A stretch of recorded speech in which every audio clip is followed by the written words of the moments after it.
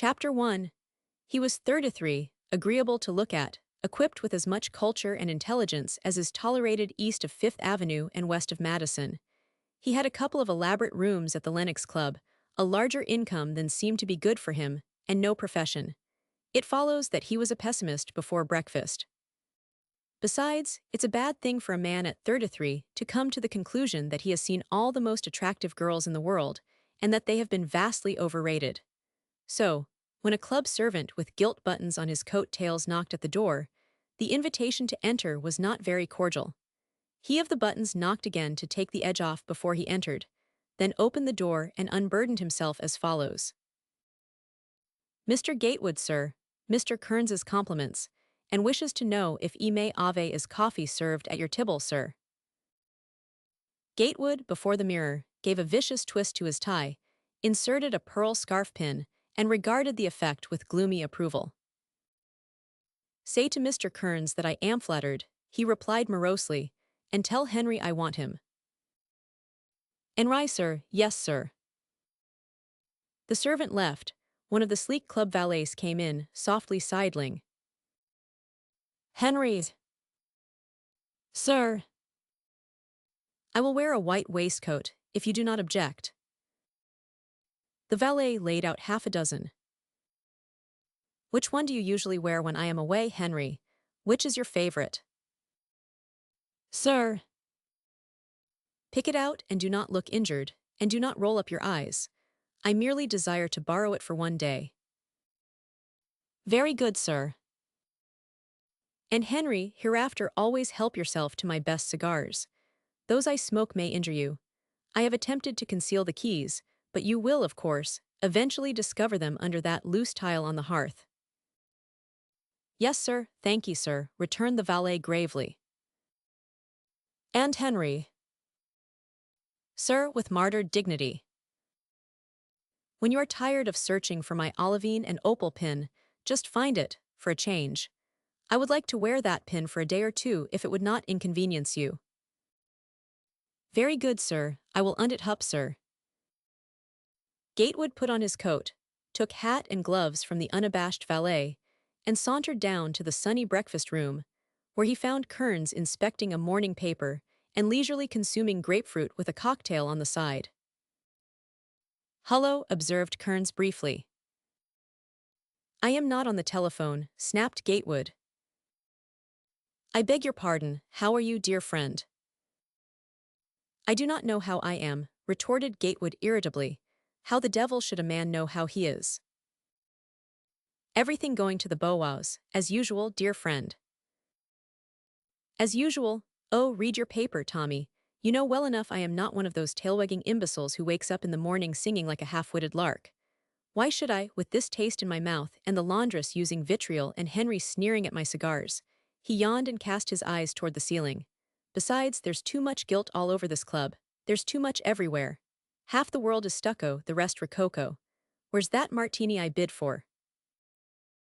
Kearns, undisturbed, applied himself to cocoa and toasted muffins. Grapefruit and an amber-tinted accessory were brought for the other and sampled without mirth.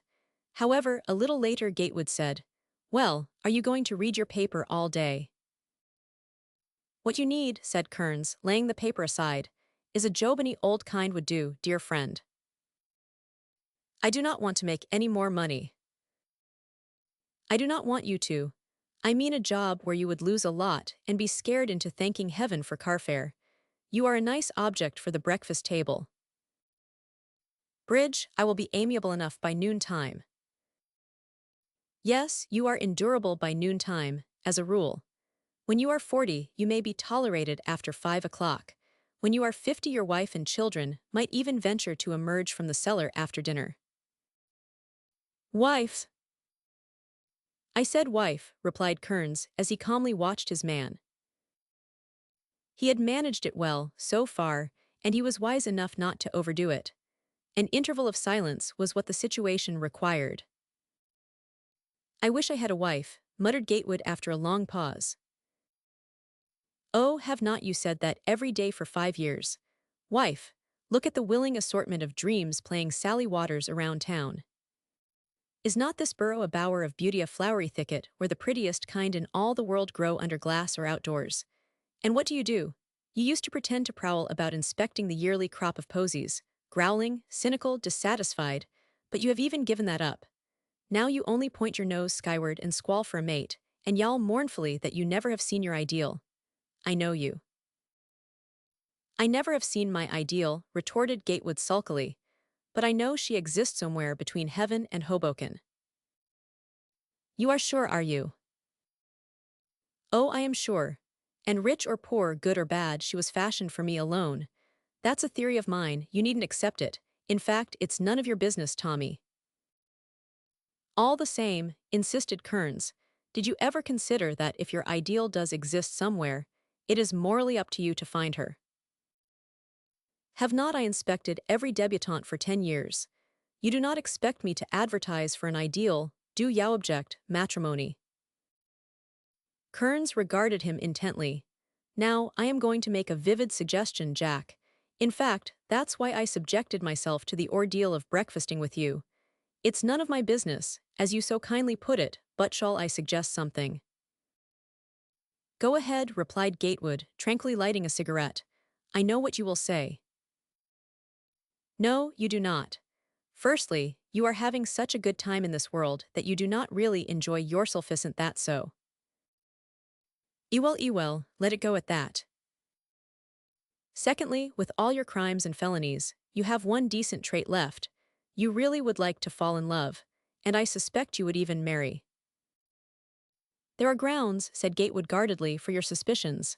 Et apres. Good, then there's a way, I know. Oh, do not tell me you know a girl, or anything like that, began Gatewood sullenly. I have heard that before, and I will not meet her. I do not want you to, I do not know anybody. All I desire to say is this, I do know a way. The other day I noticed a sign on Fifth Avenue. Keen Co. Tracers of Lost Persons. It was a most extraordinary sign, and having a little unemployed imagination, I began to speculate on how Keen Co. might operate, and I wondered a little, too, that the conditions of life in this city could enable a firm to make a living by devoting itself exclusively to the business of hunting up missing people. Kearns paused, partly to light a cigarette, partly for diplomatic reasons. What has all this to do with me? Inquired Gatewood curiously, and diplomacy scored 1. Why not try Keen Co.? Try them? Why, I have not lost anybody, have I? You have not precisely lost anybody, but the fact remains that you cannot find somebody, returned Kearns coolly. Why not employ Keen Co. to look for her? Look for whom, in heaven's name? Your ideal. Look for my ideal. Kearns, you are crazy. How the mischief can anybody hunt for somebody who does not exist? You say that she does exist. But I cannot prove it, man. You do not have to, it's up to Keen Co. to prove it. That's why you employ them. What wild nonsense you talk. Keen Co. might, perhaps, be able to trace the concrete, but how are they going to trace and find the abstract? She is not abstract. She is a lovely, healthy, and youthful concrete objective. As you say, she does exist. How can I prove she exists? You do not have to, they do that. Look here, said Gatewood almost angrily. Do you suppose that if I were ass enough to go to these people and tell them that I wanted to find my ideal? Do not tell them that. But how? There is no necessity for going into such trivial details. All you need say is, I am very anxious to find a young lady, and then describe her as minutely as you please. Then, when they locate a girl of that description, they will notify you. You will go, judge for yourself whether she is the one woman on earth, and, if disappointed, you need only shake your head and murmur, not the same, and it's for them to find another. I will not do it, said Gatewood hotly. Why not? At least, it would be amusing. You have not many mental resources, and it might occupy you for a week or two. Gatewood glared. You have a pleasant way of putting things this morning, have not you? I do not want to be pleasant. I want to jar you. Do not I care enough about you to breakfast with you? Then I have a right to be pleasantly unpleasant. I cannot bear to watch your mental and spiritual dissolution. A man like you, with all your latent ability and capacity for being nobody in particular, which is the sort of man this nation needs. Do you want to turn into a club window gazer like Van Bronck? Do you want to become another Cortlandt Allerton and go rocking down the avenue a grimacing, tailor-made sepulture, the pompous obsequies of a dead intellect? A funeral on two wavering legs, carrying the corpse of all that should be deathless in a man. Why, Jack, I would rather see you in bankruptcy. I'd rather see you trying to lead a double life in a single flat on $7.50 a week. I'd almost rather see you every day at breakfast than have it come to that. Wake up and get jockin' with life. Why, you could have all good citizens stung to death if you chose. It is not that I want you to make money, but I want you to worry over somebody besides yourself. Not in Wall Street a fool, and its money are soon parted. But in your own home, where a beautiful wife and 7 angel children have you dippy and close to the ropes, where the housekeeper gets a rake off, and the cook is red-headed and comes from Sligo, and the butler's cousin will bear watching, and the chauffeur is a Frenchman, and the coachman's uncle is a Harlem vet, and every scullion in the establishment lies, drinks, steals, and supports 20 satiated relatives at your expense. That would mean the making of you. For after all, Jack, you are no genius. You are a plain, nonpartisan, uninspired, clean-built, wholesome citizen, thank God, the sort whose unimaginative mission is to pitch in with 80-odd millions of us, and like the busy coral creatures, multiply with all your might, and make this little old republic the greatest, biggest, finest article that an overworked world has ever yet put up. Now you can call for help if you choose. Gatewood's breath returned slowly. In an intimacy of many years, he had never suspected that sort of thing from Kearns. That is why, no doubt, the opinions expressed by Kearns stirred him to an astonishment too innocent to harbor anger or chagrin.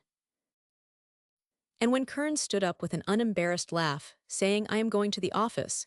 See you this evening," Gatewood replied rather vacantly, "Oh, yes, I am dining here. Good be Tommy." Kearns glanced at his watch, lingering. "Was there anything you wished to ask me, Jack?" he inquired guilelessly. "Ask you? No, I do not think so." "Oh, I had an idea you might care to know where Keene Co. were to be found." "That," said Gatewood firmly, "is foolish."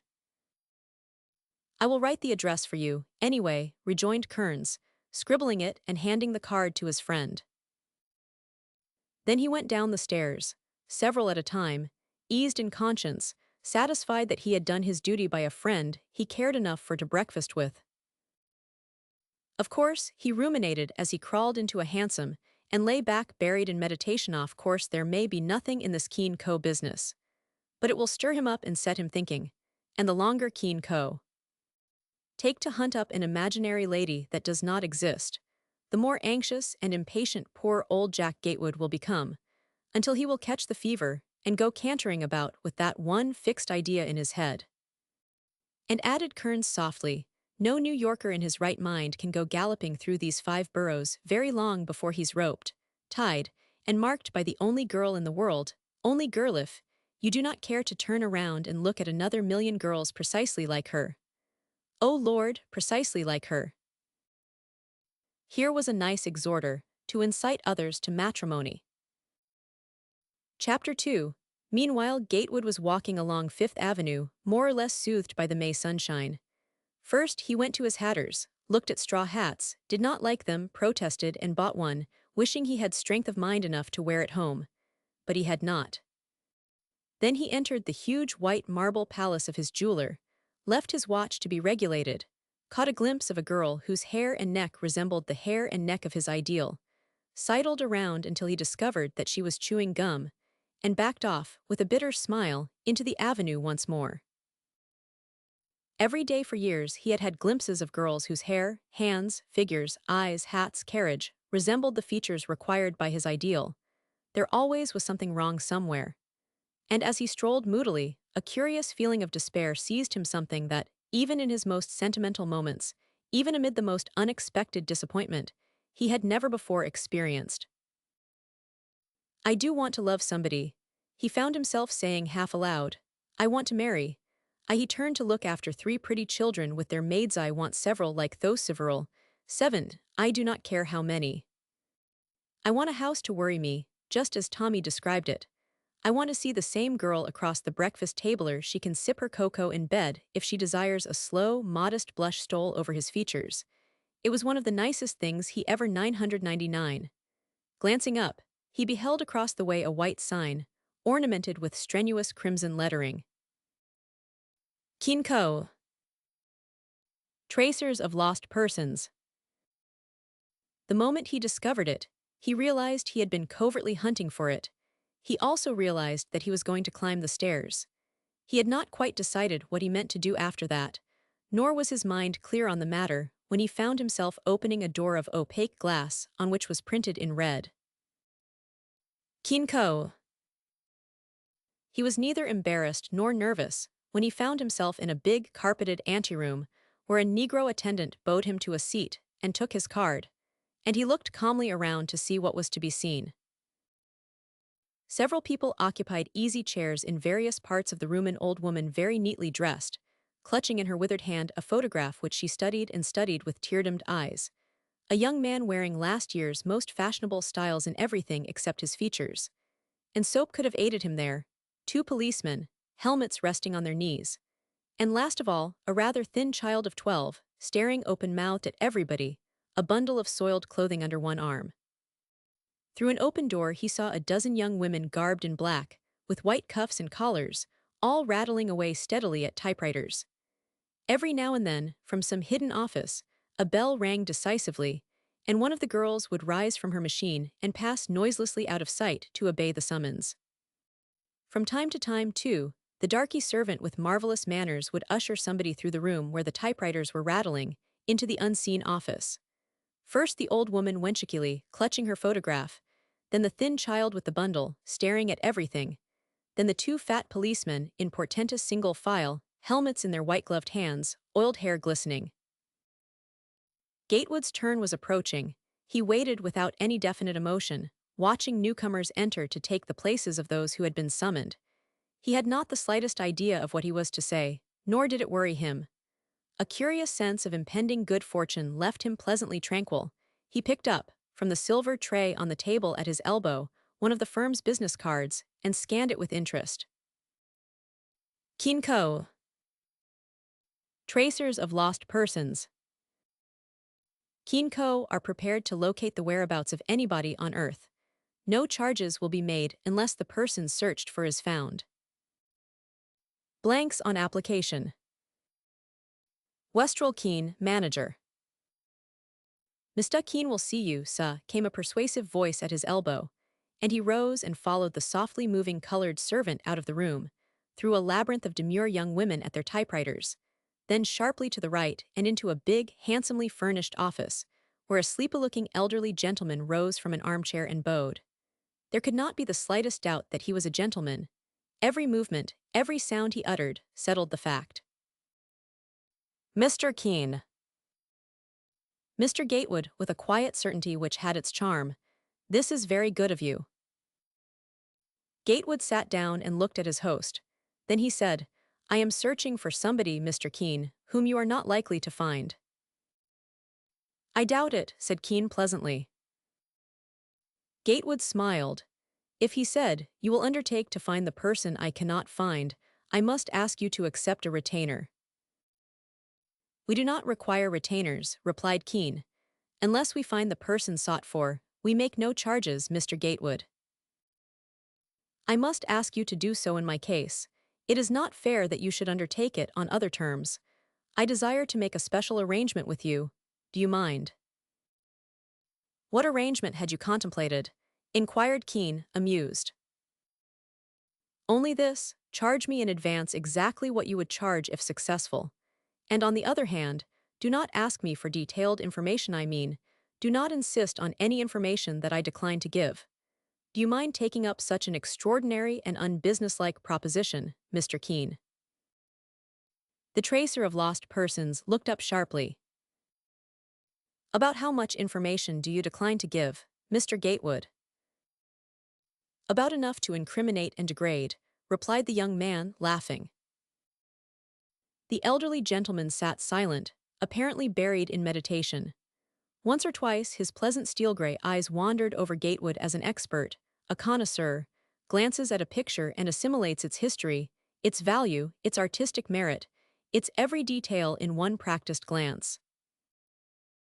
"I think we may take up this matter for you, Mr. Gatewood," he said, smiling his singularly agreeable smile. But you would first desire to know something about me, would you not?" Keene looked at him. "You will not mistake me, will consider it entirely inoffensive if I say that I know something about you, Mr. Gatewood." "About me, how can you? Of course, there is the social register and the club lists and all that. And many, many sources of information which are necessary in such a business as this, Mr. Gatewood. It is a necessity for us to be almost as well informed as our clients' own lawyers. I could pay you no sincerer compliment than to undertake your case.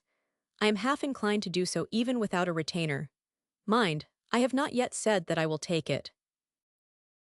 I prefer to regulate any possible indebtedness in advance," said Gatewood. "As you wish," replied the older man, smiling. "In that case, suppose you draw your check." He handed Gatewood a fountain pen as the young man fished a checkbook from his pocket-ear. "Check Forwell, say for 5,000, to the order of Keene Co." Gatewood met his eye without wincing. He was in for it now, and he was always perfectly game. He had brought it upon himself. It was his own proposition. Not that he would have for a moment considered the sum as higher, any sum exorbitant if there had been a chance of success. One cannot compare and weigh such matters. But how could there be any chance for success? As he slowly smoothed out the check and stub, pen poised, Keene was saying, "Of course, we should succeed sooner or later if we took up your case. We might succeed tomorrow, Tade. That would mean a large profit for us. But we might not succeed today, or next month, or even next year. That would leave us little or no profit, and as it is our custom to go on until we do succeed, no matter how long it may require, you see, Mr. Gatewood, I should be taking all sorts of chances. It might even cost us double your retainer before we found her." "Her? How did you say her?"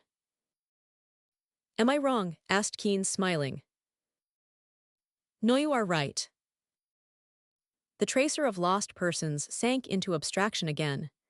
Gatewood waited, hoping that his case might be declined, yet ready to face any music started at his own request. "She is young," mused Keene aloud, "very beautiful and accomplished. Is she wealthy?" He looked up mildly. Gatewood said, "I do not know. The truth is I do not care," and stopped. "Oho," mused Keene slowly. "I think I understand. Am I wrong, Mr. Gatewood, in surmising that this young lady whom you seek is, in your eyes, very, I may say, ideally gifted?" "She is my ideal," replied the young man, coloring. "Exactly, and her general allure." "Charming." "Exactly, but to be a trifle more precise, if you could give me a sketch, an idea, a mere outline delicately tinted now. Is she more blonde than brunette?" "Yes, but her eyes are brown. I insist on that." "Why should you not? You know her." "I do not," said Keene, laughing. "I merely wish to form a mental picture. You say her hair Isis. It's full of sunny color, that's all I can say." "Exactly, I see.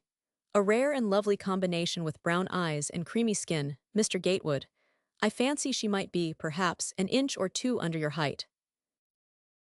"Just about that. Her hands should bear beautiful." "Exactly. The ensemble is most vividly portrayed, Mr. Gatewood. And you have intimated that her lack of fortune might almost say her pecuniary distresses more than compensated for by her accomplishments, character, and very unusual beauty. Did I so understand you, Mr. Gatewood?" "That's what I meant, anyhow," he said, flushing up. "You did mean it." "I did, I do." "Then we take your case, Mr. Gatewood. No haste about the check, my dear Sir, consider us at your service." But Gatewood doggedly filled in the check and handed it to the tracer of lost persons. I wish you happiness, said the older man in a low voice. The lady you describe exists. It is for us to discover her. Thank you, stammered Gatewood, astounded. Keene touched an electric button. A moment later, a young girl entered the room. Miss Sutherland, Mr. Gatewood. Will you be kind enough to take Mr. Gatewood's dictation in room 19? For a second Gatewood stared as though in the young girl before him, the ghost of his ideal had risen to confront Himmenly for a second. Then he bowed, matching her perfect acknowledgement of his presence by a bearing and courtesy which must have been inbred to be so faultless. And he followed her to room 19. What had Keene meant by saying, "The lady you describe exists"? Did this remarkable elderly gentleman suspect that it was to be a hunt for an ideal? Had he deliberately entered into such a bargain? Impossible. His disturbed thoughts reverted to the terms of the bargain, the entire enterprise, the figures on his check. His own amazing imbecility appalled him. What idiocy, what sudden madness had seized him to entangle himself in such unheard-of negotiations? True, he had played bridge until dawn the night before, but on awaking, he had discovered no perceptible holdover. It must have been sheer weakness of intellect that permitted him to be dominated by the suggestions of Kearns. And now the game was on. The jack declared, cards dealt, and his ante was up. Had he openers? Room 19, duly labeled with its number on the opaque glass door, contained a desk, a table and typewriter, several comfortable chairs, and a window opening on Fifth Avenue, through which the eastern sun poured a stream of glory, washing curtain, walls, and ceiling with palest gold. And all this time, preoccupied with new impressions and his own growing chagrin, he watched the girl who conducted him with all the unconscious assurance and grace of a young chatelaine passing through her own domain under escort of a distinguished guest. When they had entered room 19, she half-turned, but he forestalled her and closed the door, and she passed before him with a perceptible inclination of her finely modeled head, seating herself at the desk by the open window. He took an armchair at her elbow and removed his gloves, looking at her expectantly. Chapter 3. This is a list of particular and general questions for you to answer, Mr. Gatewood, she said, handing him a long slip of printed matter. The replies to such questions as you are able or willing to answer you may dictate to me. The beauty of her modulated voice was scarcely a surprise. No woman who moved and carried herself, as did this tall young girl in black and white, could reasonably be expected to speak with less distinction, yet the charm of her voice, from the moment her lips unclosed, so engrossed him that the purport of her speech escaped him. Would you mind saying it once more? He asked.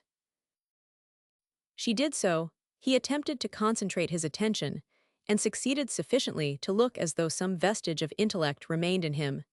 He saw her pick up a pad and pencil. The contour and grace of two deliciously fashioned hands arrested his mental process once more. I beg your pardon, he said hastily. What were you saying, Miss Sutherland? Nothing, Mr. Gatewood. I did not speak. And he realized hazily that she had not spoken, that it was the subtle eloquence of her youth and loveliness that had appealed like a sudden voicea sound, faintly exquisite, echoing his own thought of her. Troubled, he looked at the slip of paper in his hand. It was headed Special Description blank. Form K. And he read it as carefully as he was able, to the curious little clamor of his pulses, the dazed sense of elation, almost of expectation, distracting his attention all the time. I wish you would read it to me, he said. That would give me time to think up answers.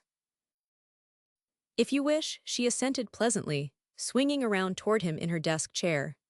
Then she crossed one knee over the other to support the pad, and bending above it, lifted her brown eyes. She could have done nothing in the world more distracting at that moment. What is the sex of the person you desire to find, Mr. Gatewood? Her sex, well, I fancy it is feminine. She wrote after sex the words she is probably feminine, looked at him absently, glanced at what she had written, flushed a little, rubbed out the she is probably, wondering why a moment's mental wandering should have committed her to absurdity. Married? She asked with emphasis. No, he replied, startled. Then vexed, I beg your pardon, you mean to ask if she is married. Oh, I did not mean you, Mr. Gatewood. It's the next question. Usish held out the blank toward him. Is the person you are looking for married? Oh no, she is not married, Etherat leastress, not because if she is I do not want to find her. He ended, entangled in an explanation which threatened to involve him deeper than he desired. And looking up, he saw the beautiful brown eyes regarding him steadily. They reverted to the paper at once, and the white fingers sent the pencil flying. He trusts that she is unmarried, but if she is underlined married, he does not want to find her, she wrote. That, she explained, goes under the head of general remarks at the bottom of the page. She held it out, pointing with her pencil. He nodded, staring at her slender hand. Age, she continued, setting the pad firmly on her rounded, yielding knee and looking up at him. Age, well, as a matter of fact, I could only venture a surmise. You know, he said earnestly, how difficult it is to guess ages, do not you, Miss Sutherland? How old do you think she is? Could you not hazard a guess, judging, say, from her appearance? I have no date, no experience to guide me. He was becoming involved again. Would you, for practice, permit me first to guess your age, Miss Sutherland? Why, yes, if you think that might help you to guess hers. So he leaned back in his armchair and considered her a very long time, having a respectable excuse to do so. 20 times he forgot he was looking at her for any purpose except that of disinterested delight, and 20 times he remembered with a guilty wince that it was a matter of business. Perhaps I had better tell you, she suggested, her color rising a little under his scrutiny. Is it 18, just her age? 21, Mr. Gatewood, and you said you did not know her age. I have just remembered that I thought it might be 18, but I dare say I was shy 3 years in her case, too. You may put it down at 21. For the slightest fraction of a second, the brown eyes rested on his. The pencil hovered in hesitation. Then the eyes fell, and the moving fingers wrote. Did you write 21? He inquired carelessly. I did not, Mr. Gatewood. What did you write? I wrote, he does not appear to know much about her age. But I do know. You said. They looked at one another earnestly. The next question, she continued with composure, is date and place of birth. Can you answer any part of that question? I trust I may be able to some day. What are you writing? I am writing, he trusts he may be able to some day. Was not that what you said? Yes, I did say that. I am not perfectly sure what I meant by it. She passed to the next question. Height. About 5'6", he said, fascinated gaze on her. Hair. More gold than brownful ochre gleams. She looked up quickly. His eyes reverted to the window rather suddenly. He had been looking at her hair. Complexion, she continued after a shade of hesitation. It's a sort of delicious mixture, arabesque, tinted with a pinkish bloomivery and rose. He was explaining volubly, when she began to shake her head, timing each shake to his words. Really, Mr. Gatewood, I think you are hopelessly vague on that point unless you desire to convey the impression that she is speckled. Speckled, he repeated, horrified. Why, I am describing a woman who is my ideal of beauty. But she had already gone to the next question. Teeth. PP perfect PP pearls, he stammered.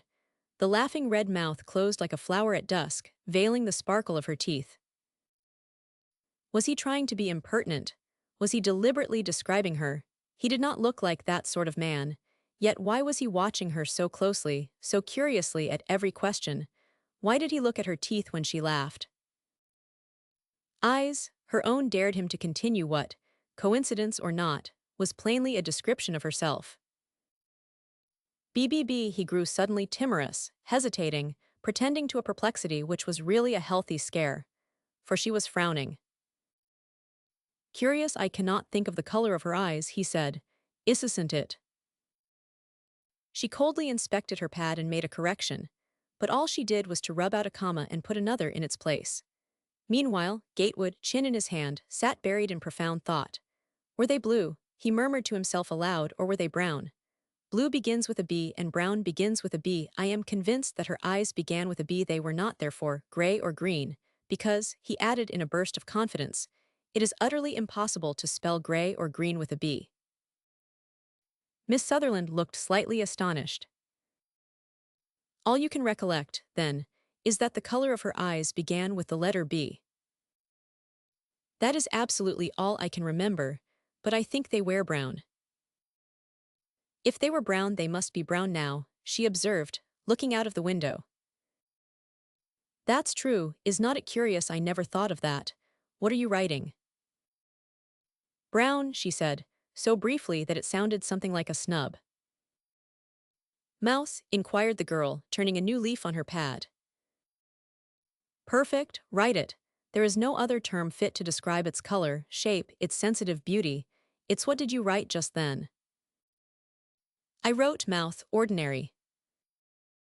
I do not want you to, I want. Really, Mr. Gatewood, a rhapsody on a girl's mouth is proper in poetry, but scarcely germane to the record of a purely business transaction. Please answer the next question tersely, if you do not mind. Figure. Oh, I do mind. I cannot. Any poem is much too brief to describe her figure. Shall we say perfect? Asked the girl, raising her brown eyes in a glimmering transition from vexation to amusement. For, after all, it could be only a coincidence that this young man should be describing features peculiar to herself. Could not you write Venusoff Milo-like? He inquired. That is laconic. I could if it's true. But if you mean it for praise, I don't think any modern woman would be flattered. I always supposed that she of Milo had an ideal figure, he said, perplexed. She wrote a good figure. Then, propping her rounded chin on one lovely white hand, she glanced at the next question. Hands! White, beautiful, rose-tipped, slender yet softly and firmly rounded. How can they be soft and firm too, Mr. Gatewood? She protested. Then, surprising his guilty eyes fixed on her hands, hastily dropped them and sat up straight, level-browed, cold as marble. Was he deliberately being rude to her? Chapter 4. As a matter of fact, he was not. Too poor in imagination to invent, on the spur of the moment, charms and qualities suited to his ideal, he had, at first unconsciously, taken as a model the girl before him. Quite unconsciously and innocently at first, then furtively, and with a dawning perception of the almost flawless beauty he was secretly plagiarizing. Aware, now, that something had annoyed her. Aware, too, at the same moment that there appeared to be nothing lacking in her to satisfy his imagination of the ideal, he began to turn redder than he had ever turned in all his life. Several minutes of 60 seconds each ensued before he ventured to stir a finger. And it was only when she bent again very gravely over her pad that he cautiously eased a cramped muscle or two, and drew a breath, a long, noiseless, deep and timid respiration. He realized the enormity of what he had been doing, how close he had come to giving unpardonable offense, by drawing a perfect portrait of her, as the person he desired to find through the good offices of Keene Co. But there was no such person unless she had a double. For what more could a man desire than the ideal traits he had been able to describe only by using her as his inspiration? When he ventured to look at her, one glance was enough to convince him that she, too, had noticed the parallel, had been forced to recognize her own features in the portrait he had constructed of an ideal.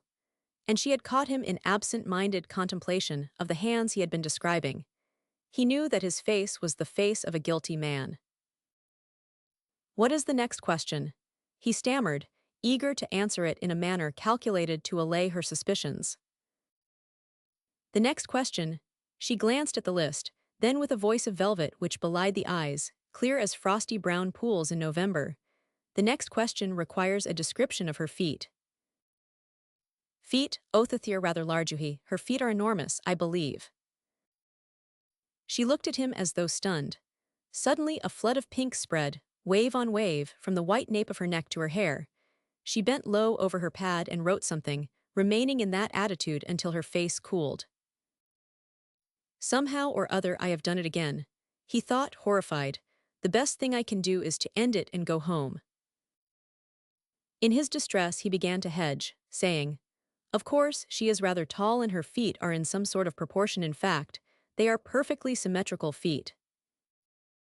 Never in his life had he encountered a pair of such angrily beautiful eyes. Speech stopped with a dry gulp. "We now come to general remarks," she said in a voice made absolutely steady and emotionless. "Have you any remarks of that description to offer, Mr. Gatewood?" "I am willing to make remarks," he said, "if I only knew what you wished me to say." She mused, eyes on the sunny window, then looked up. "Where did you last see her?" "Near Fifth Avenue." "And what street?" He named the street. "Near here." "Rather," he said timidly. She ruffled the edges of her pad, wrote something and erased it, bit her scarlet upper lip and frowned. "Out of doors, of course." "No, indoors," he admitted furtively. She looked up with a movement, almost nervous. "Do you dare, I mean, care to be more concise?" "I would rather not," he replied in a voice from which he hoped he had expelled the tremors of alarm. "As you please, Mr. Gatewood. And would you care to answer any of these other questions? Who and what are or were her parents? Give all particulars concerning all her relatives. Is she employed or not? What are her social, financial, and general circumstances? Her character, personal traits, aims, interests, desires. Has she any vices, any virtues, talents, ambitions, caprices, fads? Are you in love with her? Is?" "Yes," he said, "I am." "Is she in love with you?" "No, she hates me, I'm afraid." "Is she in love with anybody?" "That is a very difficult." The girl wrote, "He does not know," with a satisfaction apparently causeless. "Is she a relative of yours, Mr. Gatewood?" very sweetly. "No, Miss Sutherland," very positively. "Yall you desire to marry her, you say?" "I do, but I did not say it." She was silent, then. "What is her name?" in a low voice which started several agreeable thrills chasing one another over him. I declined to answer, he stammered. "On what grounds, Mr. Gatewood?" He looked her full in the eyes. Suddenly, he bent forward and gazed at the printed paper from which she had been apparently reading. "Why, all those questions you are scaring me with are not there," he exclaimed indignantly. "You are making them up." I know," Butch was flushing furiously, "but they are on the other form, some of them. Cannot you see you are answering Form K? That is a special form." "But why do you ask me questions that are not on Form K?" "Because it is my duty to do all I can to secure evidence which may lead to the discovery of the person you desire to find. I assure you, Mr. Gatewood, this duty is not always agreeable, and some people make it harder still." Gatewood looked out of the window. Various emotions, among them shame, mortification, chagrin, pervaded him and chased each other along his nervous system, coloring his neck and ears a fiery red for the enlightenment of any observer. I did not mean to offend you," said the girl in a low voice, such a gently regretful voice that Gatewood swung around in his chair. "There is nothing I would not be glad to tell you about the woman I have fallen in love with," he said. "She is overwhelmingly lovely, and when I dare I will tell you her name, and where I first saw her and where I saw her last if you desire. Shall I?" "It would be advisable. When will you do this?" "When I dare." "Yall you do not dare no?" "No's not now." She absently wrote on her pad, "He does not dare tell me now." Then, with head still bent, she lifted her mischief-making, trouble-breeding brown eyes to his once more. "I am to come here, of course, to consult you?" he asked dizzily. "Mr. Keene will receive you." "He may be busy." "He may be," she repeated dreamily. So I'll ask for you. We could write you, Mr. Gatewood. He said hastily, It's no trouble for me to come, I walk every morning. But there would be no use, I think, in your coming very soon. All Mr. Keene could do for a while would be to report progress. That is all I dare look for, progress for the present. During the time that he remained which was not very long neither of them spoke, until he arose to take his departure. Goodby, Miss Sutherland, I hope you may find the person I have been searching for. Goodby, Mr. Gatewood, I hope we shall, but I don't know. And as a matter of fact, she did not know. She was rather excited over nothing, apparently, and also somewhat preoccupied with several, rather disturbing emotions the species of which she was interested in determining. But to label and catalogue, each of these emotions separately required privacy and leisure to think and, she also wished to look very earnestly at the reflection of her own face in the mirror of her own chamber. For it is a trifle exciting though but an innocent coincidencito be compared, feature by feature, to a young man's ideal. As far as that went, she excelled it, too, and as she stood by the desk, alone, gathering up her notes, she suddenly bent over and lifted the hem of her gown a trifle sufficient to reassure herself that the dainty pair of shoes she wore would have baffled the efforts of any Venus ever sculptured. And she was perfectly right. Of course, she thought to herself, his ideal runaway has not enormous feet. He, too, must have been struck with the similarity between me and his ideal, and when he realized that I also noticed it, he was frightened by my frown into saying that her feet were enormous. How silly, for I did not mean to frighten him. He frightened me once or twice. I mean he irritated Menno, interested me, is what I do mean. Heyo, I wonder why she ran away, I wonder why he cannot find her. It's silly to run away from a man like that. Heyo, she does not deserve to be found. There is nothing to be afraid of, nothing to alarm anybody in a man like that. So she gathered up her notes and walked slowly out and across to the private office of the tracer of lost persons. Come in, said the tracer when she knocked. He was using the telephone. She seated herself rather listlessly beside the window, where spring sunshine lay in gilded patches on the rug and spring breezes stirred the curtains. She was a little tired, but there seemed to be no good reason why. Yet, with the soft wind blowing on her cheek, the languor grew. She rested her face on one closed hand, shutting her eyes. When they opened again, it was to meet the fixed gaze of Mr. Keene. Oh, I beg your pardon. There is no need of it, child, be seated. Never mind that report just now. He paced the length of the room once or twice, hands clasped behind him, then halting to confront her. What sort of a man is this young Gatewood? What sort, Mr. Keene? Why, I think he is the sort that. I see that you do not think much of him, said Keene, laughing. Oh, indeed, I did not mean that at all. I mean that he appeared to be. Rather a cad. Why no, she said, flushing up. He is absolutely well-bred, Mr. Keene. You received no unpleasant impression of him. On the contrary, she said rather warmly, for it hurt her sense of justice that Keene should so misjudge even a stranger in whom she had no personal interest. You think he looks like an honest man. Honest? She was rosy with annoyance. Have you any idea that he is dishonest? Have you? Not the slightest, she said with emphasis. Suppose a man should set us hunting for a person who does not exist in our terms, which are no payment unless successful. Would that be honest? Asked Keene gravely. Didn't he do that? No, child. I knew he could not do such a thing. No, he couldn't, because I would not allow it, not that he tried to, added Keene hastily as the indignant brown eyes sparkled ominously. Really, Miss Sutherland, he must be all you say he is, for he has a staunch champion to vouch for him. All I say he is. I have not said anything about him. Mr. Keene nodded. Exactly. Let us drop him for a moment. Are you perfectly well, Miss Sutherland? Why, yes. I am glad of it. You are a trifle pale, you seem to be a little languid.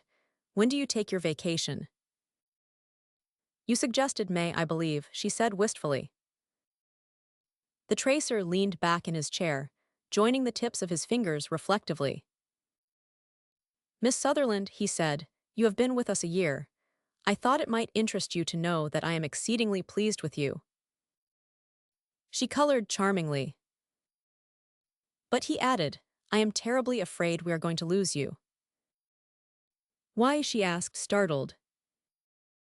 However, he continued, ignoring her half-frightened question with a smile, I am going to promote you for faithful and efficient service. Oh. With an agreeable increase of salary and new duties which will take you into the open air. You ride. I used to before. Exactly, before you were obliged to earn your living. Please have yourself measured for habit and boots this afternoon. I shall arrange for horse, saddle, and groom. You will spend most of your time riding in the park for the present. But Mr. Keen, am I to be one of your agents, a sort of detective? Keen regarded her absently, then crossed one leg over the other. Read me your notes, he said with a smile. She read them, folded them, and he took them from her, thoughtfully regarding her. Did you know that your mother and I were children together? He asked.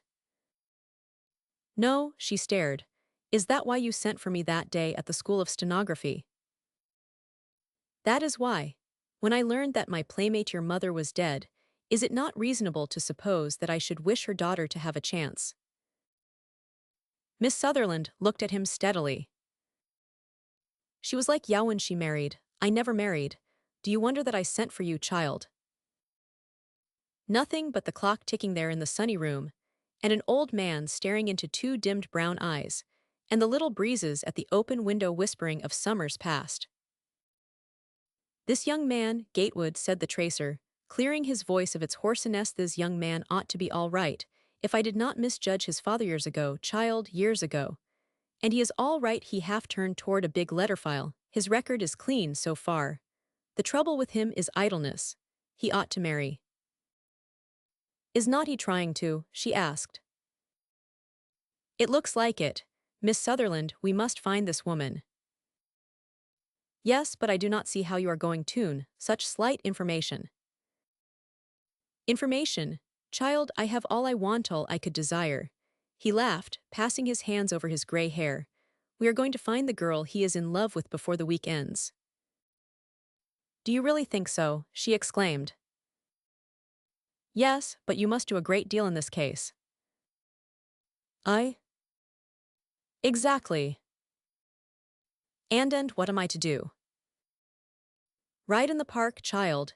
And if you see Mr. Gatewood, do not you dare take your eyes off him for one moment. Watch him, observe everything he does. If he should recognize you and speak to you, be as amiable to him as though it were not by my orders. Then I am to be a detective, she faltered. The tracer did not appear to hear her. He took up the notes, turned to the telephone, and began to send out a general alarm, reading the description of the person whom Gatewood had described.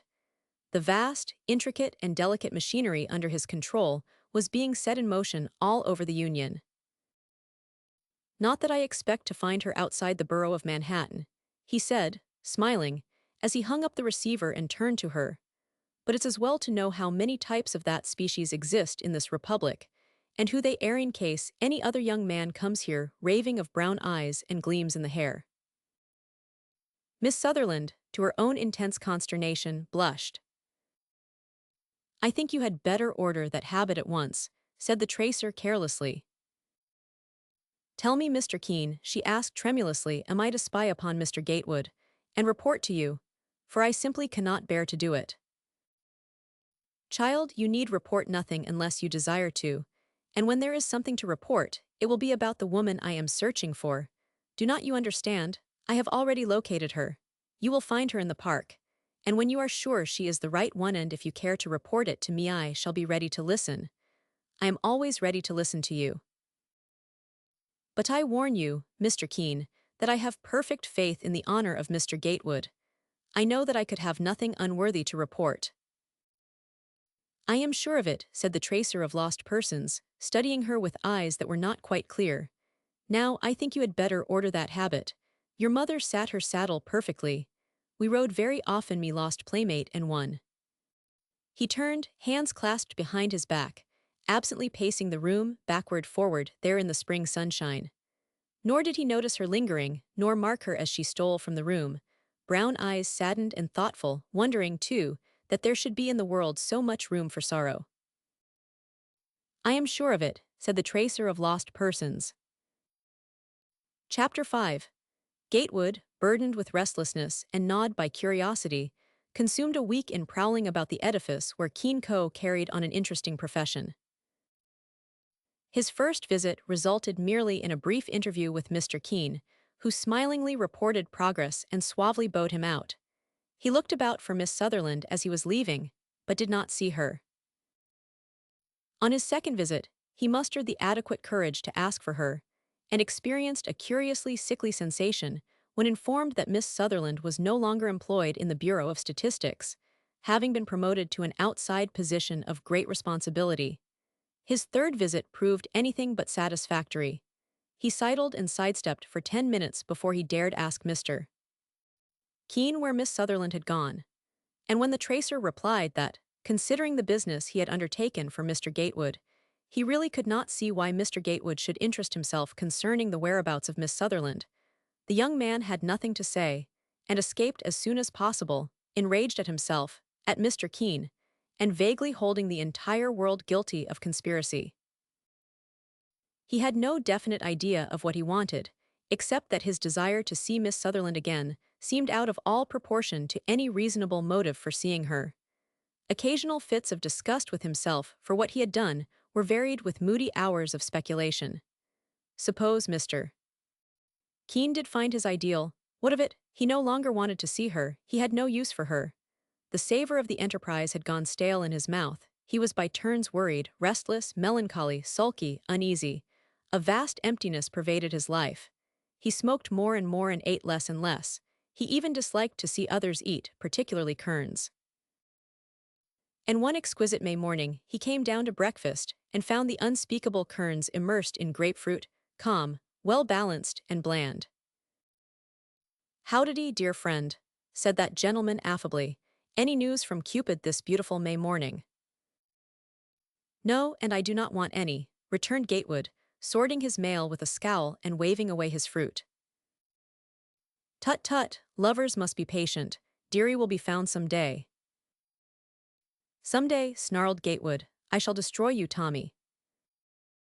"Naughty, naughty," reflected Kearns, pensively assaulting the breakfast food. "Lovey must not worry, Dovey shall be found, and all will be joy and gingerbread. If you throw that orange, I will run screaming to the governor's. Are not you ashamed just because you are in a love tantrum? One more word, and you get it. May I sing as I trifle with this frugal fare, dear friend? My heart is so happy that I should love to warble a few wild notes." He paused to watch his badgered victim dispose of a martini. "I wonder," he mused, "if you would like me to tell you what a cocktail before breakfast does to the lining of your stomach. Would you? No, I suppose it's what the laundress does to my linen. What do I care? Do not be a short sport, Jack. Well, I do not care for the game you put me up against. Do you know what has happened? I really do not, dear friend. The tracer of lost persons has not found her, has he? He says he has, retorted Gatewood sullenly, pulling a crumpled telegram from his pocket and casting it upon the table. I do not want to see her. I am not interested. I never saw but one girl in my life who interested me in the slightest, and she's employed to help in this ridiculous search. Kearns, meanwhile, had smoothed out the telegram and was intently perusing it. John Gatewood, Lenox Club, 5th Avenue.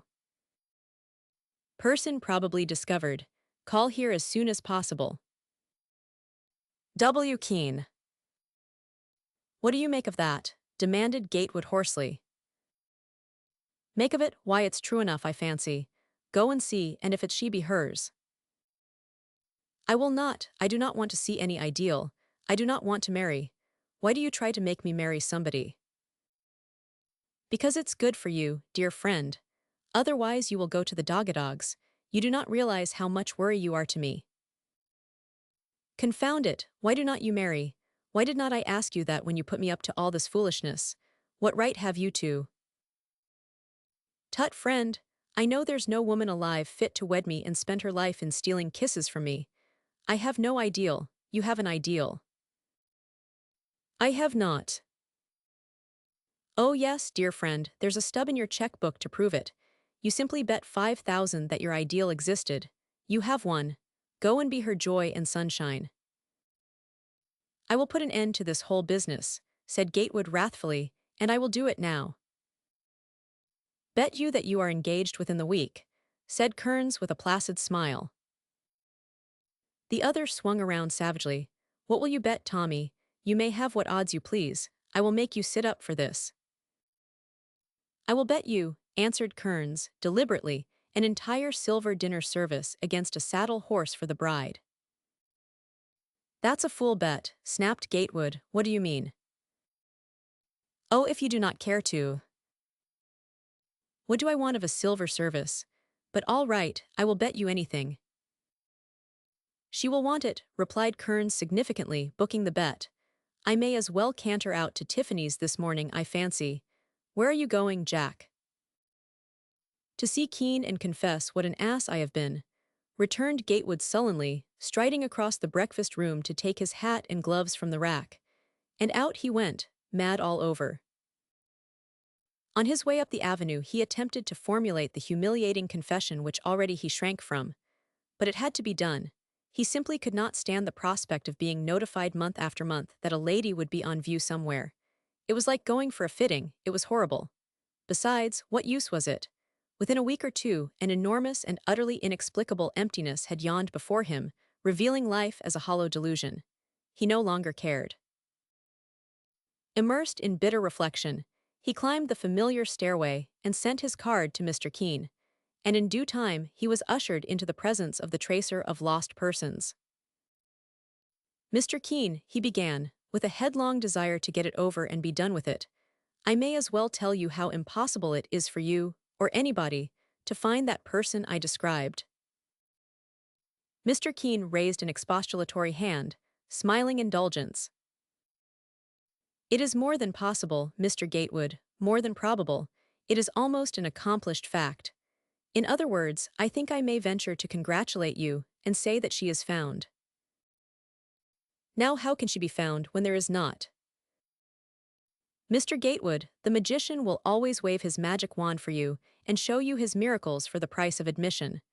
But for that price, he does not show you how he works his miracles, said Keene, laughing.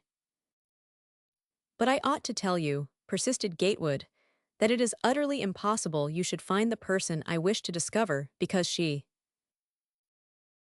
I can only prove that you are wrong, smiled Keene, rising from his easy chair.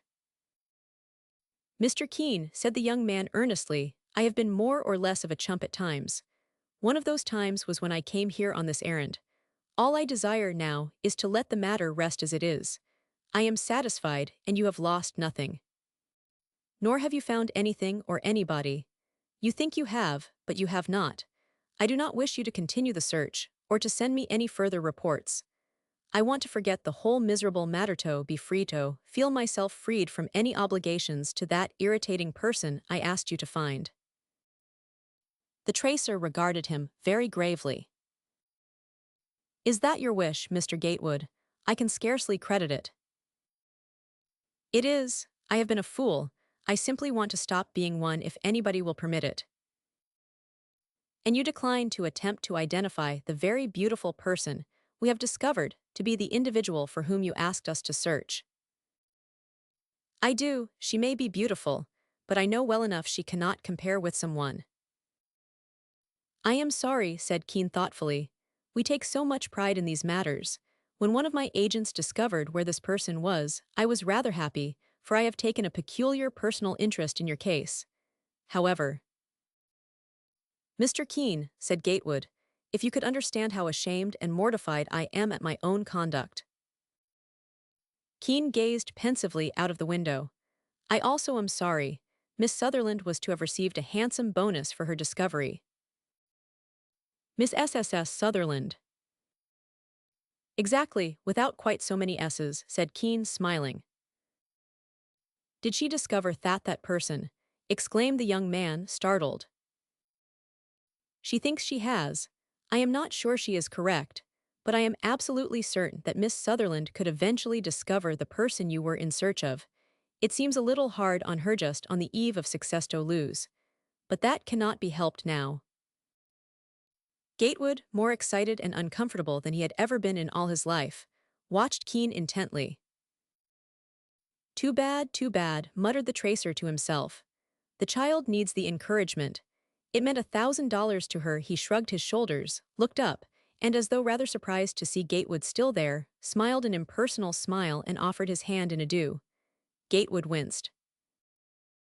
Could I see Miss Sutherland? He asked. I am afraid not. She is at this moment following my instructions. Talbot, that cannot interest you now. Yes, it does, if you do not mind. Where is she? I'll take a look at the person she discovered. I will really. Why, it's only this. I suspected that you might identify a person whom I had reason to believe was to be found every morning riding in the park. So Miss Sutherland has been riding there every day. Yesterday she came here, greatly excited. Yes, go on. Keene gazed dreamily at the sunny window. She thought she had found your person. So I said you would meet her on the bridle path, near, but that's of no interest now. Near where? Demanded Gatewood, suppressing inexplicable excitement. And as Keene said nothing, I will go, I want to go, I really do. Can't a fellow change his mind? Oh, I know you think I am a lunatic, and there's plenty of reason too.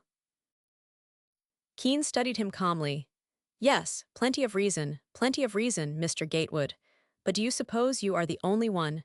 I know another who was perfectly sane 2 weeks ago. The young man waited impatiently. The tracer paced the room, gray head bent, delicate, wrinkled hands clasped loosely behind his bent back. You have horses at the Whip and Spur Club, he said abruptly. Suppose you ride out and see how close Miss Sutherland has come to solving our problem. Gatewood seized the offered hand and wrung it with a fervor out of all reason. And it is curious that the tracer of lost persons did not appear to be astonished. You are rather impetuous like your father, he said slowly. I knew him, so I have ventured to trust his Sonvin when I heard how aimlessly he was living his life. Mr. Gatewood, may I ask you something as an old friend of your father? The young man nodded, subdued, perplexed, scarcely understanding. It's only this. If you do find the woman you could love in the park today, come back to me some day, and let me tell you all those foolish, trite, tiresome things that I should have told a son of mine. I am so old that you will not take offense, you will not mind listening to me, or forgetting the dull, prosy things I say about the curse of idleness, and the habits of cynical thinking, and the perils of vacant-minded indulgence. You will forgive me and you will forget me. That will be as it should be. Goodby. Gatewood, sobered, surprised, descended the stairs and hailed a hansom. Chapter 6. All the way to the Whip and Spur Club he sat buried in a reverie from which, at intervals, he started, aroused by the heavy, expectant beating of his own pulses. But what did he expect, in heaven's name? Not the discovery of a woman who had never existed. Yet his excitement and impatience grew as he watched the saddling of his horse, and when at length he rode out into the sunshine and cantered through the park entrance, his sense of impending events and his expectancy amounted to a fever which colored his face attractively. He saw her almost immediately. Her horse was walking slowly in the dappled shadows of the new foliage. She, listless in her saddle, sometimes watching the throngs of riders passing, at moments turning to gaze into the woodland vistas where, over the thickets of flowering shrubbery, orioles and robins sped flashing on tinted wings from shadow to sun, from sun to shadow. But she looked up as he drew bridle and wheeled his mount beside her. And oh, she said, flushing in recognition. I have missed you terribly, he said quietly. It was dreamy weather, even for late spring. The scent of lilacs and mock orange hung heavy as incense along the woods. Their voices unconsciously found the key to harmonize with it all. She said, well, I think I have succeeded. In a few moments she will be passing. I do not know her name, she rides a big roan. She is very beautiful, Mr. Gatewood. He said, I am perfectly certain we shall find her. I doubted it until now, but now I know. Oh, but I may be wrong, she protested. No, you cannot be. She looked up at him. You can have no idea how happy you make me, he said unsteadily. But I bet I may be all wrong, dreadfully wrong. Yes, you may be, but I shall not be, for do you know that I have already seen her in the park? When, she demanded incredulously, then turned in the saddle, repeating, Where did she pass? How perfectly stupid of me. And was she the right one?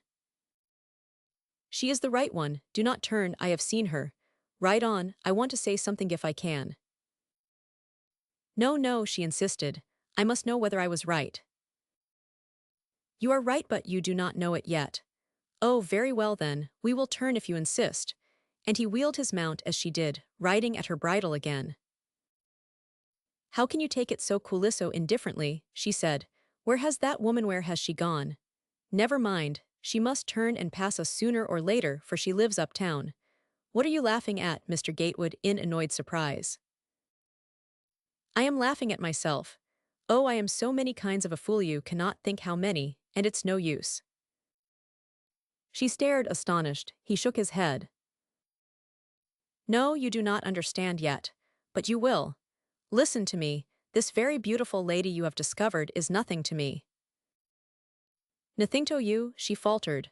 2 pink spots of indignation burned in her cheeks. How dare you say that, after all that has been done, all that you have said? You said you loved her, you did say so to me. I do not love her now. But you did, tears of pure vexation started. She faced him, eye to eye, thoroughly incensed. What sort of man are you? She said under her breath. Your friend Mr. Kearns is wrong, you are not worth saving from yourself. Kearns, he repeated, angry and amazed. What the deuce has Kearns to do with this affair? She stared then, realizing her indiscretion, bit her lip and spurred forward. But he put his horse to a gallop, and they pounded along in silence. In a little while she drew bridle and looked around coldly, grave with displeasure.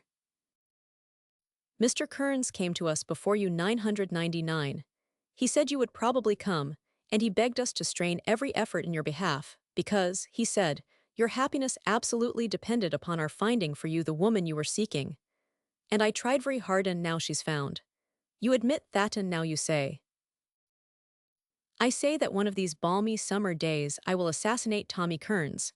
Broke in Gatewood. What on earth possessed that Prince of Butterson to go to Mr. Keene?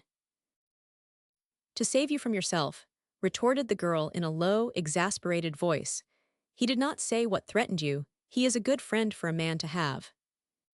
But we soon found out what you were, a man well-born, well-bred, full of brilliant possibility, who was slowly becoming an idle, cynical, self-centered egoist, a man who, lacking the lash of need or the spur of ambition, was degenerating through the sheer uselessness and inanity of his life.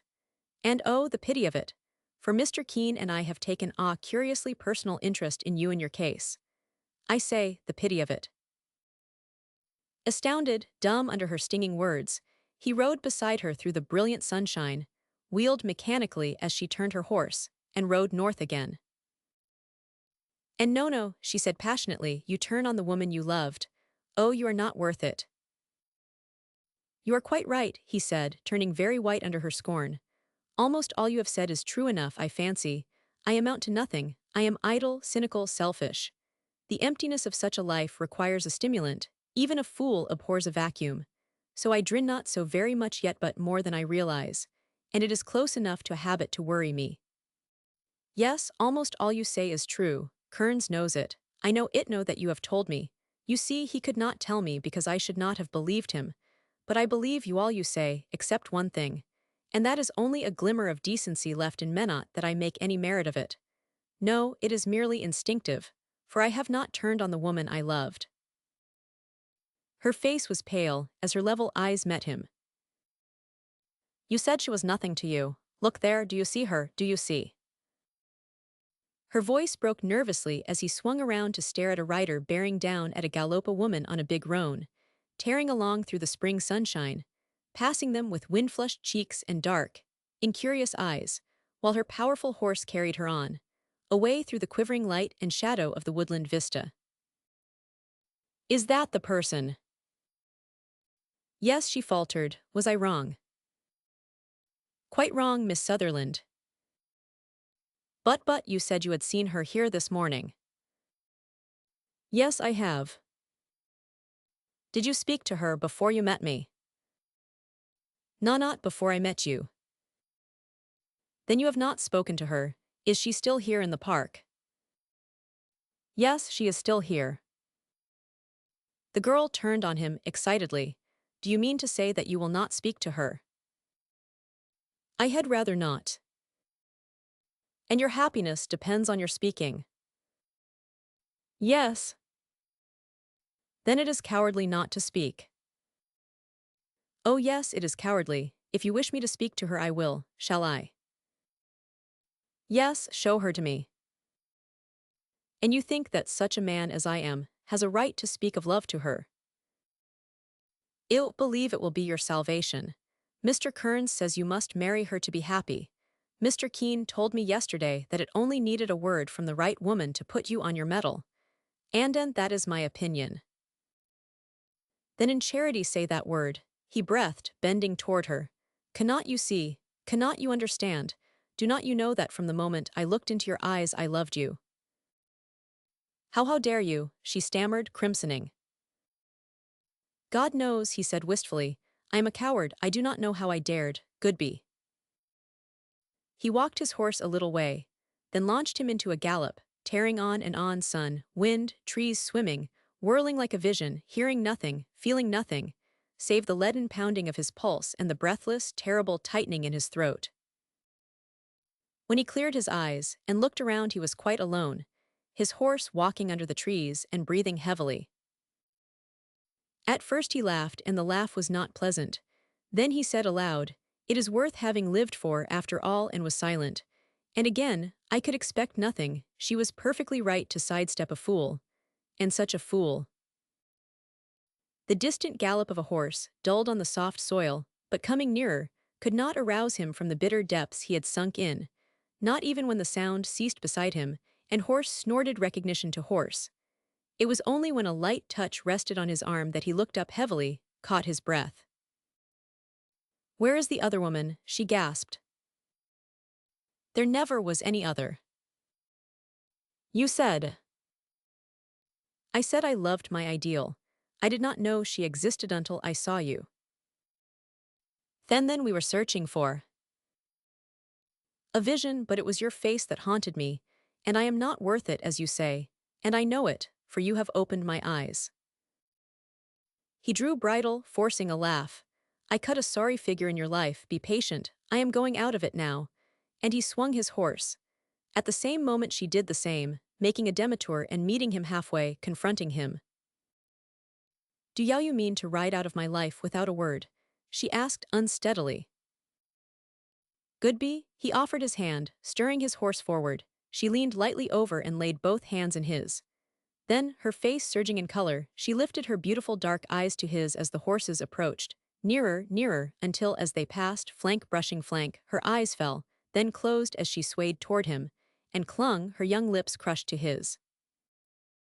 There was nobody to witness it, except the birds and squirrels, nobody but a distant mounted policeman, who almost fainted away in his saddle. Oh, it was awful, awful. Apparently she had been kissed speechless, for she said nothing.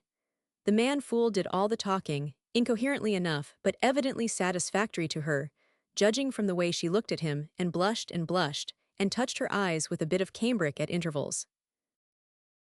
All the policeman heard as they passed him was, "I am going to give you this horse, and Kearns is to give us our silver, and what do you think, my darling?"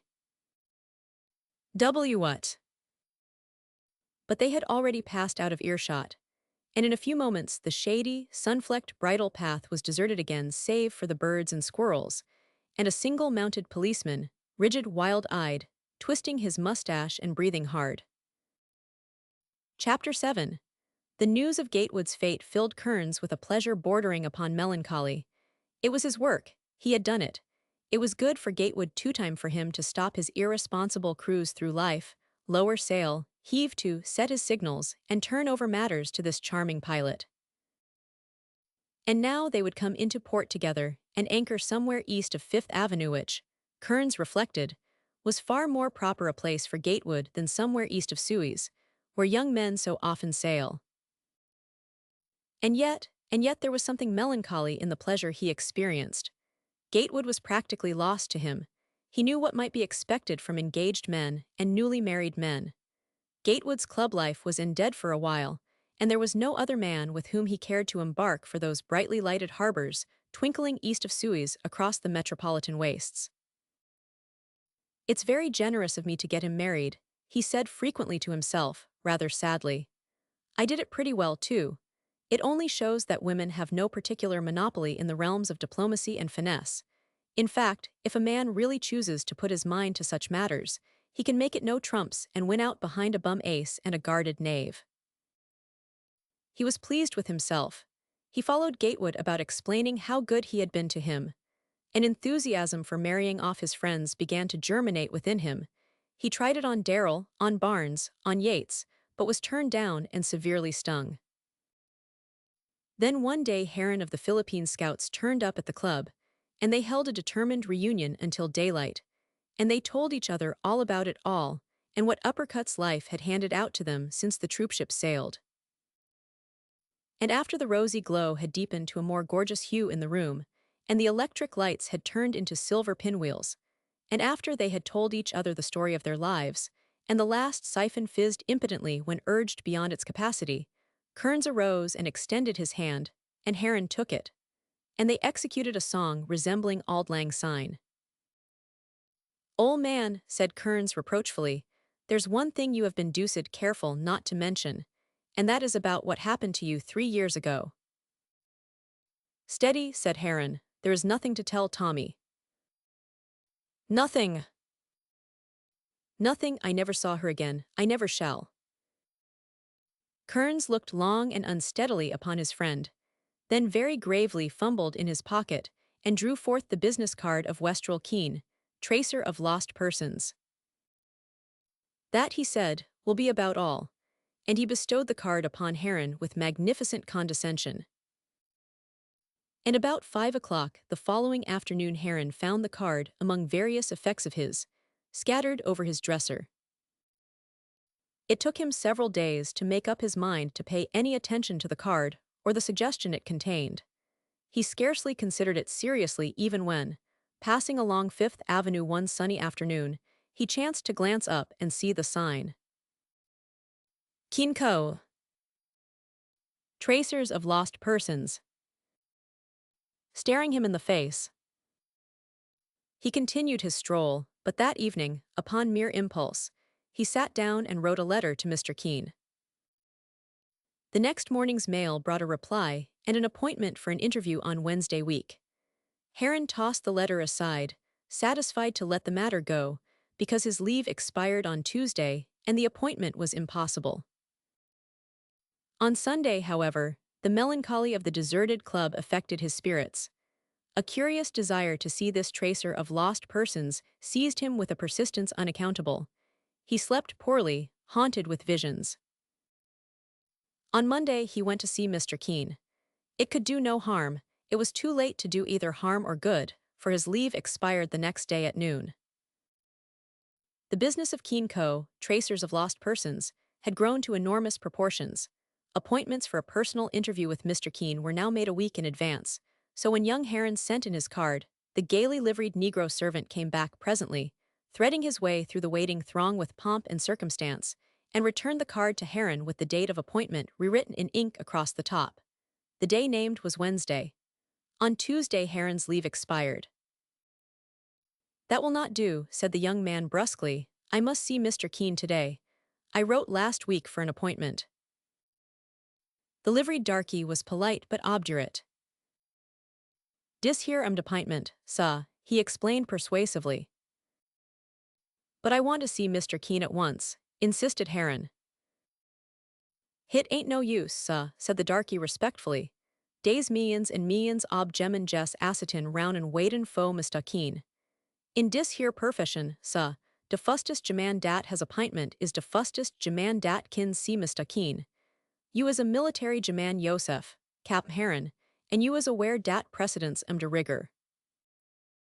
The bronzed young man smiled, glanced at the date of appointment written on his card, which also bore his own name followed by the letters USA.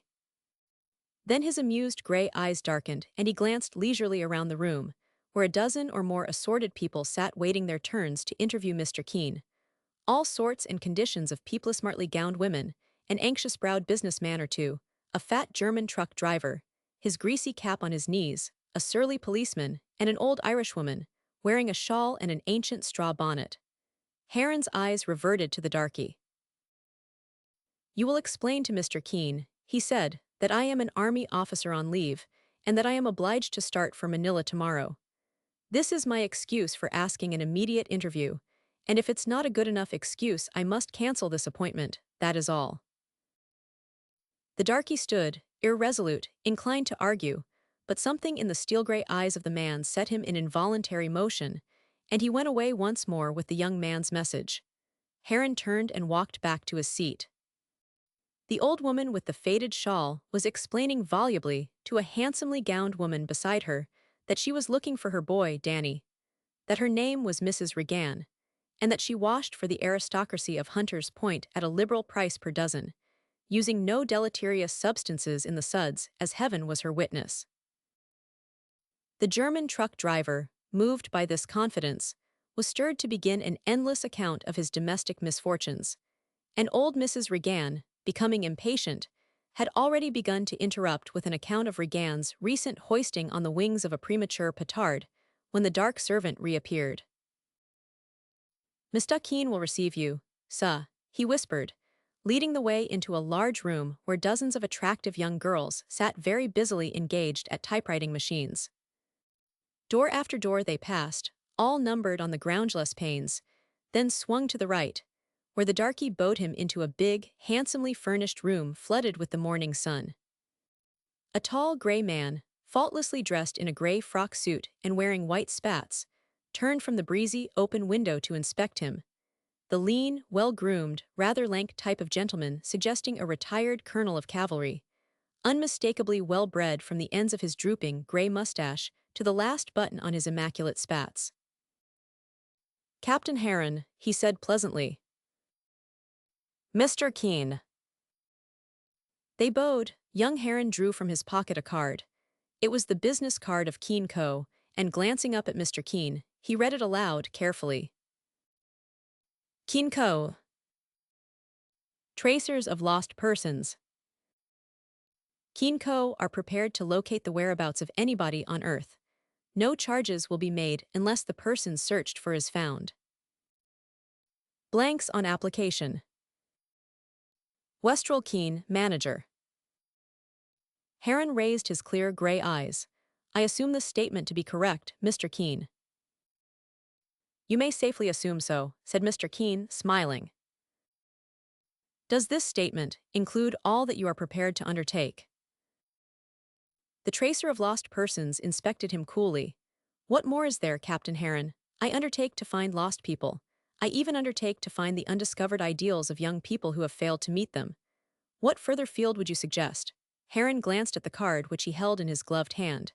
Then, very slowly, he reread, the whereabouts of anybody on Earth, accenting the last two words deliberately as he encountered Keene's piercing gaze again. Well, asked Mr. Keene laughingly, is not that sufficient? Our clients could scarcely expect us to invade heaven in our search for the vanished. There are other regions, said Heron. Exactly. Sit down, sir. There is a row of bookcases for your amusement. Please help yourself while I clear decks for action. Heron stood fingering the card, his gray eyes lost in retrospection. Then he sauntered over to the bookcases, scanning the titles. The searcher for lost persons studied him for a moment or two, turned and began to pace the room. After a moment or two he touched a bell. A sweet-faced young girl entered. She was gowned in black and wore a white collar, and cuffs turned back over her hands. Take this memorandum, he said. The girl picked up a pencil and pad, and Mr. Keene, still pacing the room, dictated in a quiet voice as he walked to and fro. Mrs. Regan's Danny is doing 6 months in Butte, Montana. Break it to her as mercifully as possible. He is a bad one. We make no charge. The truck driver, Becker, can find his wife at her mother's house, Leonia, New Jersey. Tell him to be less pig-headed or she will go for good some day. $10. Mrs. 1000, number 36001, can find her missing butler in service at 79 Vine Street, Hartford, Connecticut. She may notify the police whenever she wishes. His portrait is number 170,529, Rogues Gallery. $500. Miss K number 3679 may send her letter, care of Cisneros Co., Rio, where the person she is seeking has gone into the coffee business. If she decides that she really does love him, he will come back fast enough. $250. Mr. W number 3620 must go to the morgue for further information. His repentance is too late, but he can see that there is a decent burial. The charge, $1,000 to the Florence mission. You may add that we possess his full record. The tracer paused and waited for the stenographer to finish. When she looked up, "Who else is waiting?" he asked. The girl read over the initials and numbers. Tell that policeman that Kid Conroy sails on the Carania tomorrow. $50. There is nothing definite in the other cases. Report progress and send out a general alarm for the cashier inquired for by number 3608. You will find details in Vol. Roman 39 under B. Is that all, Mr. Keene? Yes, I am going to be very busy with turning slowly toward Heron with Captain Heron, of the Philippine Scouts. Until tomorrow, a very complicated case, Miss Barrow, involving cipher codes and photography. Chapter 8. Heron started, then walked slowly to the center of the room as the pretty stenographer passed out with a curious level glance at him. Why do you say that photography plays a part in my case? He asked. Does not it? Yes, but how? Oh, I only guessed it, said Keene with a smile. I made another guess that your case involved a cipher code. Does it? Yes, said the young man, astonished, but I do not see. It also involves the occult, observed Keene calmly. We may need Miss Barrow to help us. Almost staggered, Heron stared at the tracer out of his astonished gray eyes until that gentleman laughed outright and seated himself, motioning Heron to do likewise. Do not be surprised, Captain Heron, he said. I suppose you have no conception of our business, no realization of its scope, its network of information bureaus all over the civilized world, its myriad sources of information, the immensity of its delicate machinery, the endless data, and the infinitesimal details we have at our command. You, of course, have no idea of the number of people of every sort and condition who are in our employ, of the ceaseless yet inoffensive surveillance we maintain. For example, when your letter came last week, I called up the person who has charge of the Army list. There you were, Kenneth Heron, Captain Philippine Scouts, with the date of your graduation from West Point. Then I called up a certain department devoted to personal detail, and in 5 minutes I knew your entire history. I then touched another electric button, and in a minute I had before me the date of your arrival in New York, your present address, and he looked up quizzically at Heron and several items of general information, such as your peculiar use of your camera, and the list of books on psychical phenomena and cryptograms which you have been buying. Heron flushed up. Do you mean to say that I have been spied upon, Mr. Keene? No more than anybody else who comes to us as a client. There was nothing offensive in the surveillance. He shrugged his shoulders and made a deprecating gesture. Ours is a business, my dear sir, like any other. We, of course, are obliged to know about people who call on us. Last week you wrote me, and I immediately set every wheel in motion. In other words, I had you under observation from the day I received your letter to this very moment. You learned much concerning me, asked Heron quietly. Exactly, my dear sir. But continued Heron with a touch of malice, you did not learn that my leave is up tomorrow, did you? Yes, I learned that too. Then why did you give me an appointment for the day after tomorrow? Demanded the young man bluntly. The tracer looked him squarely in the eye. Your leave is to be extended, he said. What? Exactly, it has been extended 1 week. How do you know that? You applied for extension, did you not? Yes, said Heron, turning red, but I do not see how you knew that I. By cable. Yis. There's a cablegram in your rooms at this very moment, said the tracer carelessly. You have the extension you desired. And now, Captain Heron, with a singularly pleasant smile, what can I do to help you to a pursuit of that true happiness which is guaranteed for all good citizens under our Constitution? Captain Heron crossed his long legs, dropping one knee over the other, and deliberately surveyed his interrogator. I really have no right to come to you, he said slowly. Your prospectus distinctly states that Keen Co. undertake to find live people, and I do not know whether the person I am seeking is alive or. His steady voice faltered. The tracer watched him curiously. Of course that is important, he said, if she is dead. She? Did not you say she, Captain? No, I did not. I beg your pardon, then, for anticipating you, said the tracer carelessly. Anticipating, how do you know it is not a man I am in search of? Demanded Heron. Captain Heron, you are unmarried and have no son. You have no father, no brother, no sister. Therefore I infer several things, for example, that you are in love. I's in love. Desperately, Captain. Your inferences seem to satisfy you, at least, said Heron almost sullenly, but they do not satisfy Meklever as they appear to be. Exactly, then you are not in love. I do not know whether I am or not. I do, said the tracer of lost persons. Then you know more than I, retorted Heron sharply. But that is my business to know more than you do, returned Mr. Keen patiently. Else why are you here to consult me? And as Heron made no reply, I have seen thousands and thousands of people in love. I have reduced the superficial muscular phenomena and facial symptomatic aspect of such people to an exact science founded upon a schedule approximating the Bertillon system of records. And he added, smiling, out of the 27 known vocal variations your voice betrays 25 unmistakable symptoms, and out of the 16 reflex muscular symptoms your face has furnished 6, your hands 3, your limbs and feet 6. Then there are other superficial symptoms. Good heavens, broken Heron, how can you prove a man to be in love when he himself does not know whether he is or not? If a man is not in love, no Bertillon system can make him so, and if a man does not know whether or not he is in love, who can tell him the truth? I can, said the tracer calmly. What, when I tell you I myself do not know? That, said the tracer, smiling, is the final and convincing symptom. You do not know. I know because you do not know.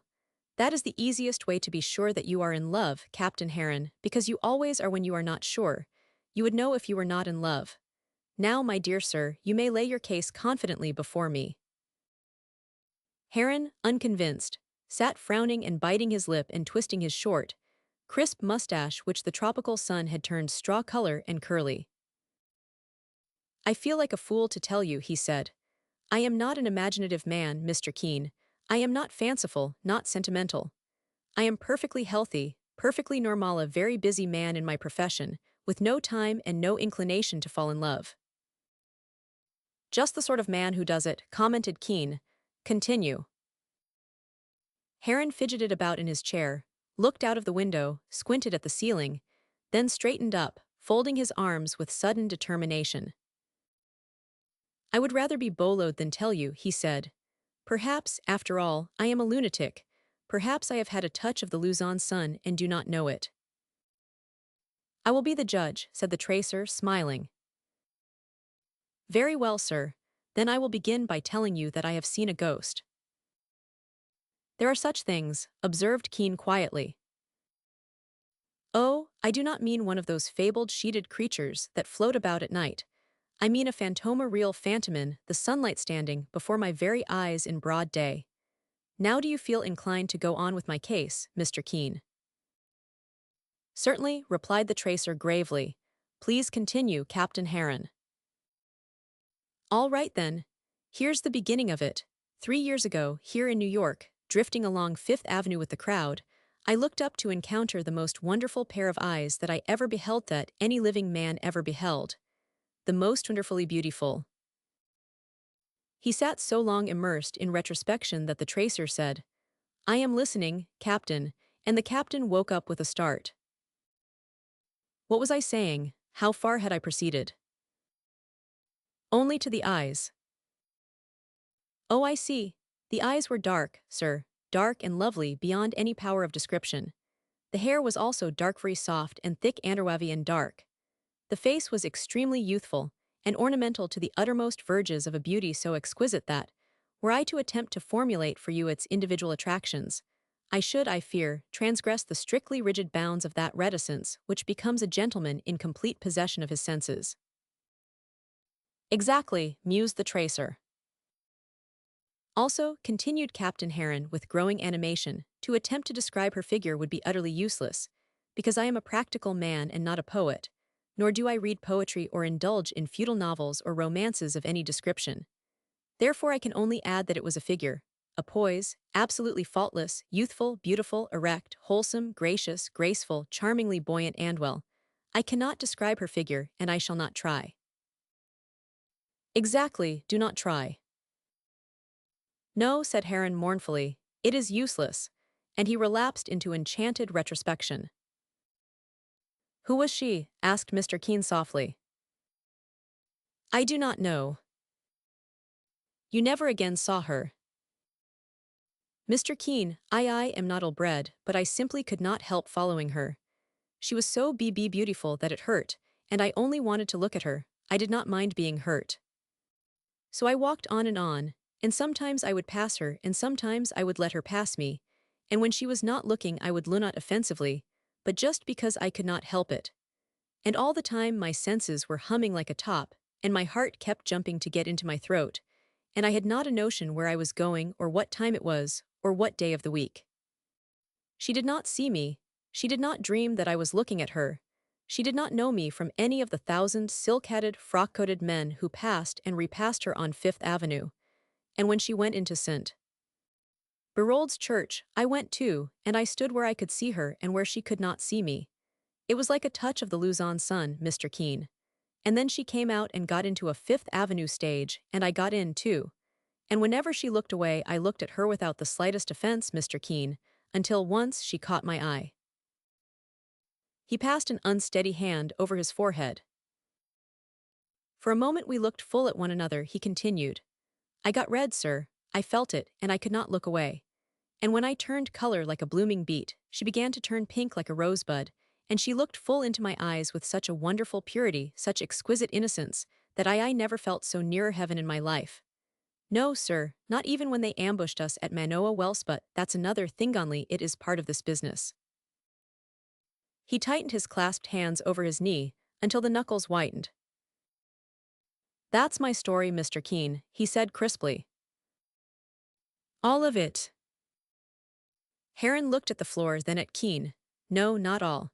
You will think me a lunatic if I tell you all. Oh, you saw her again. And never, that is. Never. Not in the flesh. Oh, in dreams. Heron stirred uneasily. I do not know what you call them. I have seen her since in the sunlight, in the open, in my quarters in Manila, standing there perfectly distinct, looking at me with such strange, beautiful eyes. Go on, said the tracer, nodding. What else is there to say? Muttered Heron. You saw here or a phantom which resembled her. Did she speak? No. Did you speak to her? No, once I held out my arms. What happened? She was not there, said Heron simply. She vanished. No, I do not know. I did not see her any more. Did not she fade? No, I cannot explain. There was only myself in the room. How many times has she appeared to you? A great many times. In your room? Yes, and in the road under a vertical sun, in the forest, in the paddy fields. I have seen her passing through the hallway of a friend's house, turning on the stair to look back at me. I saw her standing just back of the Fearingline at Manoa Wells when we were preparing to rush the forts, and it scared me so that I jumped forward to draw her back. Butch was not there, Mr. Keene. On the transport, she stood facing me on deck one moonlit evening for 5 minutes. I saw her in Frisco. She sat in the Pullman twice between Denver and the city. Twice in my room at the Vice Regent, she has sat opposite me at midday. So clear, so beautiful, so real that I could scarcely believe she was only he hesitated. The apparition of her own subconscious self, said the tracer quietly. Science has been forced to admit such things, and as you know, we are on the verge of understanding the alphabet of some of the unknown forces, which we must someday reckon with. Heron, tense, a trifle pale, gazed at him earnestly. Do you believe in such things? How can I avoid believing, said the tracer. Every day in my profession, we have proof of the existence of forces for which we have as yet no explanation or, at best, a very crude one. I have had case after case of premonition, case after case of dual and even multiple personality, case after case where apparitions played a vital part in the plot which was brought to me to investigate. I will tell you this, Captain. I personally never saw an apparition, never was obsessed by premonitions, never received any communications from the outer void. But I have had to do with those who undoubtedly 999. Therefore I listen with all seriousness and respect to what you tell me. Suppose, said Heron, growing suddenly red, that I should tell you I have succeeded in photographing this phantom. The tracer sat silent. He was astounded, but he did not betray it. You have that photograph, Captain Heron? Yes. Where is it? In my rooms. You wish me to see it? Heron hesitated. There seems to be something almost sacred to me in that photograph. You understand me, do you not? Yet, if it will help you in finding her. Oh, said the tracer in guileless astonishment, you desire to find this young lady. Why? Heron stared. Why do I want to find her? Man, I cannot live without her. I thought you were not certain whether you really could be in love. The hot color in the captain's bronzed cheeks mounted to his hair. Exactly, purred the tracer, looking out of the window. Suppose we walk around to your rooms after luncheon. Shall we? Heron picked up his hat and gloves, hesitating, lingering on the threshold. You do not think she is a dad? He asked unsteadily. No, said Mr. Keene, I do not. Because, said Heron wistfully, her apparition is so superbly healthy and glowing with youth and life. That is probably what sent it half the world over to confront you, said the tracer gravely. Youth and life aglow with spiritual health. I think, Captain, that she has been seeing you, too, during these 3 years, but probably only in her dreams, memories of your encounters with her subconscious self floating over continents and oceans, in a quest of which her waking intelligence is innocently unaware. The captain colored like a schoolboy, lingering at the door, hat in hand. Then he straightened up to the full height of his slim but powerful figure. At 3, he inquired bluntly. At 3 o'clock in your room, Hotel Vice Regent. Good morning, Captain. Good morning, said Heron dreamily, and walked away, head bent, gray eyes lost in retrospection, and on his lean, bronzed, attractive face an afterglow of color wholly becoming. Chapter 9. When the tracer of lost persons entered Captain Heron's room at the Hotel Vice Regent that afternoon, he found the young man standing at a center table, pencil in hand, studying a sheet of paper which was covered with letters and figures. The two men eyed one another in silence for a moment. Then Heron pointed grimly to the confusion of letters and figures, covering dozens of scattered sheets lying on the table. That's part of my madness, he said with a short laugh. Can you make anything of such lunatic work? The tracer picked up a sheet of paper covered with letters of the alphabet and Roman and Arabic numerals. He dropped it presently and picked up another comparatively blank sheet, on which were the following figures.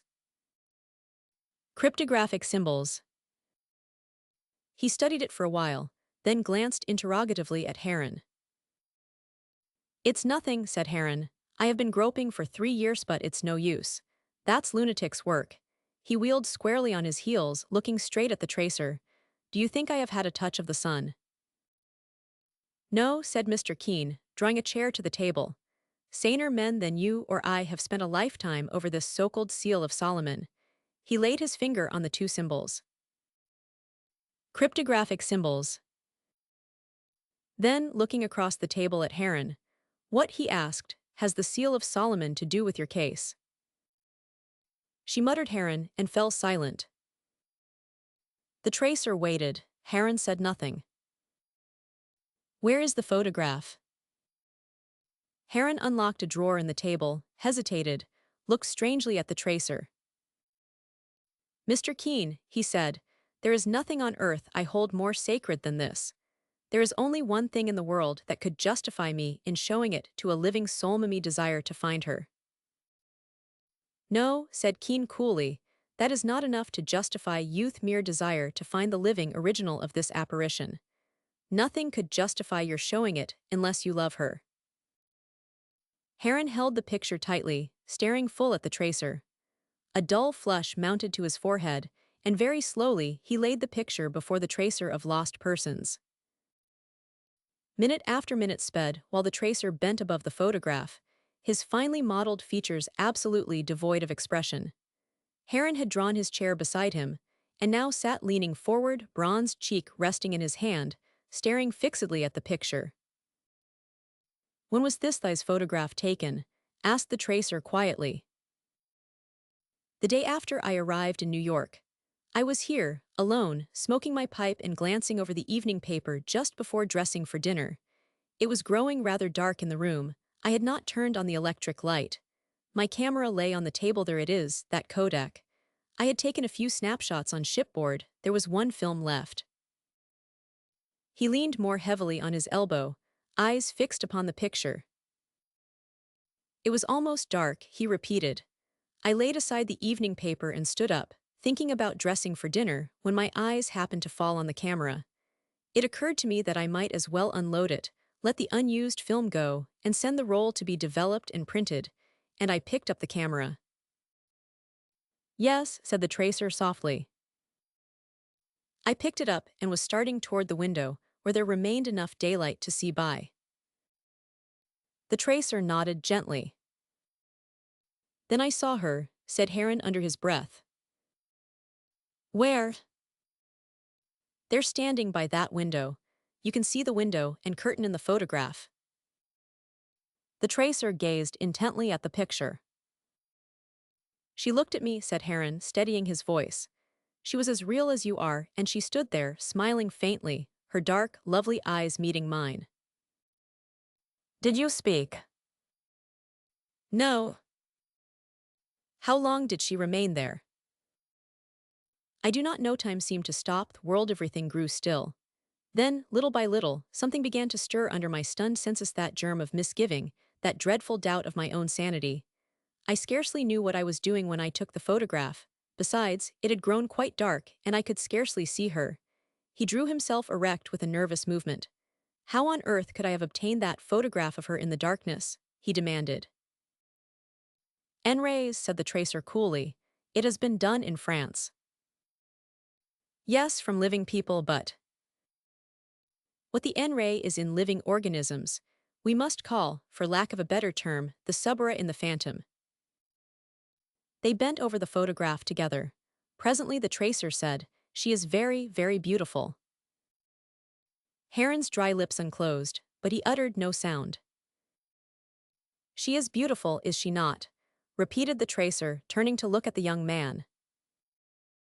"Can you not see she is?" he asked impatiently. "No," said the tracer. Heron stared at him. Captain Heron, continued the tracer, I can see nothing upon this bit of paper that resembles in the remotest degree a human face or figure. Heron turned white. Not that I doubt that you can see it, pursued the tracer calmly. I simply repeat that I see absolutely nothing on this paper except a part of a curtain, a window pane, and end. What for God's sake? Cried Heron hoarsely. I do not know yet. Wait, let me study it. Can you not see her face, her eyes? Do not you see that exquisite slim figure standing there by the curtain? Demanded Heron, laying his shaking finger on the photograph.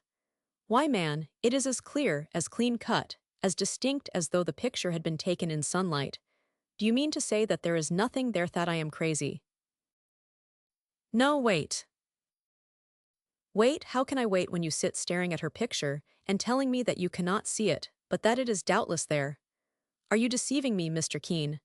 Are you trying to humor me, trying to be kind to me, knowing all the while that I am crazy? Wait, man, you are no more crazy than I am. I tell you that I can see something on the window pane. He suddenly sprang up and walked to the window, leaning close and examining the glass. Heron followed and laid his hand lightly over the pane. Do you see any marks on the glass? Demanded Keene. Heron shook his head. Have you a magnifying glass? Asked the tracer.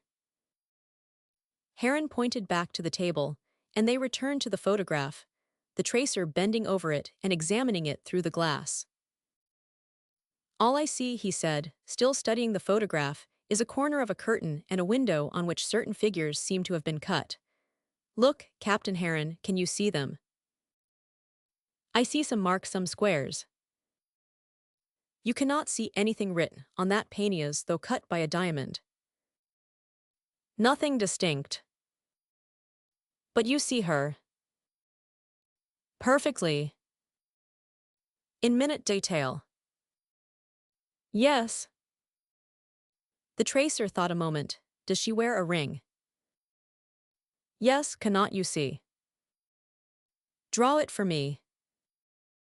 They seated themselves side by side, and Heron drew a rough sketch of the ring which he insisted was so plainly visible on her hand. Ring with an X. Oh, observed the tracer, she wears the seal of Solomon on her ring. Heron looked up at him. That symbol has haunted me persistently for 3 years, he said. I have found it everywhere in articles that I buy, on house furniture, on the belts of dead ladrones, on the hilts of creases, on the funnels of steamers, on the headstalls of horses. If they put a laundry mark on my linen, it's certain to be this. If I buy a box of matches, the sign is on it.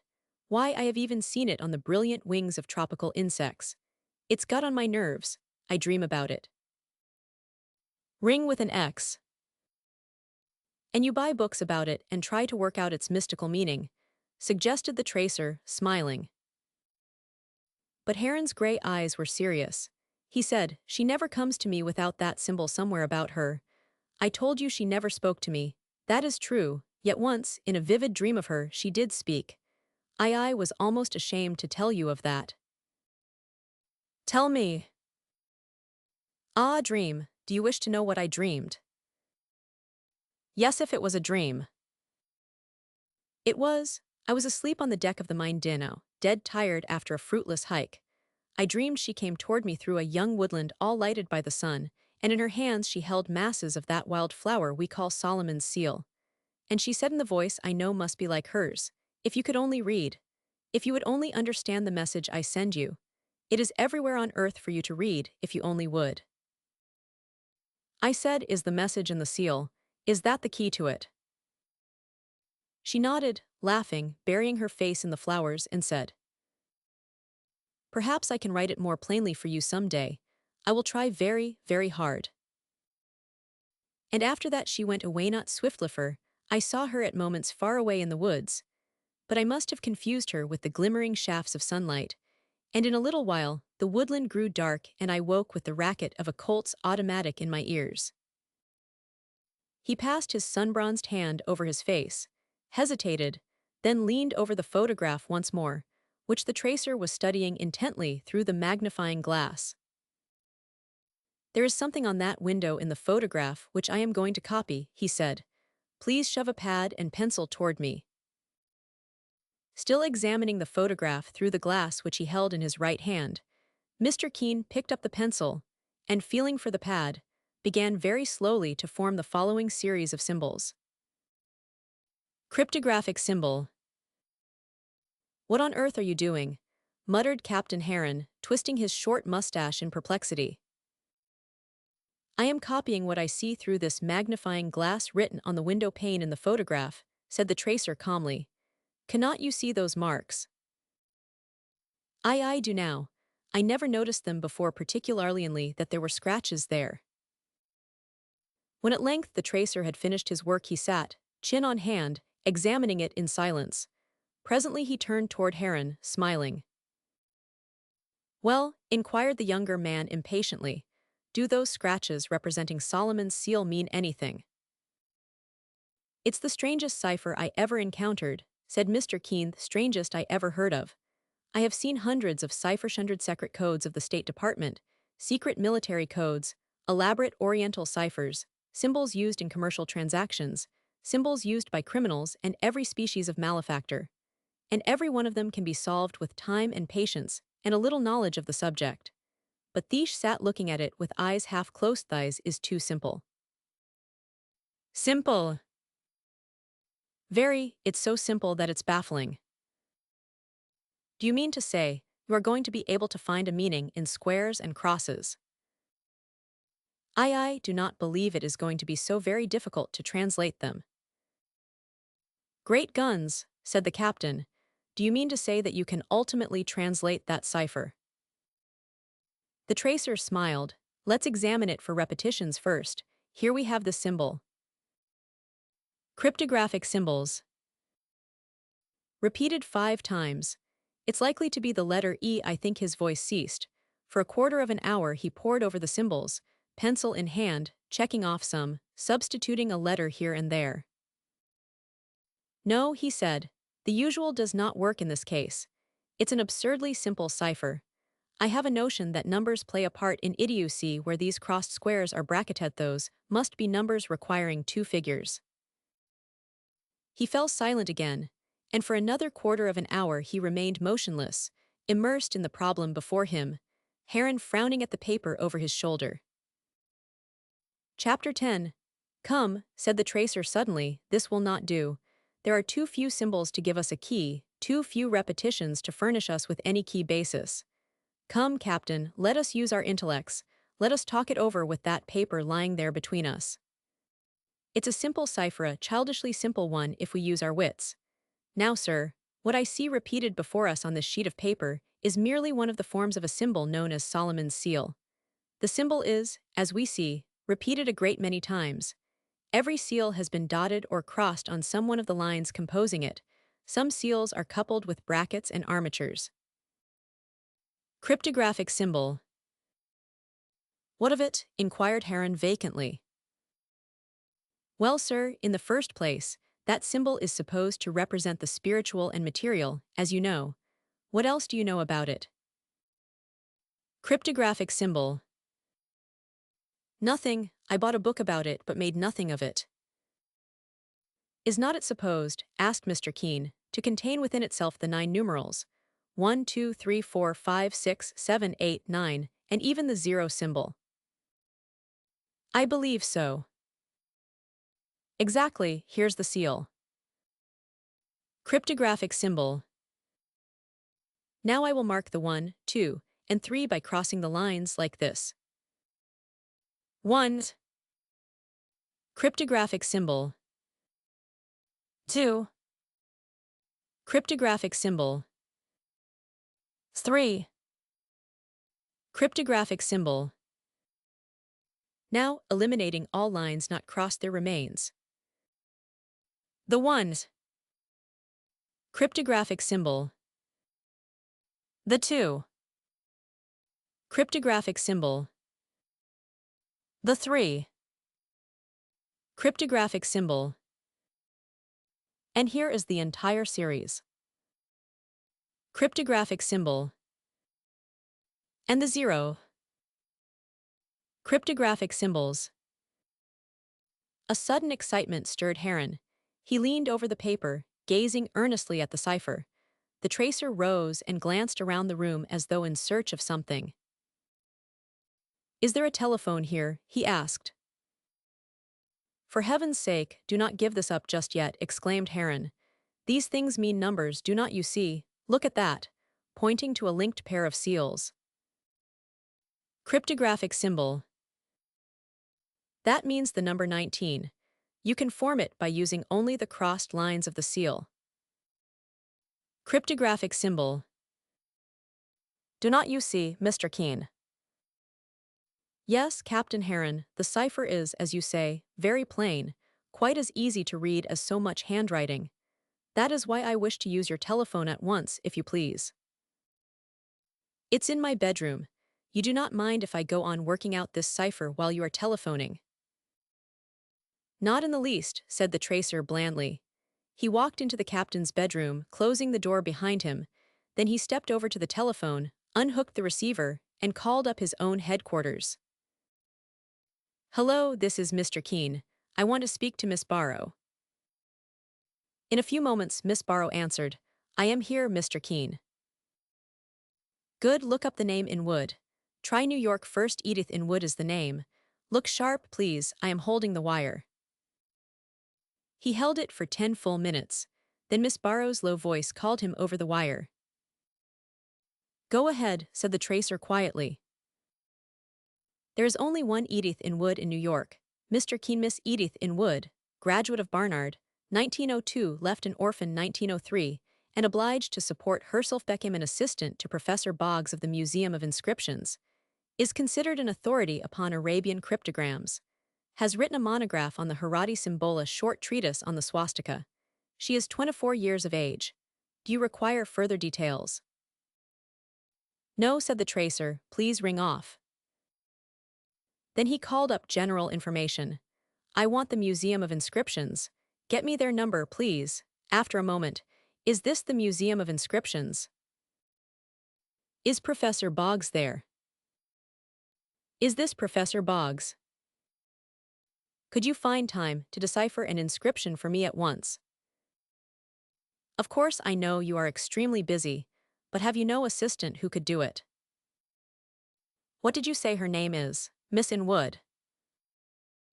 Oh, and will the young lady translate the inscription at once, if I send a copy of it to her by messenger?" "Thank you very much, Professor. I will send a messenger to Miss in Wood with a copy of the inscription. Goodby."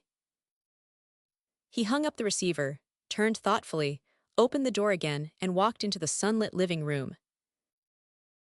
"Look here," cried the captain in a high state of excitement. "I have got a lot of numbers out of it already." "Wonderful," murmured the tracer, looking over the young man's broad shoulders at a sheet of paper bearing these numbers.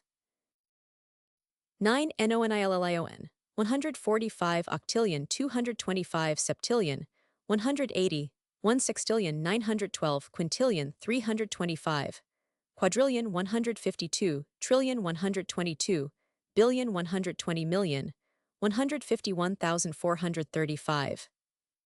912, octillion 152 septillion 252 sextillion 515, quintillion 215, quadrillion 492, trillion 80, 9 billion 142 million 315,154. "Marvelous," repeated the tracer, smiling. "Now what do you suppose those numbers can stand for?" "Letters," announced the captain triumphantly. "Take the number 9, for example. The 9th letter in the alphabet is I. Mr. Keene, suppose we try writing down the letters according to that system." "Suppose we do," agreed the tracer gravely. So, counting under his breath, the young man set down the letters in the following order, not attempting to group them into words. In a verse, Yalbutansilov Audithinwood. Then he leaned back, excited, triumphant. "There you are," he said, "only of course it makes no sense." He examined it in silence, and gradually a hopeless expression effaced the animation. "How the deuce am I going to separate that mass of letters into words?" he muttered. This way, said the tracer, smilingly taking the pencil from his fingers, and he wrote, In a versi albutans. I love you, Edith in wood. Then he laid the pencil on the table and walked to the window. Once or twice he fancied that he heard incoherent sounds behind him, and after a while he turned, retracing his steps leisurely. Captain Heron, extremely pink, stood tugging at his short mustache and studying the papers on the desk. Well, inquired the tracer, amused. The young man pointed to the translation with unsteady finger. What on earth does that mean? He demanded shakily. Who is Edith in wood? What on earth does that cryptogram mean on the window pane in the photograph? How did it come there? It is not on my window pane, you see. The tracer said quietly, That is not a photograph of your window.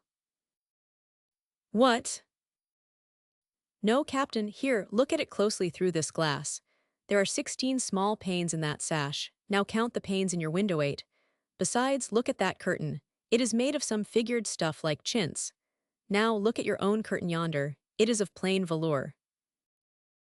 But I took that photograph. She stood there by that very window.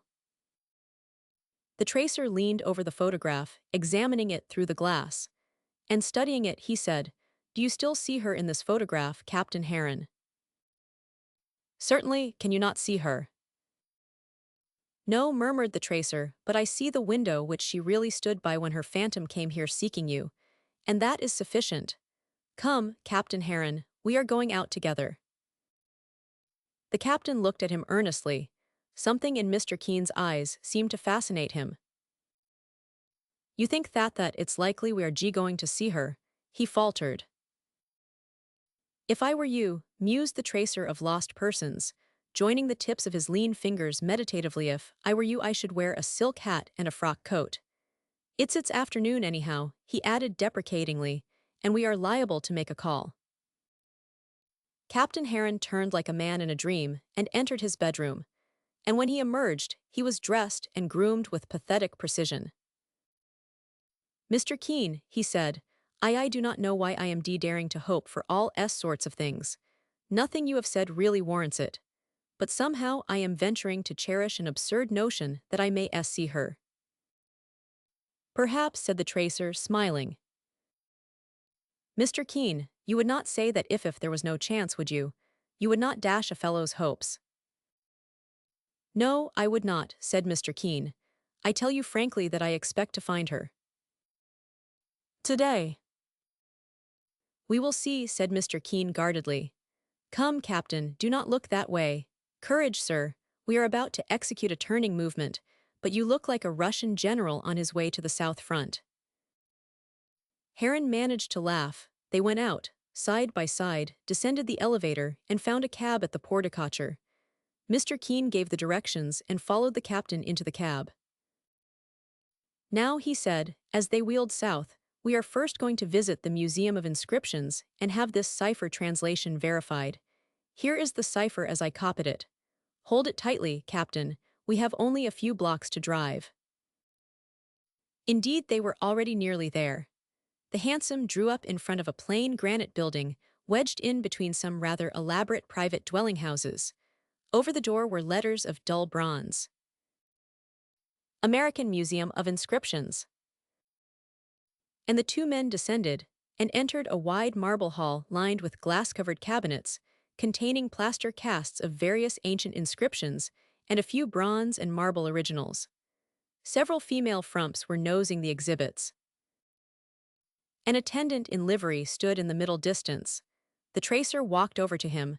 I have an appointment to consult Miss in Wood, he whispered. This way, sir, nodded the attendant, and the tracer signaled the captain to follow. They climbed several marble stairways, crossed a rotunda, and entered a room, a sort of library. Beyond was a door which bore the inscription, Assistant Curator. Now, said the tracer of lost persons in a low voice to Captain Heron, I am going to ask you to sit here for a few minutes while I interview the assistant curator. You do not mind, do you? No, I do not mind, said Heron wearily, only, when are we going to begin to search for her? Very soon, I may say extremely soon, said Mr. Keene gravely. By the way, I think I will take that sheet of paper on which I copied the cipher. Thank you. I will not be long. The attendant had vanished. Captain Heron sat down by a window and gazed out into the late afternoon sunshine. The tracer of lost persons, treading softly across the carpeted floor, approached the sanctuary, turned the handle, and walked in, carefully closing the door behind him. There was a young girl seated at a desk by an open window. She looked up quietly as he entered, then rose leisurely. Miss Inwood. Yes. She was slender, dark-eyed, dark-haired, a lovely, wholesome young creature, gracious and graceful. And that was all, for the tracer of lost persons could not see through the eyes of Captain Heron, and perhaps that is why he was not able to discern a miracle of beauty in the pretty girl, who confronted him, no magic, and matchless marvel of transcendent lovelinessly. A quiet, sweet-faced, dark-eyed young girl, whose features and figure were attractive in the manner that youth is always attractive. But then it is a gift of the gods to see through eyes anointed by the gods. The tracer touched his gray mustache and bowed. The girl bowed very sweetly. You are Mr. Keene, she said. You have an inscription for me to translate. A mystery for young eyes to interpret, he said, smiling. May I sit here and tell my story before I show you my inscription? Please do, she said, seating herself at her desk and facing him, one slender white hand supporting the oval of her face. The tracer drew his chair a little forward. It is a curious matter, he said. May I give you a brief outline of the details? By all means, Mr. Keene. Then let me begin by saying that the inscription, of which I have a copy, was probably scratched upon a window pane by means of a diamond. Oh, then it is not an ancient inscription, Mr. Keene. The theme is ancient, oldest theme in the world, love. The cipher is old as King Solomon. She looked up quickly. The tracer, apparently engrossed in his own story, went on with it. 3 years ago, the young girl who wrote this inscription upon the window pane of her bedroom, I think it was, fell in love. Do you follow me, Miss Inwood? Miss Inwood sat very still-eyed, dark eyes fixed on him.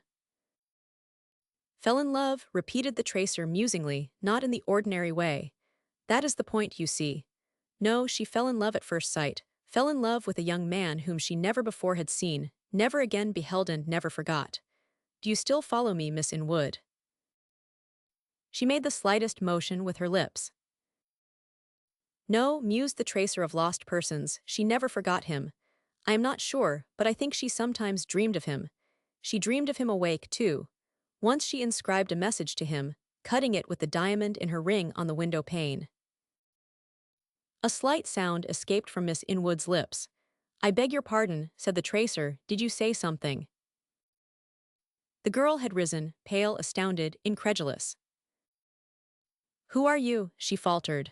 What has this thy story to do with me? Child, said the tracer of lost persons, the seal of Solomon is a splendid mystery. All of heaven and earth are included within its symbol. And more than you dream of, more than I dare fathom.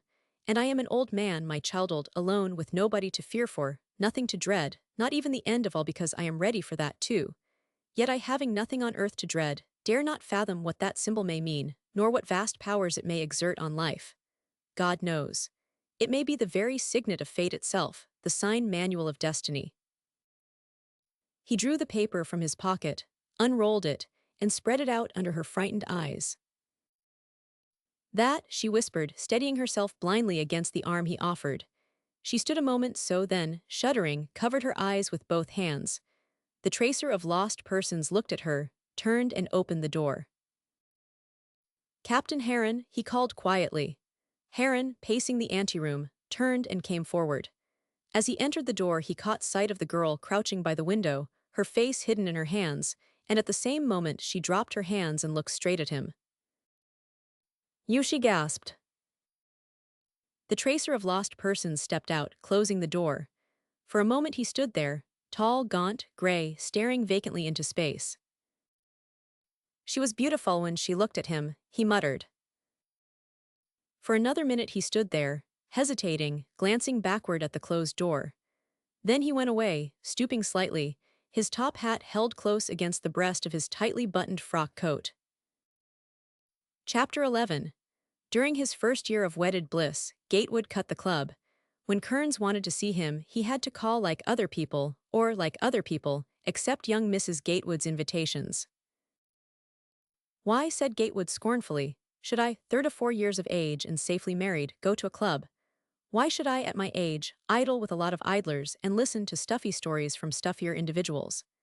Do you think that stale tobacco smoke, and the idiotically reiterated click of billiard balls, and the vacant stare of the fashionably brainless, and the meaningless exchange of banalities with the intellectually aimless, have any attractions for me?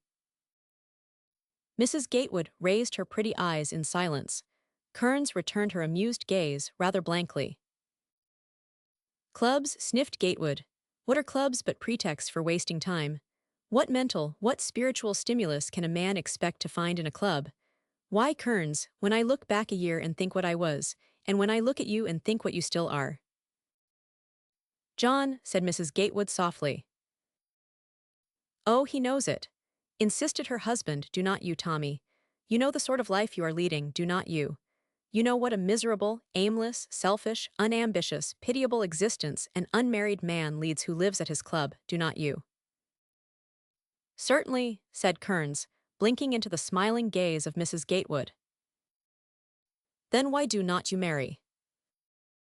But Kearns had risen and was making his adieus with cheerful decision, and Mrs. Gatewood was laughing as she gave him her slender hand.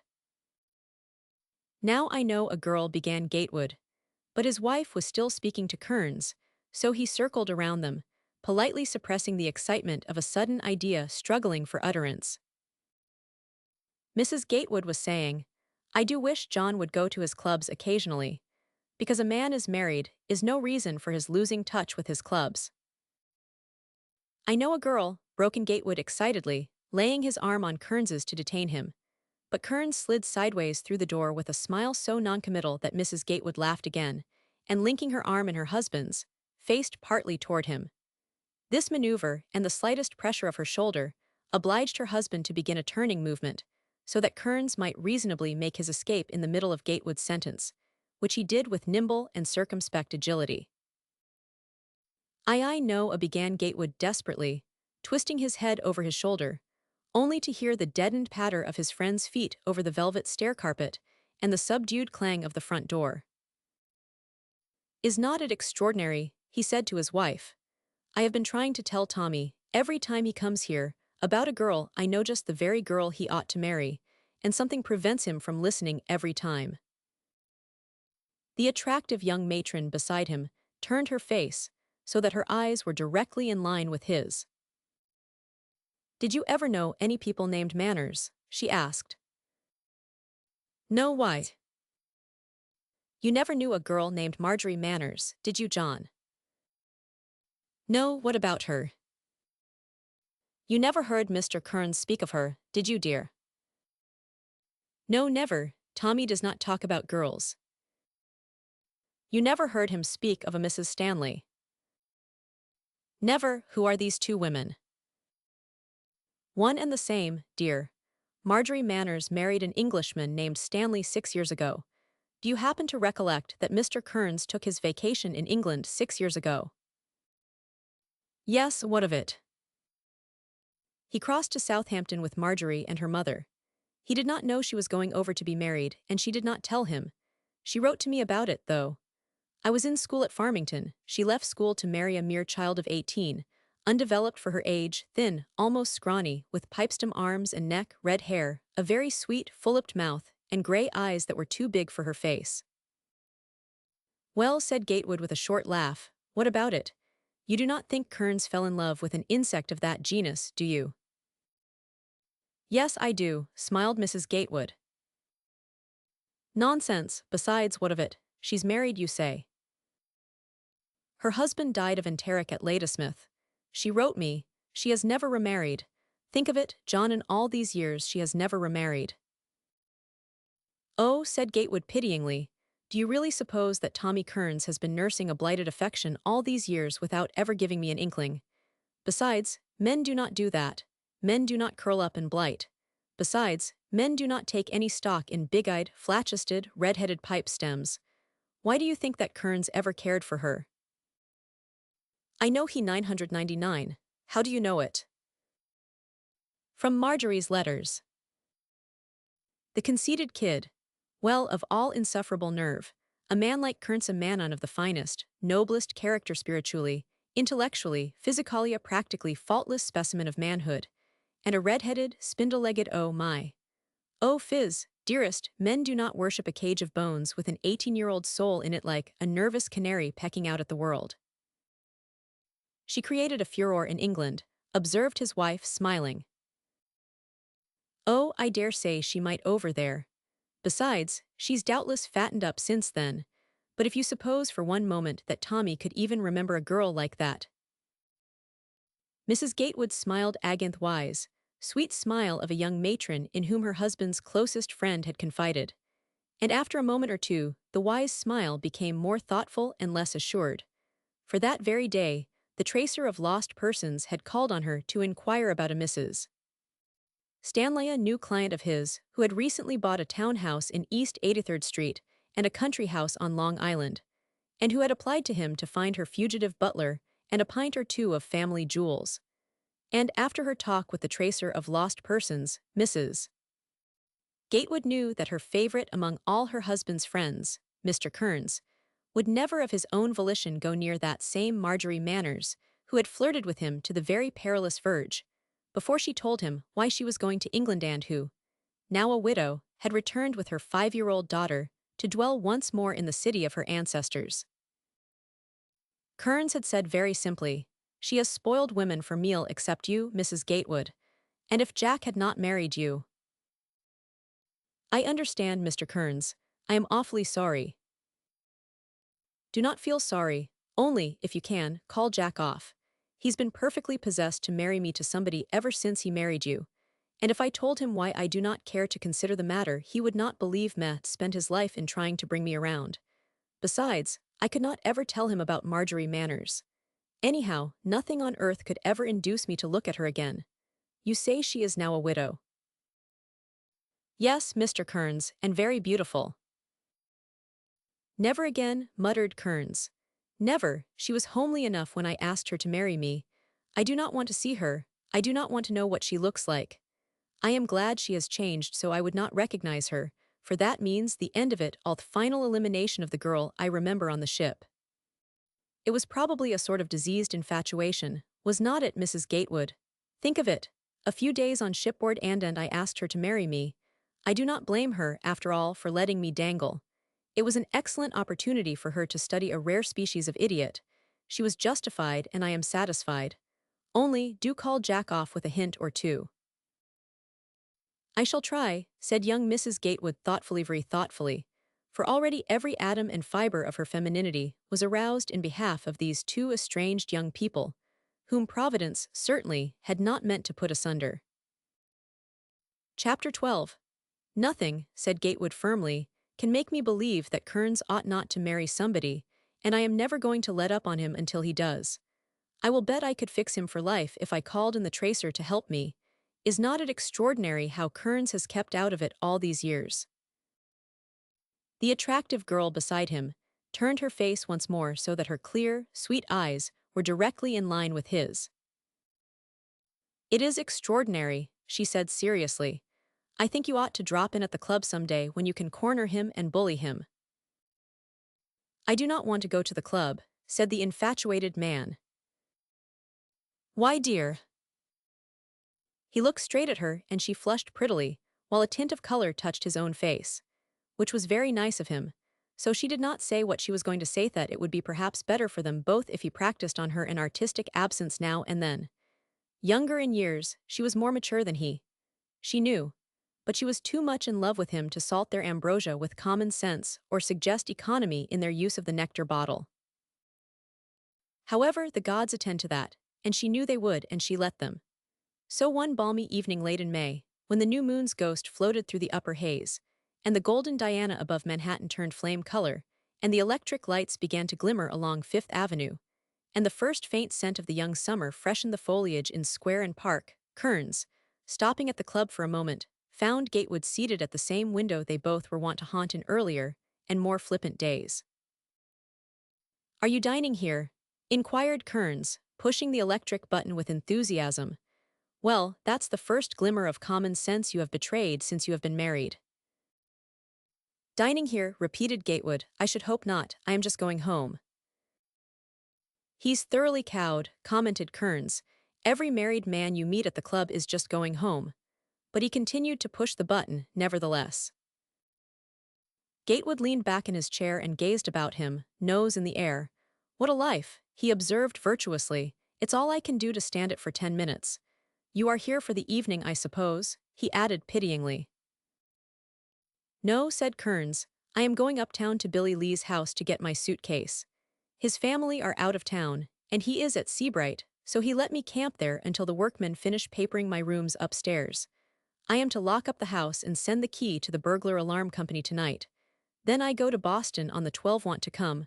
There will be a few doing." "To Boston, what for?" "Contracts. We can go out to Cambridge when I have finished my business. There will be etwas doing."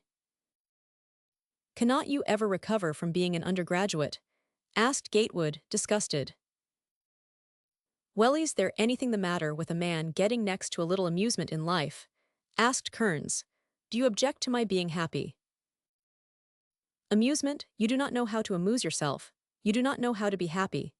Here you sit, day after day, swallowing martinis." He paused to finish his own, then resumed. "Here you sit, day after day, intellectually stultified, unemotionally ignorant of the higher and better life." "No, I do not. I have a book upstairs that tells all about that. I read it when I have holdovers." "Kearns, I wish to speak seriously. I have had it on my mind ever since I married. May I speak frankly?" "Well, when I come back from Boston." "Because I know a girl," interrupted Gatewood. "Wait a moment, Tommy." As Kearns rose and sauntered toward the door. "You've plenty of time to catch your train and be civil, too. I mean to tell you about that girl, if you will listen." Kearns halted and turned upon his friend a pair of eyes, unwinking in their placid intelligence. "I was going to say that I know a girl," continued Gatewood, "who is just the sort of a girl you—" "No, she is not," said Kearns, wheeling to resume his progress toward the cloakroom. "Tom!" Kearns halted.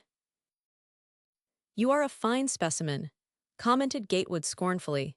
"You spent the best years of your life in persuading me to get married, and the first time I try to do the same for you, you make for the tall timber." "I know it," admitted Kearns, unashamed. "I am bashful. I am a chipmunk for shyness, so I will say good night."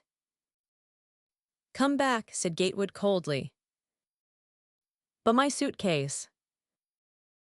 "You left it at the Lees, did not you? Well, you have time enough to go there, get it, make your train, and listen to me, too. Look here, Kearns, have you any of the elements of decency about you?" "No," said Kearns, "not a single element." He seated himself defiantly in the club window facing Gatewood and began to button his gloves. When he had finished, he settled his new straw hat more comfortably on his head, and leaning forward and balancing his Malacca walking stick across his knees, gazed at Gatewood with composure. "Crank up," he said pleasantly. "I am going in less than 3 minutes." He pushed the electric knob as an afterthought, and when the gilt buttons of the club servant glimmered through the dusk, 2 more, he explained briskly. After a few moments' silence, broken by the tinkle of ice in thin glassware, Gatewood leaned forward, menacing his friend with an impressive forefinger. "Did you, or did not you once tell me that a decent citizen ought to marry?" "I did, dear friend." "Did I or did not I do it?" "In the words of the classic, you done it," admitted Kearns. "Was I or was not I going to the devil before I had the sense to marry?" persisted Gatewood. You was, dear friend," said Kearns with enthusiasm. "You had almost went there ere I appeared and saved you."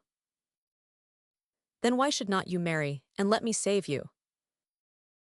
"But I am not going to the bow-wows. I am all right. I am a decent citizen. I awake in the rosy dawn with a song on my lips. I softly whistle ragtime as I butt my collar. I warble a few delicious vagrant notes as I part my sparse hair.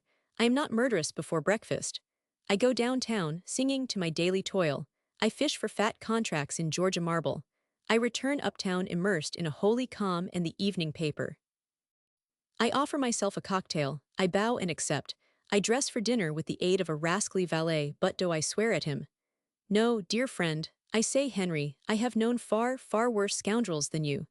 Thank you for filling up my bay rum with water. Bless you for wearing my imported hosiery. I deeply regret that my new shirts do not fit you, Henry, and my smile is a benediction upon that wayward scullion. Then, dear friend, why do you desire to offer me up upon the altar of unrest? What is a little wifey to me, or I to any wifey? Because, said Gatewood irritated, you offered me up. I am happy, and I want you to be a great, hulking, self-satisfied symbol of supreme self-centered selfishness. Oh, Splash, said Kearns feebly. Yes, you are. What do you do all day? Grub for money and study how to make life agreeable to yourself. Every minute of the day you are occupied in having a good time. You have admitted it. You wake up singing like a fool canary. You wear imported hosiery. You have made a soft, warm wallow for yourself at this club, and here you bask your life away, waddling downtown to nail contracts and cut coupons, and uptown to dinners and theaters, only to return and sprawl here in luxury without one single thought for posterity. Your crime is race suicide. What? Certainly, some shirk taxes, some jury duty. You shirk fatherhood and all its happy and sacred obligations. You deny posterity, you strike a blow at it, you flout it, you menace the future of this republic. Your inertia is a crime against the people. Instead of pro bono publico, your motto is pro bono tempo, for a good time. And dog Latin or not, it's the truth, and our great president. Splash, said Kearns, rising. I have a good mind, said Gatewood indignantly, to put the tracer of lost persons on your trail. He would rope you and tie you in record time. Kearns's smile was a provocation. I will do it, too, added Gatewood, losing his temper, if you dare give me the chance. Seriously, inquired Kearns, delighted. Do you think your friend, Mr. Keene, could encompass my matrimony against my better sense, and the full enjoyment of my unimpaired mental faculties? Did not fortunately for me force me into matrimony when I had never seen a woman I would look at twice? Did not you put him up to it? Very well, why cannot I put him on your trail then? Why cannot he do the same for you? Try it, dear friend, retorted Kearns courteously. Do you mean that you are not afraid? Do you mean you give me full liberty to set him on you? And do you realize what that means? No, you do not, for you have not a notion of what that man, Westrel Keene, can accomplish. You have not the slightest idea of the machinery which he controls with a delicacy absolutely faultless, with a perfectly terrifying precision. Why, man, the Pinkerton system itself has become merely a detail in the immense complexity of the system of control, which the tracer of lost persons exercises over this entire continent. The urban police, the state constabulary of Pennsylvania, the rural systems of surveillance, the Secret Service, all municipal, provincial, state, and national organizations form but a few strands in the universal web he has woven. Custom officials, revenue officers, the militia of the states, the army, the navy, the personnel of every city, state, and national legislative bodies form interdependent threads in the mesh he is master of. And like a big beneficent spider, he sits in the center of his web, able to tell by the slightest tremor of any thread exactly where to begin investigations. Flushed, earnest, a trifle out of breath with his own eloquence, Gatewood waved his hand to indicate a Ciceronian period, adding, as Kearns's incredulous smile broadened, "Say Splash again, and I will put you at his mercy." "Kersplash, dear friend," observed Kearns pleasantly. "If a man does not want to marry, the army, the navy, the Senate, the White Wings, and the great White Father at Washington cannot make him." "I tell you I want to see you happy," said Gatewood angrily. "Then gaze upon me, I am it." "You are not, you do not know what happiness is." "Do not I? Well, I do not miss it, dear friend." "But if you have never had it, and therefore do not miss it. It's time somebody found some real happiness for you. Kearns, I simply cannot bear to see you missing so much happiness. Why grieve? Yes, I will. I do grieve in spite of your grinning skepticism and your bantering attitude. See here, Tom, I have started about 1,000 times to say that I knew a girl. Do you want to hear that splash again? Gatewood grew madder. He said, I could easily lay your case before Mr. Keene and have you in love and married and happy whether you like it or not. If I were not going to Boston, my son, I should enjoy your misguided efforts, returned Kearns blandly. Your going to Boston makes no difference. The tracer of lost persons does not care where you go or what you do. If he starts in on your case, Tommy, you cannot escape. You mean he can catch me now, here, at my own club, or on the public highway, or on the classic Boston train? He could, yes, I firmly believe he could land you before you ever saw the Boston State House. I tell you he can work like lightning, Kearns, I know it. I am so absolutely convinced of it that I almost hesitate. Do not feel delicate about it, laughed Kearns. You may call him on the telephone while I go uptown and get my suitcase. Perhaps I will come back a blushing bridegroom, who knows? If you will wait here, I will call him up now, said Gatewood grimly. Oh, very well. Only I left my suitcase in Billy's room, and it's full of samples of Georgia marble, and I have got to get it to the train. You have plenty of time. If you will wait until I talk to Mr. Keene, I will dine with you here. Will you? What, dine in this abandoned joint with an outcast like me? Dear friend, are you dippy this lovely May evening? I will do it if you will wait. Will you? And I will bet you now that I will have you in love and sprinting toward the altar before we meet again at this club. Do you dare bet? The terms of the wager, kind friend, drawled Kearns, delighted, and he fished out a notebook kept for such transactions. Let me see, reflected Gatewood, you will need a silver service when you are married. Well, say, forks and spoons and things against an imported trap Guntwilvegage, you know. Done, go and telephone to your friend, Mr. Keene. And Kearns pushed the electric button with a jeering laugh and asked the servant for a dinner card. Chapter 13. Gatewood in the telephone booth waited impatiently for Mr. Keene, and after a few moments, the tracer of lost persons' agreeable voice sounded in the receiver. It's about Mr. Kearns, began Gatewood. I want to see him happy and the idiot will not be. Now, Mr. Keene, you know what happiness you and he brought to me. You know what sort of an idle, selfish, aimless, meaningless life you saved me from. I want you to do the same for Mr. Kearns. I want to ask you to take up his case at once. Besides, I have a bet on it. Could you attend to it at once? Tonight? Asked the tracer, laughing. Why, oh well, of course, that would be impossible, I suppose. My profession is to overcome the impossible, Mr. Gatewood. Where is Mr. Kearns? Here, in this club, defying me and drinking cocktails. He will not get married, and I want you to make him do it. Where is he spending the evening? Asked the tracer, laughing again. Why, he's been stopping at the Danforth Lees in 83rd Street until the workmen at the club here finish putting new paper on his walls. The Lees are out of town.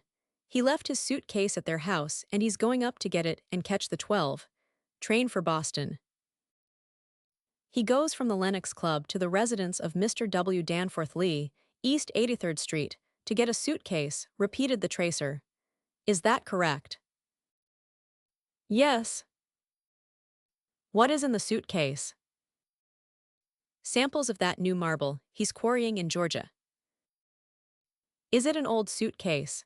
Has it Mr. Kearns's initials on it? Hold the wire, I will find out. And Gatewood left the telephone and walked into the great lounging room, where Kearns sat twirling his stick and smiling to himself. All over, dear friend, inquired Kearns, starting to rise. I have ordered a corking dinner. Wait, returned Gatewood ominously. What sort of a suitcase is that one you are going after? What sort? Oh, just an ordinary. Is it old or new? Brand new, why? Is your name on it? No, why would that thicken the plot, dear friend? Or is the tracer foiled? Ha ha.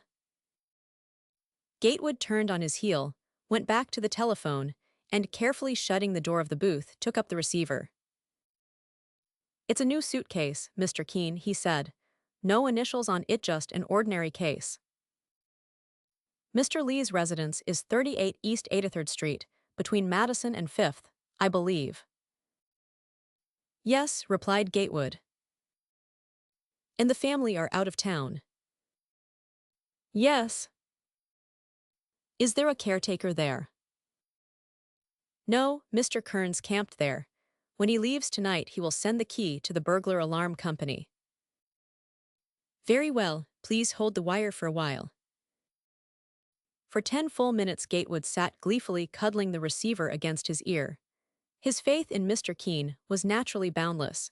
He believed that whatever the tracer attempted could not result in failure. He desired nothing in the world so ardently as to see Kearns safely married. His own happiness may have been the motive power which had set him in action in behalf of his friend Thet, and a certain indefinable desire to practice a species of heavenly revenge, of grateful retaliation upon the prime mover and collaborator, if not the sole author, of his own wedded bliss. Kearns had made him happy. And I am hanged if I do not pay him off and make him happy, too, muttered Gatewood. Does he think I am going to sit still and see him go tearing and gyrating about town with no responsibility, no moral check to his evolutions, no wholesome home duties to limit his acrobatics, no wife to clip his wings? It's time he had somebody to report to, time he assumed moral burdens and spiritual responsibilities. A man is just as happy when he is certain where he is going to sleep. A man can find just as much enjoyment in life when he feels it his duty to account for his movements. I do not care whether Kearns is comparatively happy or not. There's nothing either sacred or holy in that kind of happiness, and I am not going to endure the sort of life he likes any longer. Immersed in moral reflections, inspired by affectionate obligations to violently inflict happiness upon Kearns, the minutes passed very agreeably until the amused voice of the tracer of lost persons sounded again in the receiver. Mr. Gatewood. Yes, I am here, Mr. Keene. Do you really think it best for Mr. Kearns to fall in love? I do, certainly, replied Gatewood with emphasis. Because, continued the tracer of lost persons, I see little chance for him to do otherwise if I take up this case. Fate itself, in the shape of a young lady, is already on the way here in a railroad train. Good, good, exclaimed Gatewood. Do not let him escape, Mr. Keene. I beg of you to take up his case. I urge you most seriously to do so. Mr. Kearns is now exactly what I was a year ago, an utterly useless member of the community, a typical bachelor who lives at his clubs, shirking the duties of a decent citizen. Exactly, said the tracer.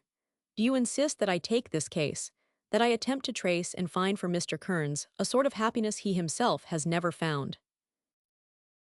I implore you to do so, Mr. Keene. Exactly.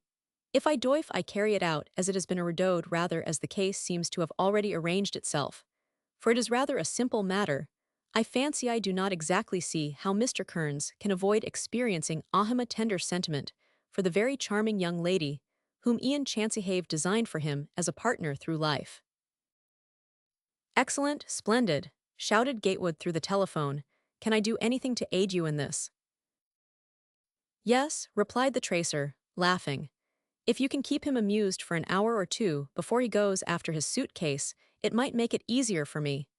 This young lady is due to arrive in New York at 8 o'clock, a client of mine coming to consult me.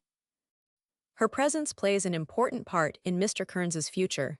I wish you to detain Mr. Kearns until she is ready to receive him. But of this he must know nothing. Goodby, Mr. Gatewood, and would you be kind enough to present my compliments to Mrs. Gatewood? Indeed I will. We never can forget what you have done for us. Goodby. Goodby, Mr. Gatewood. Try to keep Mr. Kearns amused for 2 or 3 hours. Of course, if you cannot do this, there are other methods. I may employ a dozen other plans already partly outlined in my mind. but the present plan, which accident and coincidence make so easy, is likely to work itself out to your entire satisfaction within a few hours. We are already weaving a web around Mr. Kearns. We already have taken exclusive charge of his future movements after he leaves the Lennox Club. I do not believe he can escape us, or his charming destiny. Good night. Gatewood, enchanted, hung up the receiver. Song broke softly from his lips as he started in search of Kearns. His step was springy, buoyant sort of subdued and modest prance. Now, he said to himself, Tommy must take out his papers. The time is ended when he can issue letters of marque to himself, hoist sail, square away, and go cruising all over this metropolis at his own sweet will. Chapter 14. In the meanwhile, at the other end of the wire, Mr. Keene, the tracer of lost persons, was preparing to trace for Mr. Kearns, against that gentleman's will, the true happiness which Mr. Kearns had never been able to find for himself. He sat in his easy chair within the four walls of his own office, inspecting a line of people who stood before him on the carpet, forming a single and attentive rank. In this rank were 5 men: a policeman, a cab driver, an agent of the telephone company, an agent of the electric company, and a reformed burglar carrying a kit of his trade tools.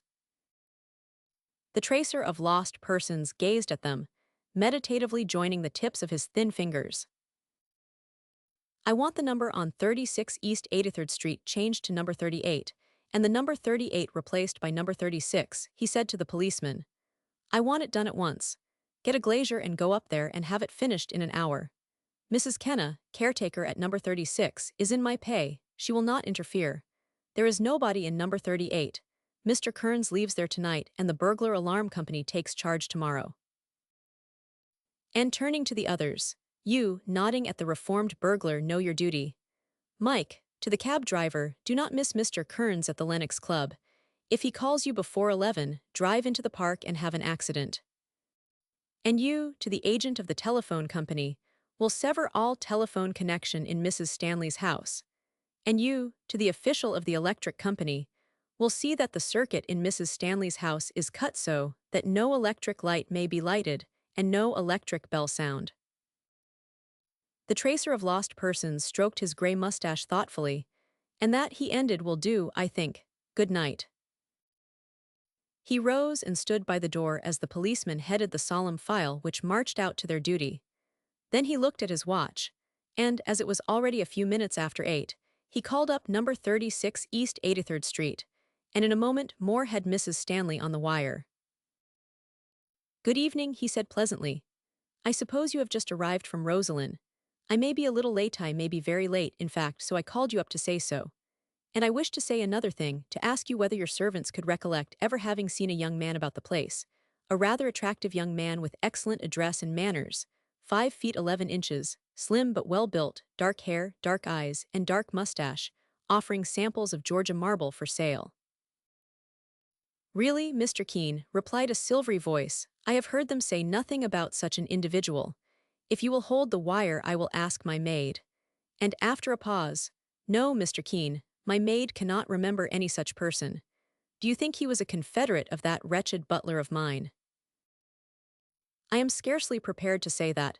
In fact, added Mr. Keene, I have not the slightest idea that this young man could have been concerned in anything of that sort.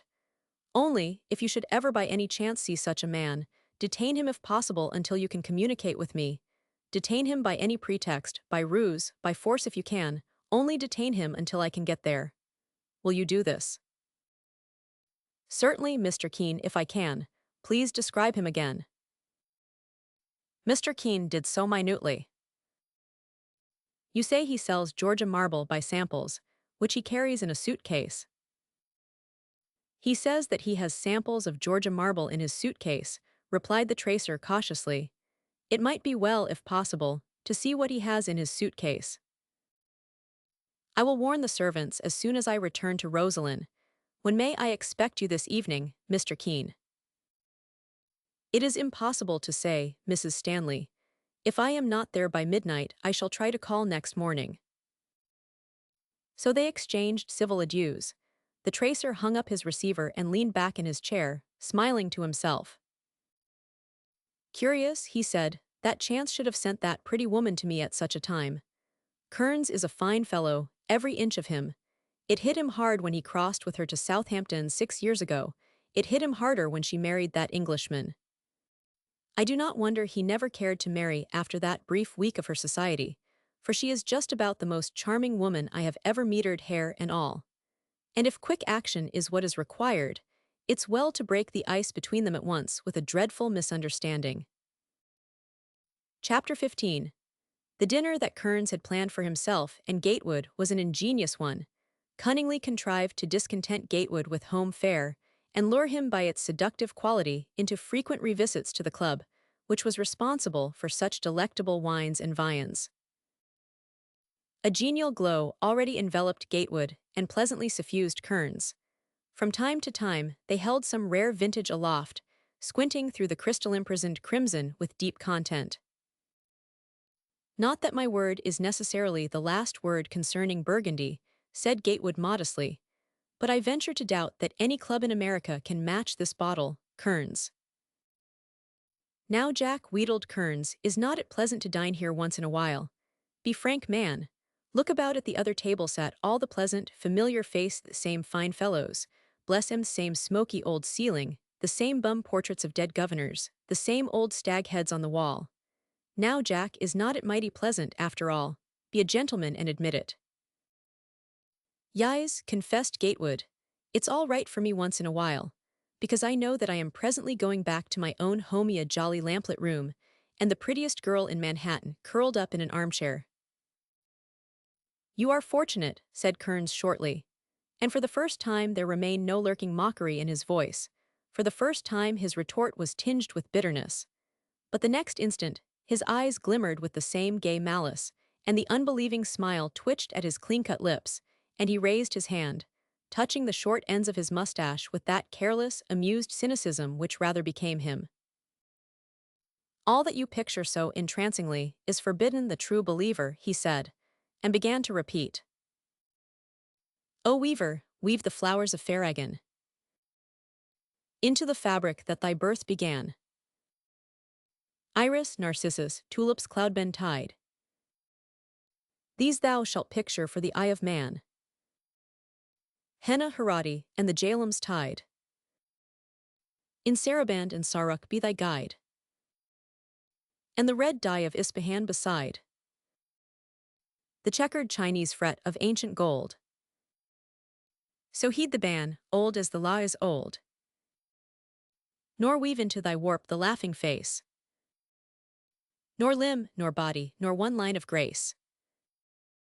Nor hint, nor tint, nor any veiled device. Of woman who is barred from paradise. A nice sentiment, said Gatewood hotly. Cannot help it. You see I am forbidden to monkey with the eternal looms, or weave the forbidden into the pattern of my life. Gatewood sat silent for a moment, then looked up at Kearns with something so closely akin to a grin that his friend became interested in its scarcely veiled significance, and grinned in reply. So you really expect that your friend, Mr. Keene, is going to marry me to somebody Nolans Volans? Asked Kearns. I do, that's what I dream of, Tommy. My poor friend, dream on. I am, Tommy, you're lost. I mean you are as good as married now. You think so? I know it. There you sit, savoring your Burgundy, idling over a cigar, happy, carefree, fancy-free, at liberty, as you believe, to roam off anywhere at any time and continue the eternal hunt for pleasure. That's what you think. Ha, Tommy, I know better. That's not the sort of man I see sitting on the same chair where you are now sprawling in such content. I see a doomed man, already in the shadow of the altar, wasting his time unsuspiciously while chance comes whirling into the city behind a Long Island locomotive, and fate, the footman, sits outside ready to follow him, and destiny awaits him no matter what he does, what he desires, where he goes, wherever he turns tonight. Destiny awaits him at his journey's end. Very fine, said Kearns admiringly. Too bad it's due to the Burgundy. Never mind what my eloquence is due to, retorted Gatewood. The fact remains that this is probably your last bachelor dinner. Kearns, old fellow, here's to her. Bless her. I wish sincerely that we knew who she is and where to send those roses. Anyway, here's to the bride. He stood up very gravely and drank the toast. Then, reseating himself, tapped the empty glass gently against the table's edge until it broke. You are certainly doing your part well, said Kearns admiringly. Then he swallowed the remainder of his burgundy and looked up at the club clock. 11, he said with regret. I have about time to go to 83rd Street, get my suitcase, and catch my train at 125th Street. To a servant he said, call a hansom, then rose and sauntered downstairs to the cloakroom, where presently both men stood, hatted and gloved, swinging their sticks. That was a fool bet you made, began Kearns. I will release you, Jack. Sorry, but I must insist on holding you, replied Gatewood, laughing. You are going to your doom. Come on, I will see you as far as the cab door. They walked out, and Kearns gave the cabby the street and number and entered the hansom. Now, said Gatewood, you are in for it. You are done for, you cannot help yourself. I have won my 12-gauge trap gun already, and I will have to set you up in table silver anyway, so it's an even break. You are all in, Tommy. The tracer is on your trail. In the beginning of a flippant retort, Kearns experienced a curious sensation of hesitation. Something in Gatewood's earnestness, in his jeering assurance and delighted certainty, made him, for one moment, feel doubtful, even uncomfortable. What nonsense you talk, he said, recovering his equanimity. Nothing on earth can prevent me driving to 38 East 83rd Street, getting my luggage, and taking the Boston Express. Your tracer does not intend to stop my hansom and drag me into a cave, does he? You have not put knockouts into that burgundy, have you? Then what in the dickens are you laughing at? But Gatewood, on the sidewalk under the lamplight, was still laughing as Kearns drove away, for he had recognized in the cab driver a man he had seen in Mr. Kearns' office, and he knew that the tracer of lost persons had Kearns already well in hand. The hansom drove on through the summer darkness between rows of electric globes drooping like huge white moonflowers from their foliated bronze stalks, on up the splendid avenue, past the great brilliantly illuminated hotels, past the white cathedral, past clubs and churches, and the palaces of the wealthy. On along the park wall edged by its double rows of elms under which shadowy forms moved lovers strolling in couples. Pooh, sniffed Kearns, the whole world has gone love mad, and I am the only sane man left. But he leaned back in his cab, and fell a-thinking of a thin girl with red hair and great grey eyes, a thin, frail creature, scarcely more than a child, who had held him for a week in a strange sorcery, only to release him with a frightened smile, leaving her indelible impression upon his life forever. And thinking, he looked up, realizing that the cab had stopped in East 83rd Street before one of a line of brownstone houses, all externally alike. Then he leaned out and saw that the house number was 38. That was the number of the Lees' house. He descended, bade the cabman await him, and producing his latch key, started up the steps, whistling gaily. But he did not require his key, for as he reached the front door, he found, to his surprise and concern, that it swung partly open, just a mere crack. The mischief, he muttered, could I have failed to close it? Could anybody have seen it and crept in? He entered the hallway hastily and pressed the electric knob. No light appeared in the sconces. What the deuce, he murmured, something wrong with the switch, and he hurriedly lighted a match and peered into the darkness. By the vague glimmer of the burning match he could distinguish nothing. He listened intently, tried the electric switch again without success. The match burned his fingers and he dropped it, watching the last red spark die out in the darkness. Something about the shadowy hallway seemed unfamiliar. He went to the door, stepped out on the stoop, and looked up at the number on the transom. It was 38, no doubt about the house. Hesitating, he glanced around to see that his hansom was still there. It had disappeared. What an idiot that cabman is, he exclaimed, intensely annoyed at the prospect of lugging his heavy suitcase to a Madison Avenue car and traveling with it to Harlem. He looked up and down the dimly lighted street. East, an electric car glided down Madison Avenue. West, the lights of Fifth Avenue glimmered against the dark foliage of the park. He stood a moment, angry at the desertion of his cabman, then turned and re-entered the dark hall, closing the door behind him. Up the staircase he felt his way to the first landing, and lighting a match, looked for the electric button. Am I crazy, or was there no electric button in this hall? He thought. The match burned low, he had to drop it. Perplexed, he struck another match and opened the door leading into the front room, and stood on the threshold a moment, looking about him at the line-enshrouded furniture and pictures. This front room, closed for the summer, he had not before entered, but he stepped in now, poking about for any possible intruder, lighting match after match. I suppose I ought to go over this confounded house inch by inch, he murmured. What could have possessed me to leave the front door ajar this morning? For an instant he thought that perhaps Mrs. Nolan, the woman who came in the morning to make his bed, might have left the door open, but he knew that could not be so, because he always waited for her to finish her work and leave before he went out. So either he must have left the door open, or some marauder had visited the house, was perhaps at that moment in the house, and it was his duty to find out. I would better be about it, too, he thought savagely, or I will never make my train. He struck his last match, looked around, and seeing gas jets among the clustered electric bulbs of the sconces, tried to light one and succeeded. He had left his suitcase in the passageway between the front and rear rooms, and now, cautiously, stick in hand, he turned toward the dim corridor leading to the bedroom. There was his suitcase, anyway.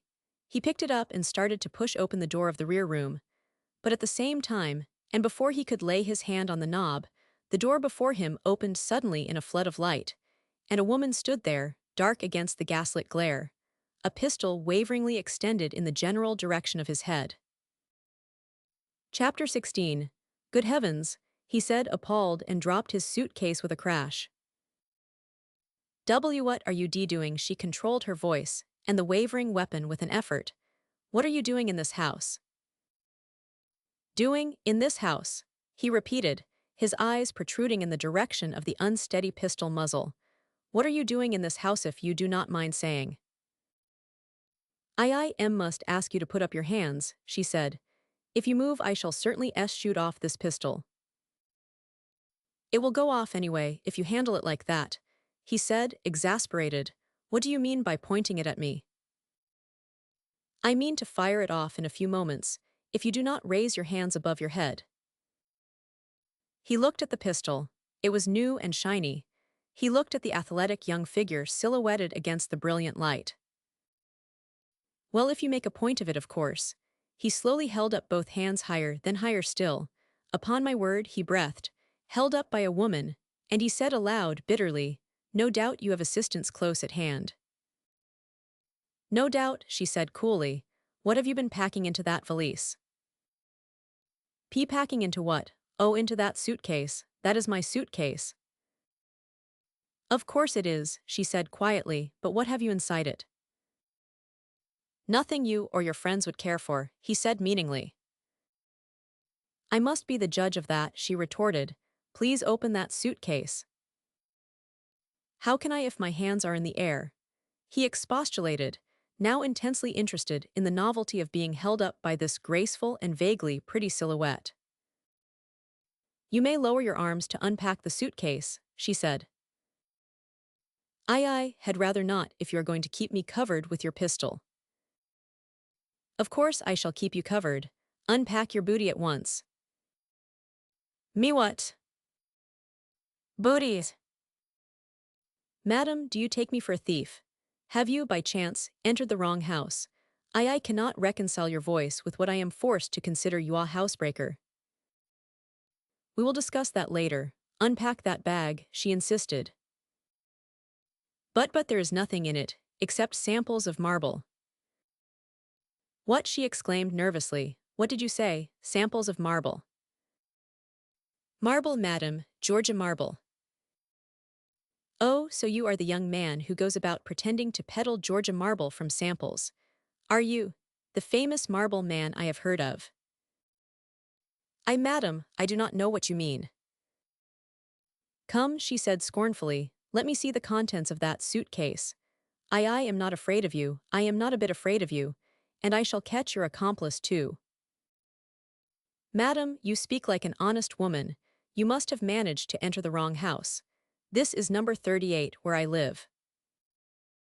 It is number 36, my house. But I know it is number 38. Mr. Lee's house, he protested hopefully. This is some dreadful mistake. Mr. Lee's house is next door, she said. Do you not suppose I know my own house? Besides, I have been warned against a plausible young man who pretends he has Georgia marble to sell.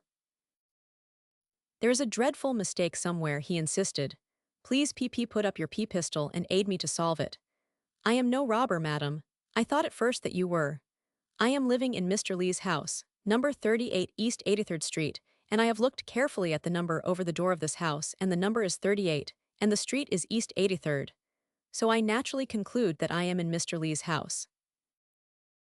Your arguments and your conclusions are very plausible, she said, but fortunately for me, I have been expressly warned against a young man of your description.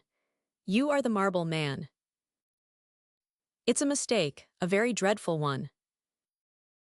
Then how did you enter this house? I have a key, I found the front door unlatched.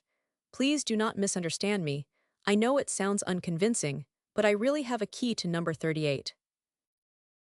He attempted to reach for his pocket, and the pistol glittered in his face. Will not you let me prove my innocence? He asked. You cannot prove it by showing me a key. Besides, it's probably a weapon. Anyhow, if, as you pretend, you have managed to get into the wrong house, why did you bring that suitcase up here? It was here, it's mine. I left it here in this passageway. In my house? She asked incredulously. In number 38, that is all I know. I will open the suitcase if you will let me. I have already described its contents. If it has samples of marble in it, you must be convinced. It will convince me that it is your valise. But what of that? I know it is yours already, she said defiantly. I know at least that you are the marble man, if nothing worse. But malefactors do not go about carrying samples of Georgia marble, he protested, dropping on one knee under the muzzle of her revolver and tugging at the straps and buckles. In a second or two he threw open the case, and the sight of the contents staggered him. For there, thrown in pell-mell among small square blocks of polished marble, was a complete kit of burglar's tools, including also a mask, a dark lantern, and a blackjack. What on earth is this? He stammered. These things do not belong to me. I will not have them. I do not want them. Who put them into my suitcase? How the deuce? You are the marble man, she said with a shudder. Your crimes are known. Your wretched accomplice will be caught. You are the marble man, or something worse. Kneeling there, aghast, bewildered, he passed his hand across his eyes as though to clear them from some terrible vision. But the suitcase was still there, with its incriminating contents, when he looked again. I am sorry for you, she said tremulously. If it were not for the marble I would let you go. But you are the marble man. Yes, and I am probably a madman too. I do not know what I am. I do not know what is happening to me. I ought to be going, that is all I know. I cannot let you go. But I must. I have got to catch a train. The feebleness of his excuse chilled her pity. I shall not let you go, she said, resting the hand which held the pistol on her hip, but keeping him covered. I know you came to rob my house. I know you are a thoroughly bad and depraved young man, but for all that I could find it in my heart to let you go if you were not also the marble man. What on earth is the marble man? He asked, exasperated. I do not know. I have been earnestly warned against him. Probably he is a relative of my butler. I am not a relative of anybody's butler. You say you are not. How do I know? I will make you an offer. I will give you one last chance. If you will return to me the jewels that my butler took. Good heavens, madam, do you really take me for a professional burglar? How can I help it? She said indignantly. Look at your suitcase full of lanterns and masks full of marble, too. Speechless, he stared at the burglar's kit. I am sorry, her voice had altered again to a tremulous sweetness. I cannot help feeling sorry for you. You do not seem to be hardened. Your voice and manner are not characteristically criminal. I cannot see your face very clearly, but it does not seem to be a brutally inhuman face. An awful desire to laugh seized Kearns. He struggled against it. Hysteria lay that way, and he covered his face with both hands and pinched himself. She probably mistook the action for the emotion of shame and despair born of bitter grief, perhaps of terror of the law. It frightened her a little, but pity dominated. She could scarcely endure to do what she must do. "This is dreadful, dreadful," she faltered. "If you only would give me back my jewels." Sounds, hastily smothered, escaped him. She believed them to be groans, and it made her slightly faint. "I've simply got to telephone for the police," she said pityingly. "I must ask you to sit down there and wait. There is a chair. Sit there and please do not move, for Ithais has unnerved me. I am not accustomed to doing cruel things, and if you should move too quickly or attempt to run away, I feel certain that this pistol would explode." "Are you going to telephone?" he asked. "Yes, I am." She backed away, cautiously, pistol menacing him, reached for the receiver, and waited for Central. She waited a long time before she realized that the telephone as well as the electric light was out of commission. "Did you cut all these wires?" she demanded angrily. What wires?" She reached out and pressed the electric button, which should have rung a bell in her maid's bedroom on the top floor. She kept her finger on the button for 10 minutes. It was useless. "You laid deliberate plans to rob this house," she said, her cheeks pink with indignation. "I am not a bit sorry for you. I shall not let you go. I shall sit here until somebody comes to my assistance, if I have to sit here for weeks and weeks." "If you would let me telephone to my club," he began. "Your club, you are very plausible. You did not offer to call up any club until you found that the telephone was not working." He thought a moment. "I do not suppose you would trust me to go out and get a policeman." "Certainly not." "Or go into the front room, and open a window, and summon some passerby." "How do I know you have not Confederates waiting outside?" "That's true," he said seriously. There was a silence. Her nerves seemed to trouble her, for she began to pace to and fro in front of the passageway where he sat comfortably on his chair, arms folded, one knee dropped over the other. The light being behind her, he could not as yet distinguish her features very clearly. Her figure was youthful, slender, yet beautifully rounded, her head charming in contour. He watched her restlessly walking on the floor, small hand clutching the pistol resting on her hip. The ruddy, burnished glimmer on the edges of her hair, he supposed, at first, was caused by the strong light behind her. "This is atrocious," she murmured, halting to confront him. "How dared you sever every electric connection in my house?" As she spoke, she stepped backward a pace or two, resting herself for a moment against the footboard of the bedful in the gaslight. And he saw her face. For a moment he studied her. An immense wave of incredulity swept over him, off wild unbelief, slowly changing to the astonishment of dawning conviction. Astounded, silent, he stared at her from his shadowy corner, and after a while his pulses began to throb and hammer, and the clamoring confusion of his senses seemed to deafen him. "This is atrocious," she murmured, halting to confront him. She rested a moment or two against the footboard of the bed, her big gray eyes fixed on his vague and shadowy form. "This will not do," she said. "No," he said, "it will not do." He spoke very quietly, very gently. She detected the alteration in his voice and started slightly, as though the distant echo of a familiar voice had sounded. "What did you say?" she asked, coming nearer, pistol glittering in advance. "I said it will not do. I do not know what I meant by it. If I meant anything, I was wrong. It will do. The situation is perfectly agreeable to me." "Insolence will not help you," she said sharply, and under the sharpness he detected the slightest quaver of a new alarm. "I am going to free myself," he said coolly. "If you move, I shall certainly shoot," she retorted. "I am going to move, but only my lips. I have only to move my lips to free myself." I should scarcely advise you to trust to your eloquence. I have been duly warned, you see. Who warned you? He asked curiously. And as she disdained to reply, never mind. We can clear that up later. Now let me ask you something. You are scarcely in a position to ask questions, she said. May I not speak to you? Is it necessary? He thought a moment. No, not necessary. Nothing is in this life, you know. I thought differently once. Ansuhin, I was younger 6 years younger. I thought happiness was necessary.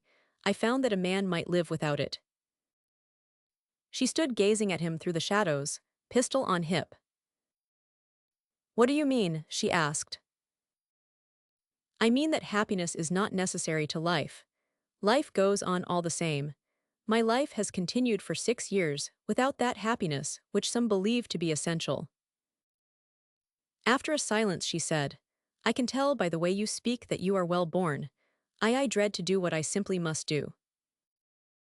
He, too, sat silent a long time, long enough for an utterly perverse and whimsical humor to take complete possession of him. Will not you let me Gothai's time? He pleaded. I cannot. You had better let me go while you can, he said, because, perhaps, you may find it difficult to get rid of me later. Affronted, she shrank back from the doorway and stood in the center of her room, angry, disdainful, beautiful, under the ruddy glory of her lustrous hair.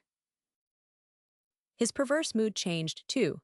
He leaned forward, studying her minute, lithe, splendid gray eyes, the delicate mouth and nose, the full, sweet lips, the witchery of wrist and hand, and the flowing, rounded outline of limb and body under the pretty gown. Could this be she? This lovely, mature woman, wearing scarcely a trace of the young girl he had never forgotten, scarcely a trace save in the beauty of her eyes and hair, save in the full, red mouth, sweet and sensitive even in its sudden sullenness. Once, he said, and his voice sounded to him like voices heard in dreamsance, years and years ago, there was a steamer and a man and a young girl on board. Do you mind my telling you about it?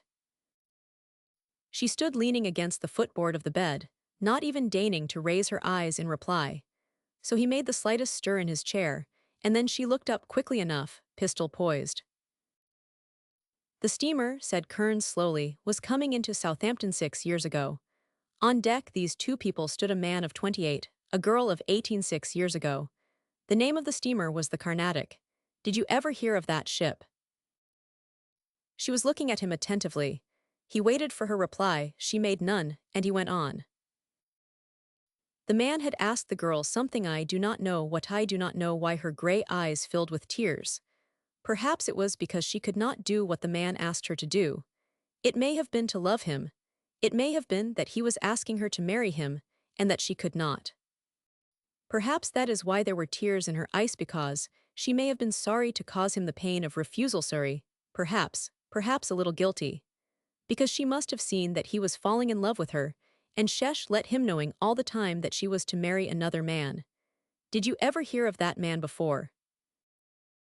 She had straightened up, quivering, wide-eyed, lips parted. He rose and walked slowly into her room, confronting her under the full glare of light. Her pistol fell clattering to the floor. It did not explode because it was not loaded. Now, he said unsteadily, will you give me my freedom? I have waited for it, not minutest but your 6 years. I ask it now, freedom I enjoyed before I ever saw you. Can you give it back to me? Can you restore to me a capacity for happiness? Can you give me a heart to love with love some woman, as other men love? Is it very much I ask of you to give me a chance in life, a chance I had before I ever saw you? Her big gray eyes seemed fascinated. He looked deep into them, smiling, and she turned white. Will you give me what I ask? He said, still smiling. She strove to speak. She could not, but her eyes never faltered. Suddenly the color flooded her neck and cheeks to the hair, and the quick tears glimmered. I did not understand. I was too young to be cruel, she faltered. How could I know what I was doing, or what you did? I to you. Yais, did you think that I escaped heart-free? Do you realize what my punishment was? Todo, Mary, and remember. If I was too young, too inexperienced to know what I was doing, I was not too young to suffer for it.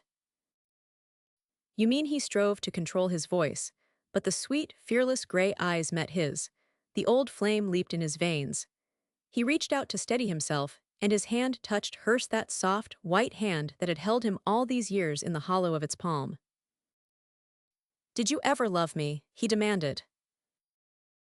Her eyes, wet with tears, met his straight as the starry gaze of a child. "Yes," she said. His hand tightened over hers. She swayed a moment, quivering from head to foot, then drawing a quick, sobbing breath, closed her eyes, imprisoned in his arms, and after a long while aroused, she looked up at him, her divine eyes unclosing dreamily. "Somebody is hammering at the front door," he breathed. "Listen." I believe it must be the tracer of lost persons." "What?" "Only a Mr. Keene." "Oh Lord," said Kearns faintly, and covered his face with her fragrant hands. Very tenderly, very gravely, she drew her hands away, and laying them on his shoulders, looked up at him. "Now you know what there is in your suitcase," she faltered. "Are you a burglar, dear?" "Ask the tracer of lost persons," said Kearns gently, "what sort of a criminal I am." They stood together for one blissful moment, listening to the loud knocking below. Then, hand in hand, they descended the dark stairway to admit the tracer of lost persons. Chapter 17. On the 13th day of March, 1906, Kearns received the following cable from an old friend. "Is there anybody in New York who can find 2 criminals for me? I do not want to call in the police. J.T. Burke." To which Kearns replied promptly, "Wire Keene, tracer of lost persons, NY."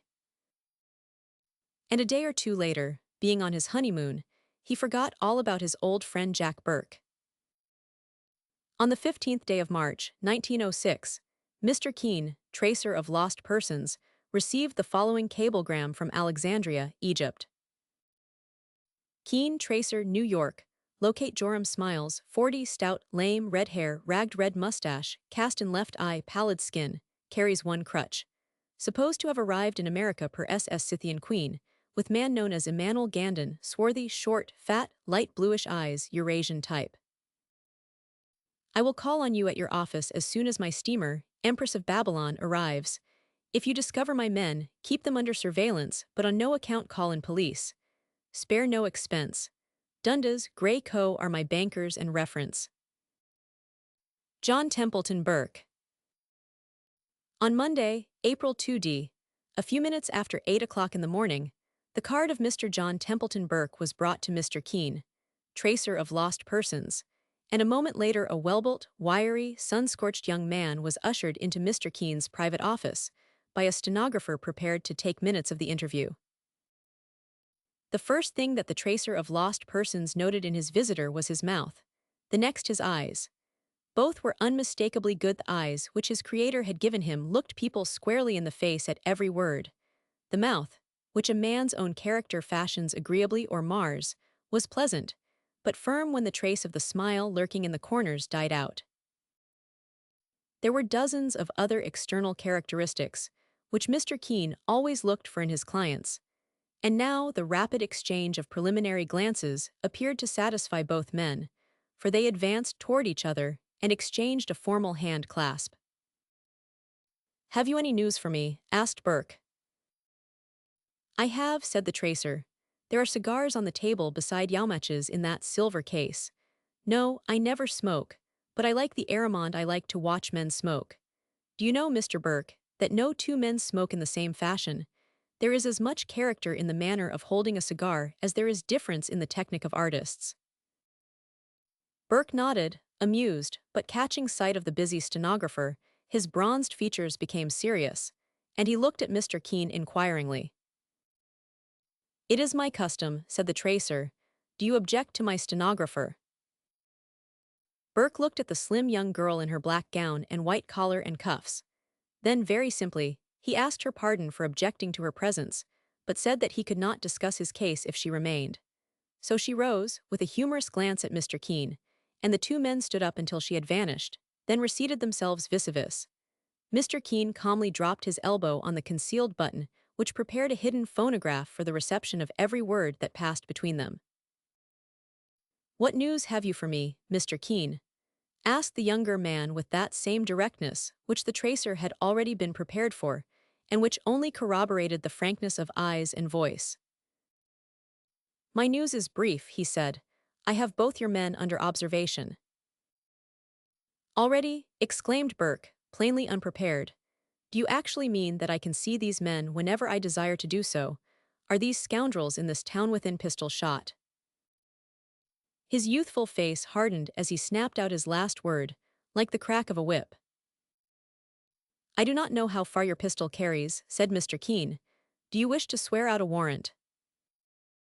"No, I do not. I merely wish their addresses. You have not used the police in this matter, have you, Mr. Keene?" "No, your cable was explicit," said the tracer. "Had you permitted me to use the police, it would have been much less expensive for you." "I cannot help that," said the young man. "Besides, in a matter of this sort, a man cannot decently consider expense." "A matter of what sort?" asked the tracer blandly.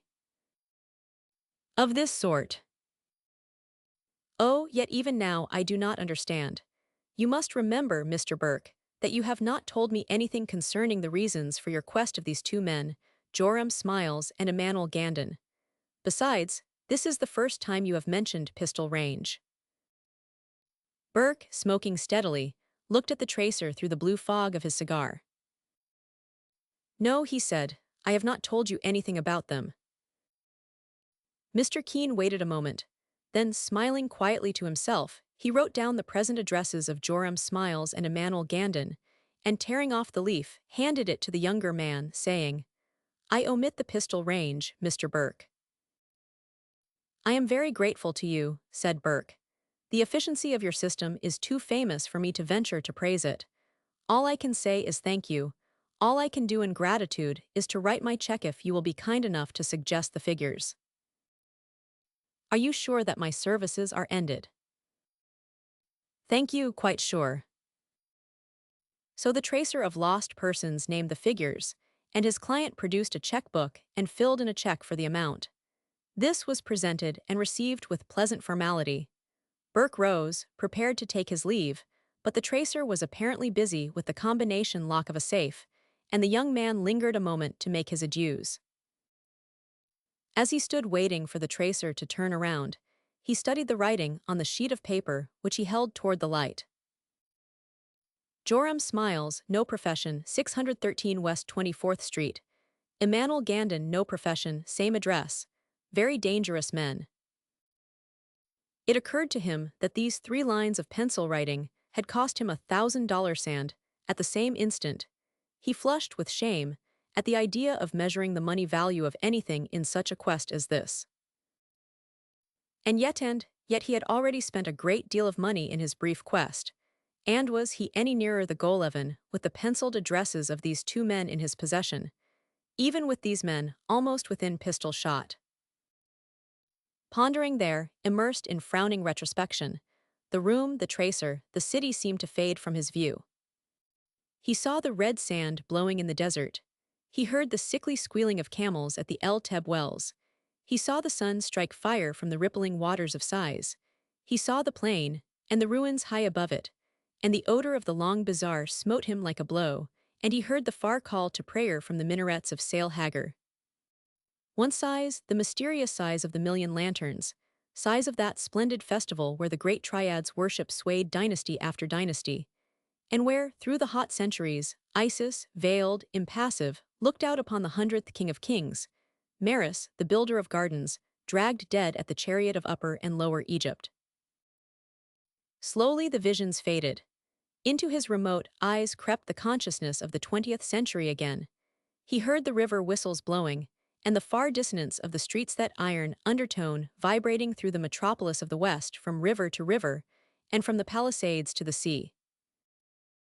His gaze wandered about the room, from telephone desk to bookcase, from the table to the huge steel safe, door ajar, swung outward like the polished breech of a 12-inch gun. Then his vacant eyes met the eyes of the tracer of lost persons, almost helplessly. And for the first time, the full significance of this quest he had undertaken came over him like Despair's strange, hopeless, fantastic quest, blindly, savagely pursued from the sand waste of sighs to the wastes of this vast arid city of iron and masonry, ringing to the sky with the menacing clamor of its 5 monstrous burrows. Curiously weary of a sudden, he sat down, resting his head on one hand. The tracer watched him, bent partly over his desk. From moment to moment, he tore minute pieces from the blotter or drew imaginary circles and arabesques on his pad with an inkless pen. "Perhaps I could help you, after all if you would let me try," he said quietly. "Do you mean me?" asked Burke without raising his head. "If you like, eyes, yower any man in trouble and perplexity in the uncertain deductions which arise from an attempt at self-analysis. It is true, I am trying to analyze myself. I believe that I do not know how. All has been mere impulse so far. No, I do not know how to analyze it all." "I do," said the tracer. Burke raised his level, unbelieving eyes. "You are in love," said the tracer. After a long time Burke looked up again. "Do you think so?" "Yes, can I help you?" asked the tracer pleasantly. The young man sat silent, frowning into space. Then, "I tell you plainly enough that I have come here to argue with two men at the end of a pistol, and you tell me I am in love. By what logic?" "It is written in your face, Mr. Burke, in your eyes, in every feature, every muscle's contraction, every modulation of your voice. My tables, containing 600 classified superficial phenomena peculiar to all human emotions, have been compiled and scientifically arranged according to Bertolin's system. It is an absolutely accurate key to every phase of human emotion, from hate, through all its amazingly paradoxical phenomena, to love, with all its genera under the suborder, its species, subspecies, and varieties." He leaned back, surveying the young man with kindly amusement. "You talk of pistol range, but you are thinking of something more fatal than bullets, Mr. Burke. You are thinking of love, off the first, great, absorbing, unreasoning passion that has ever shaken you, blinded you, seized you and dragged you out of the ordered path of life, to push you violently into the strange and unexplored. That is what stares out on the world through those haunted eyes of yours, when the smile dies out and you are off your guard. That is what is hardening those flat, clean bands of muscle in jaw and cheek. That is what those hints of shadow mean beneath the eye, that new and delicate pinch to the nostril, that refining, almost to sharpness, of the nose, that sensitive edging to the lips, and the lean delicacy of the chin." He bent slightly forward in his chair. "There is all that there, Mr. Burke, and something else, the glimmering dawn of desperation."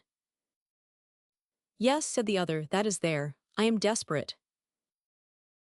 "Exactly. Also you wear 2 revolvers in a light, leather harness strapped up under your armpits," said the tracer, laughing. "Take them off, Mr. Burke. There is nothing to be gained in shooting up Mr. Smiles or converting Mr. Gandon into nitrates. If it is a matter where one man can help another," the tracer added simply, "it would give me pleasure to place my resources at your command without recompense." "Mr. Keene," said Burke, astonished. "Yes." "You are very amiable. I had not expected anything except professional interest from you." "Why not? I like you, Mr. Burke." The utter disarming candor of this quiet, elderly gentleman silenced the younger man with a suddenness born of emotions long crushed, long relentlessly mastered, and which now, in revolt, shook him fiercely in every fiber. All at once he felt very young, very helpless in the world, that same world through which, until within a few weeks, he had roved so confidently, so arrogantly, challenging man and the gods themselves in the pride of his strength and youth. But now, halting, bewildered, lost amid the strange maze of byways whither impulse had lured and abandoned him, he looked out into a world of wilderness and unfamiliar stars and shadow shapes undreamed of, and he knew not which way to turn, not even how to return along the ways his impetuous feet had trodden in this strange and hopeless quest of his. "How can you help me?" he said bluntly, while the quivering undertone rang in spite of him. "Yes, I am in love, but how can any living man help me?" Are you in love with the dead? Asked the tracer gravely, for that only is hopeless. Are you in love with one who is not living? Yes. You love one whom you know to be dead. Yes, dead. How do you know that she is dead? That is not the question. I knew that when I fell in love with her. It is not that which appalls me. I ask nothing more than to live my life out loving the dead. I ask very little. He passed his unsteady hand across his dry lips, across his eyes and forehead, then laid his clenched fist on the table. Some men remain constant to a memory, some to a picturesque, wholesome, normal men. Some men with a fixed ideal never encounter its facsimile and so never love. There is nothing strange after all in this, nothing abnormal, nothing unwholesome. Grunwald loved the marble head and shoulders of the lovely Amazon in the Munich Museum. He died unmarried, leaving the charities and good deeds of a blameless life to justify him. Sir Henry Guest, the great surgeon who worked among the poor without recompense, loved Gainsborough's Lady Wilton. The portrait hangs above his tomb in St. Clement's Hundreds. D'Epernay loved Emile, Jean Vaquersco, who died before he was born, and I love in my own fashion. His low voice rang with the repressed undertone of excitement. He opened and closed his clenched hand, as though controlling the lever of his emotions. What can you do for a man who loves the shadow of life? He asked. If you love the shadow because the substance has passed away, if you love the soul because the dust has returned to the earth as it was. It has not, said the younger man. The tracer said very gravely, it is written that whenever the silver cord is loosed, then shall the dust return unto the earth as it was, and the spirit shall return unto him who gave it. The spiritise, that has taken its splendid flight. His voice choked up, died out. He strove to speak again but could not. The tracer let him alone and bent again over his desk, drawing imaginary circles on the stained blotter, while moment after moment passed under the tension of that fiercest of all struggles, when a man sits throttling his own soul into silence. And after a long time, Burke lifted a haggard face from the cradle of his crossed arms and shook his shoulders, drawing a deep, steady breath. Listen to me, he said in an altered voice. And the tracer of lost persons nodded. Chapter 18. When I left the point I was assigned to the colored cavalry. They are good men, we went up Kettle Hill together. Then came the Philippine troubles, then that Chinese affair. Then I did staff duty, and could not stand the inactivity and resigned. They had no use for me in Manchuria. I tired of waiting, and went to Venezuela. The prospects for service there were absurd. I heard of the Moorish troubles and went to Morocco. Others of my sort swarmed there, matters dragged, and the Kaiser never meant business anyway. Being independent, and my means permitting me, I got some shooting in the back country. This all degenerated into the merest nomadic wandering, nothing but sand, camels, ruins, tents, white walls, and blue skies. And at last I came to the town of Sailhagar. His voice died out, his restless, haunted eyes became fixed.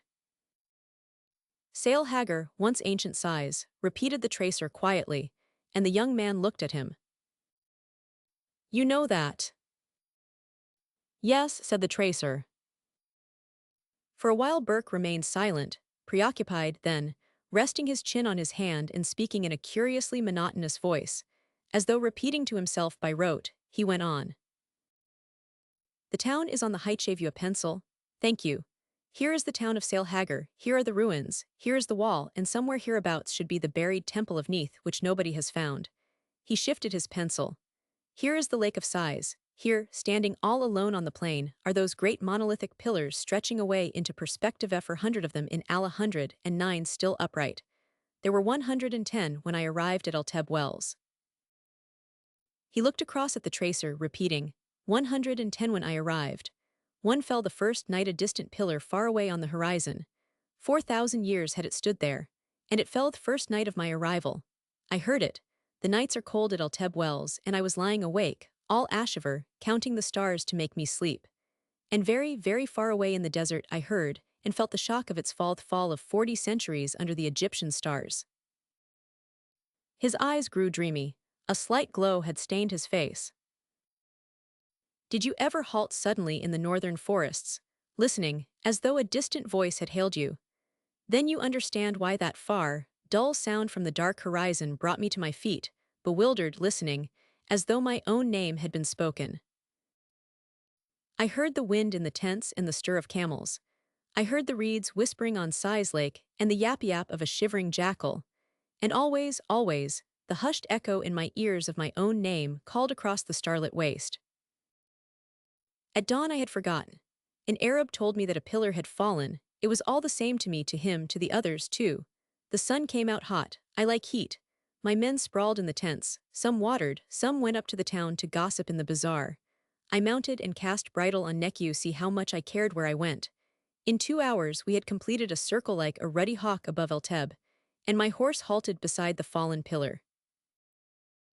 As he spoke, his language had become very simple, very direct, almost without accent, and he spoke slowly, picking his way with that lack of inflection, of emotion characteristic of a child reading a new reader.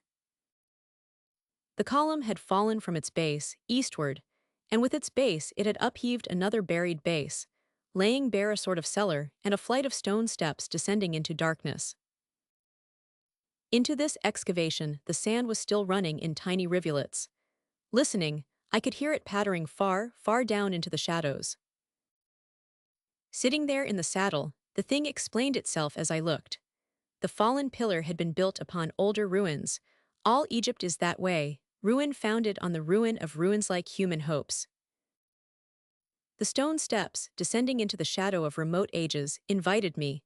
I dismounted, walked to the edge of the excavation, and kneeling, peered downward. And I saw a wall and the lattice-carved rim of a vast stone-framed pool, and as I looked I heard the tinkle of water. For the pillar, falling, had unbottled the ancient spring, and now the stone-framed lagoon was slowly filling after its drought of centuries. There was light enough to see by, but not knowing how far I might penetrate, I returned to my horse, pocketed matches and candles from the saddlebags, and returning, started straight down the steps of stone. Fountain, wall, lagoon, steps, terraces, half-buried, all showed what the place had been. A water garden of ancient Egypt, probably royal bekas, although I am not able to decipher hieroglyphics. I have heard somewhere that these picture inscriptions, when enclosed in a cartouche like thish, drew rapidly. Or this. Indicate that the subject of the inscription was once a king. And on every wall, every column, I saw the insignia of ancient royalty, and I saw strange hawk-headed figures bearing symbols engraved on stone, beasts, birds, fishes, unknown signs and symbols. And everywhere the lotus carved in stoneth bud, the blossom half enclosed, the perfect flower. His dreamy eyes met the gaze of the tracer, unseeing. He rested his sunburned face between both palms, speaking in the same vague monotone. Everywhere dust, ashes, decay, the death of life, the utter annihilation of the living, save only the sparkle of reborn waters slowly covering the baked bed of the stone-aged pool. Strange, luminous water, lacking the vital sky tint, enameled with a film of dust, yet for all that, quickening with imprisoned brilliancy like an opal. The slow filling of the pool fascinated me. I stood I know not how long watching the thin film of water spreading away into the dimness beyond. At last I turned and passed curiously along the wall where, at its base, mounds of dust marked what may have been trees. Into these I probed with my riding crop, but discovered nothing except the depths of the dust. When I had penetrated the ghost of this ancient garden for 1,000 yards, the light from the opening was no longer of any service. I lighted a candle, and its yellow rays fell upon a square portal into which led another flight of steps, and I went down. There were 18 steps descending into a square stone room. Strange gleams and glimmers from wall and ceiling flashed dimly in my eyes under the wavering flame of the candle. Then the flame grew still as Deadhand Death lay at my feet there on the stone floor, a man, square-shouldered, hairless, the cobwebs of his tunic mantling him, lying face downward, arms outflung. After a moment I stooped and touched him, and the entire prostrate figure dissolved into dust where it lay, leaving at my feet a shadow shape in thin silhouette, against the pavement merely, a gray layer of finest dust shaped like a man, a tracery of impalpable powder on the stones. Upward and around me, I passed the burning candle. Vast figures in blue and red and gold grew out of the darkness. The painted walls sparkled.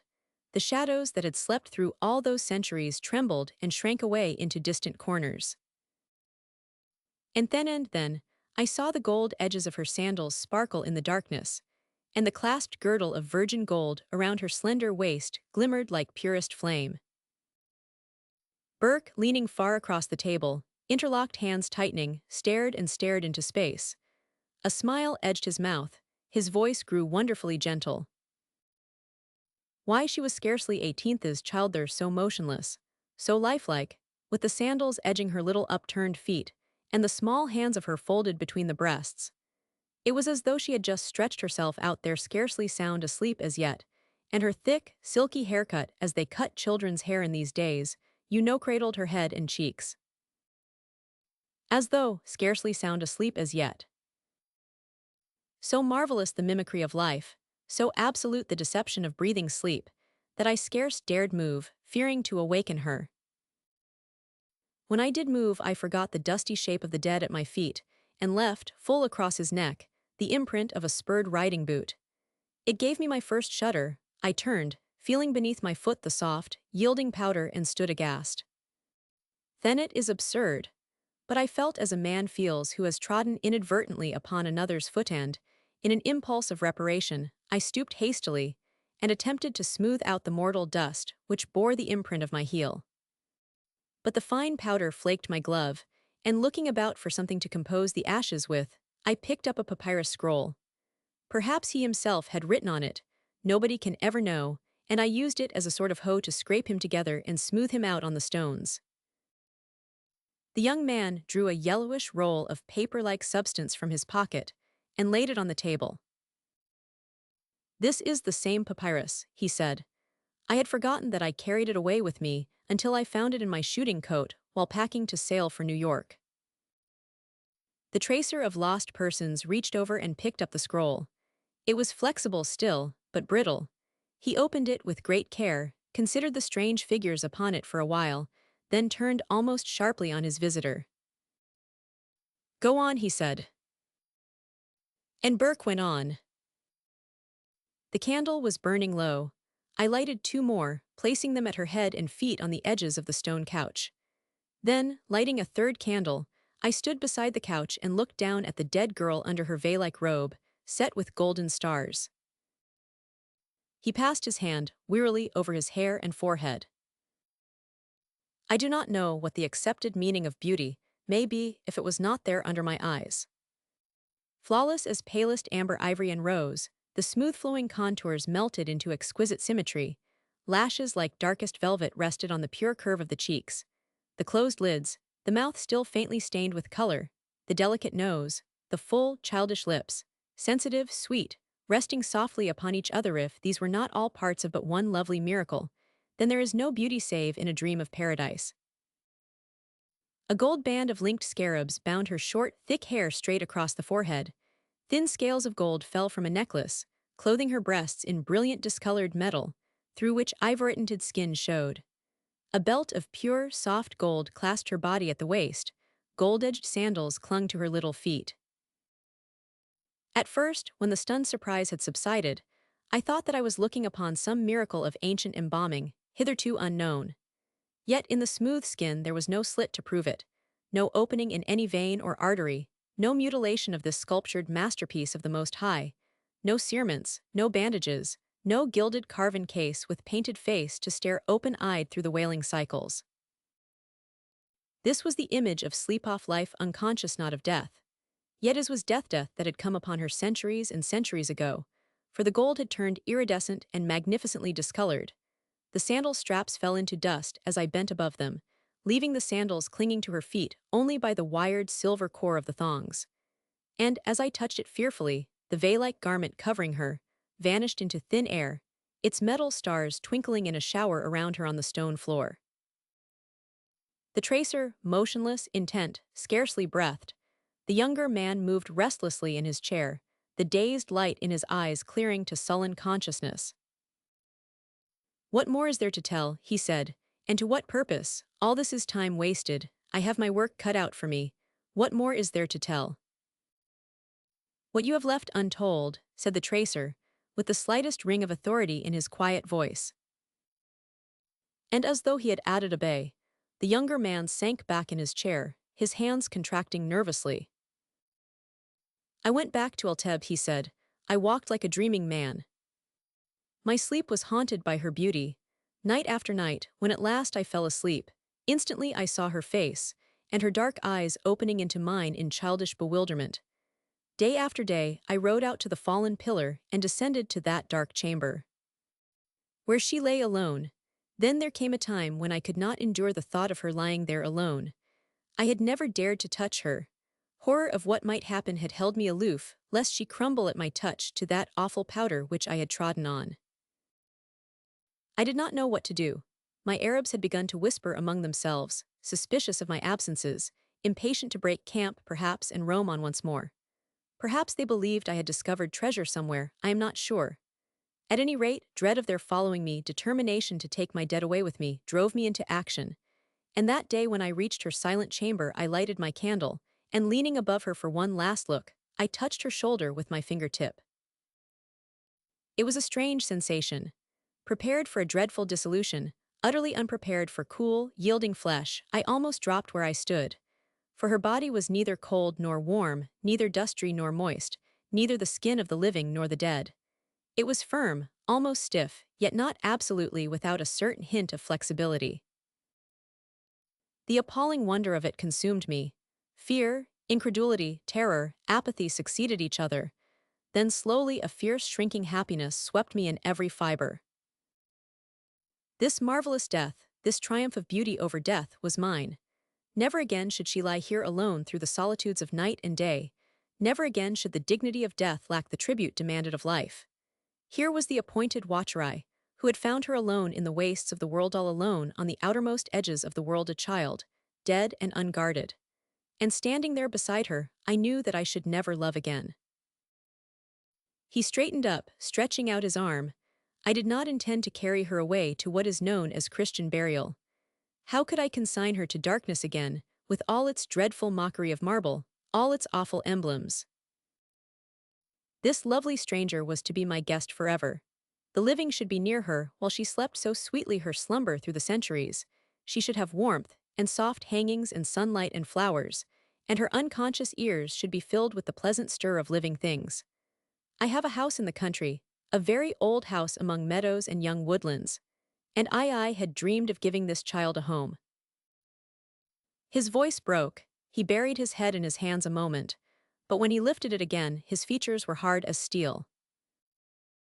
There was already talk in the bazaar about me. I was probably followed, but I did not know it. Then one of my men disappeared. For a week I hesitated to trust my Arabs, but there was no other way. I told them there was a mummy which I desired to carry to some port and smuggle out of the country without consulting the government. I knew perfectly well that the government would never forgo its claim to such a relic of Egyptian antiquity. I offered my men too much, perhaps. I do not know. They hesitated for a week, trying by every artifice to see the treasure, but I never let them out of my sight. Then one day 2 white men came into camp, and with them came a government escort to arrest me for looting an Egyptian tomb. The white men were Joram Smiles and that Eurasian, Emmanuel Gandon, who was partly white, I suppose. I did not comprehend what they were up to at first. They escorted me 40 miles to confront the official at Shenbak. When, after a stormy week, I was permitted to return to Size, my Arabs and the white men were gone, and the stone chamber under the water garden wall was empty as the hand I hold out to you. He opened his palm and rose, his narrowing eyes clear and dangerous. At the bazaar, I learned enough to know what had been done. I traced the white men to the coast. They sailed on the Scythian Queen, taking with them all that I care for on earth or in heaven, and you ask me why I measure their distance from me by a bullet's flight. The tracer also rose, pale and grave. Wait, he said. There are other things to be done before you prepare to face a jury for double murder. It is for them to choose, said Burke. They shall have the choice of returning to me my dead, or of going to hell full of lead. Exactly, my dear sir. That part is not difficult, said the tracer quietly. There will be no occasion for violence, I assure you. Kindly leave such details to me. I know what is to be done. You are outwardly very calm, Mr. Burke, even dangerously placid. But though you maintain an admirable command over yourself superficially, you are laboring under terrible excitement. Therefore, it is my duty to say to you at once that there is no cause for your excitement, no cause for your apprehension as to results. I feel exceedingly confident that you will, in due time, regain possession of all that you care for most quietly, my dear sir. You are not yet ready to meet these men, nor am I ready to go with you. I beg you to continue your habit of self-command for a little while. There is no haste, that is to say, there is every reason to make haste slowly. And the quickest method is to seat yourself. Thank you. And I shall sit here beside you and spread out this papyrus scroll for your inspection. Hieroglyphics. Burke stared at the tracer, then at the scroll. What has that inscription to do with the matter in hand? He demanded impatiently. I leave you to judge, said the tracer. A dull tint of excitement flushed his lean cheeks. He twisted his gray mustache and bent over the unrolled scroll, which was now held flat by weights at the four corners. Can you understand any of these symbols, Mr. Burke? He asked. No. Curious, mused the tracer. Do you know it was fortunate that you put this bit of papyrus in the pocket of your shooting coat, so fortunate that, in a way, it approaches the miraculous? What do you mean? Is there anything in that scroll bearing on this matter? Yes. And you can read it. Are you versed in such learning, Mr. Keene? I am an Egyptologist among other details, said the tracer calmly. The young man gazed at him, astonished. The tracer of lost persons picked up a pencil, laid a sheet of paper on the table beside the papyrus, and slowly began to copy the first symbol. Chapter 19. The ancient Egyptian word for the personal pronoun I was Anak, said the tracer placidly. The phonetic for a was the hieroglyph. A reed for N, the water symbol. For U, the symbols.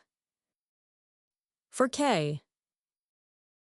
Therefore, this hieroglyphic inscription begins with the personal pronoun. Or one, that is very easy, of course. Now, the most ancient of Egyptian inscriptions read vertically in columns. There are only 2 columns in this papyrus, so we will try it vertically and pass downward to the next symbol, which is enclosed in a sort of frame or cartouche. That immediately signifies that royalty is mentioned. Therefore, we have already translated as much as I, the king or queen. Do you see? Yes, said Burke, staring. Very well, now the symbol number 2. Spells out the word Maris, in this way. M pronounced me is phonetically symbolized by the characters Arbais, a mouth and the comma, and the hieroglyphs I by 2 reeds, and 2 oblique strokes, and S by.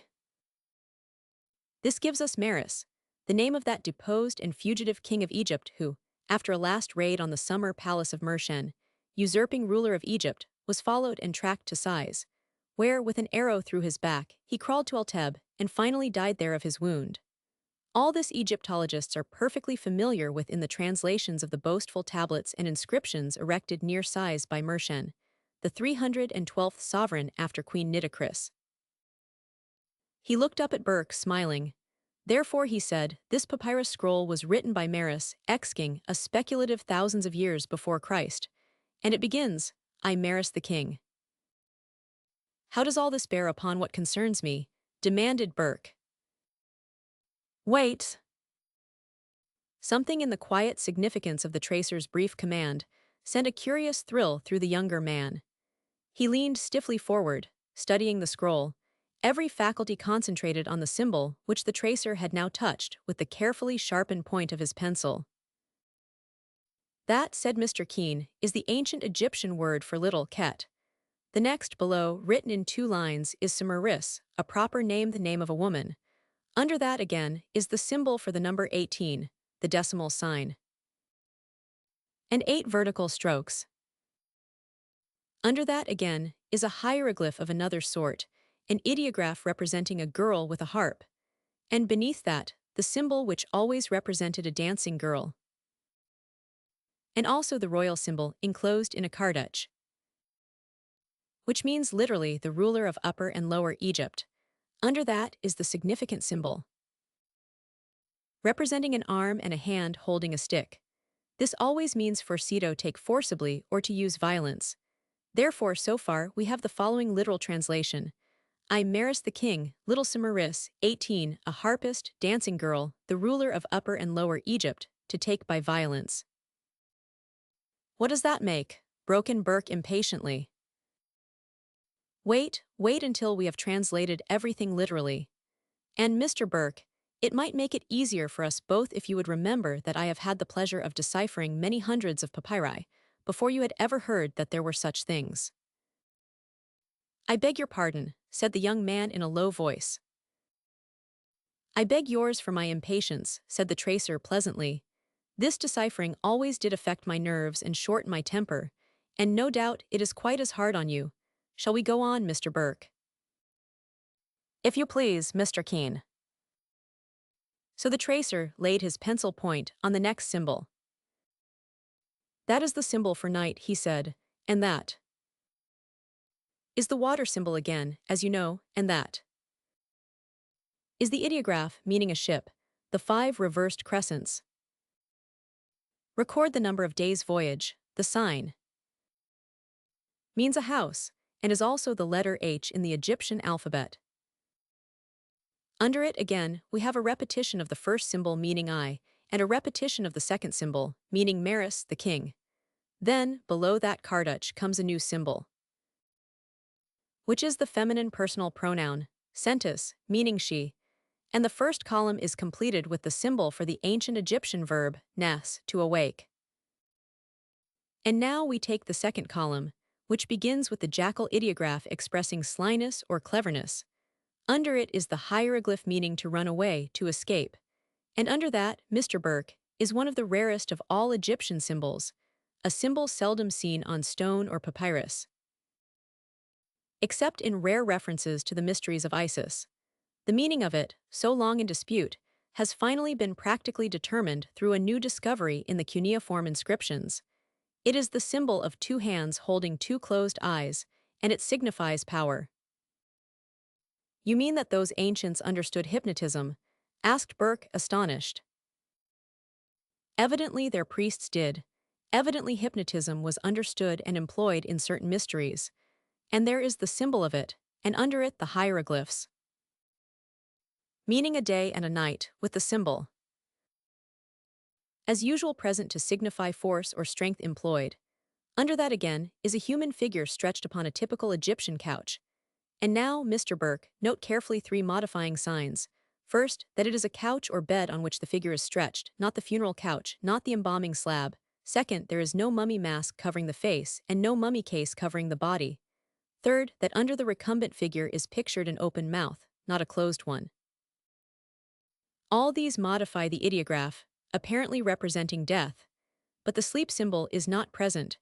Therefore, it is a sound inference that all this simply confirms the symbol of hypnotism. Burke, intensely absorbed, stared steadily at the scroll. Now, continued Mr. Keene, we note the symbol of force again, always present, and continuing horizontally, a cartouche quite empty except for the midday sun. That is simply translated, the midday sun illuminates nothing. Maris, deposed, is king only in name, and the sun no longer shines on him as ruler of Upper and Lower Egypt. Under that despairing symbol, king of nothing, we have the phonetics which spell Shah, the word for garden. And just beyond this, horizontally, the modifying ideograph meaning a water garden. A design of lotus and tree alternating on a terrace. Under that is the symbol for the word Anab. A wall, beyond that horizontally, is the symbol for house. It should be placed under the wall symbol, but the Egyptians were very apt to fill up spaces instead of continuing their vertical columns. Now, beneath, we find the imperative command.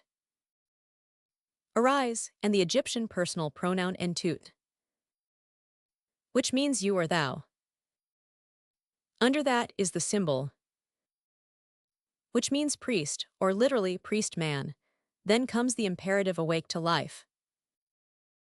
After that, our first symbol again, meaning I, followed horizontally by the symbol, signifying to go. Then comes a very important drawing you see, the picture of a man with a jackal's head, not a dog's head. It is not accompanied by the phonetic in a cartouche, as it should be. Probably the writer was in desperate haste at the end. But nevertheless, it is easy to translate that symbol of the man with a jackal's head. It is a picture of the Egyptian god, Anubis, who was supposed to linger at the side of the dying to conduct their souls. Anubis, the jackal-headed, is the courier, the personal escort of departing souls. And this is he. And now the screed ends with the cry, "Pray for me." The last symbol on this strange, scroll-thighs missive written by a deposed, wounded, and dying king to an unnamed priest. Here is the literal translation in columns. I cunnings. Maris the king escape. Little hypnotize.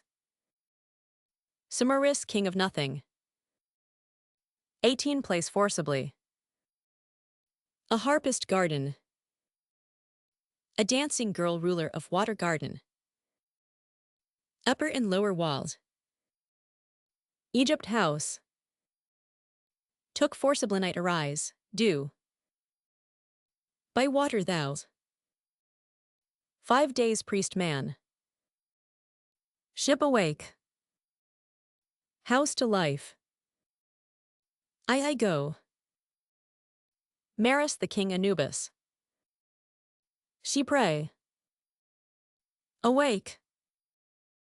And this is what that letter, thousands of years old, means in this language of ours. Hundreds of years young. I Maris the king seized little Samaris, a harpist and a dancing girl, 18 years of age, belonging to the king of Upper and Lower Egypt, and carried her away at night on shipboard a voyage of 5 days to my house. I Maris the king, lest she lie awake watching cunningly for a chance to escape, hypnotized her or had her hypnotized so that she lay like one dead or asleep, but breathing, and I, king no longer of Upper and Lower Egypt, took her and placed her in my house under the wall of the water garden. Arise, therefore, O thou priest, go and awaken her to life. I am dying, I go with Anubis. Pray for me. Chapter 20. For a full minute the two men sat there without moving or speaking. Then the tracer laid aside his pencil. To sum up, he said, opening the palm of his left hand and placing the forefinger of his right across it, the excavation made by the falling pillar raised in triumph above the water garden of the deposed king, Maris, by his rival, was the subterranean house of Maris. The prostrate figure which crumbled to powder at your touch may have been the very priest to whom this letter or papyrus was written. Perhaps the bearer of the scroll was a traitor and stabbed the priest as he was reading the missive. Who can tell how that priest died? He either died or betrayed his trust, for he never aroused the little Samaris from her suspended animation. And the water garden fell into ruins and she slept, and the ruler of Upper and Lower Egypt raised his columns, lotus-crowned, above the ruins, and she slept on. Theniu came. Burke stared like one stupefied. I do not know, said the tracer gravely, what balm there may be in a suspension of sensation, perhaps of vitality, to protect the human body from corruption after death.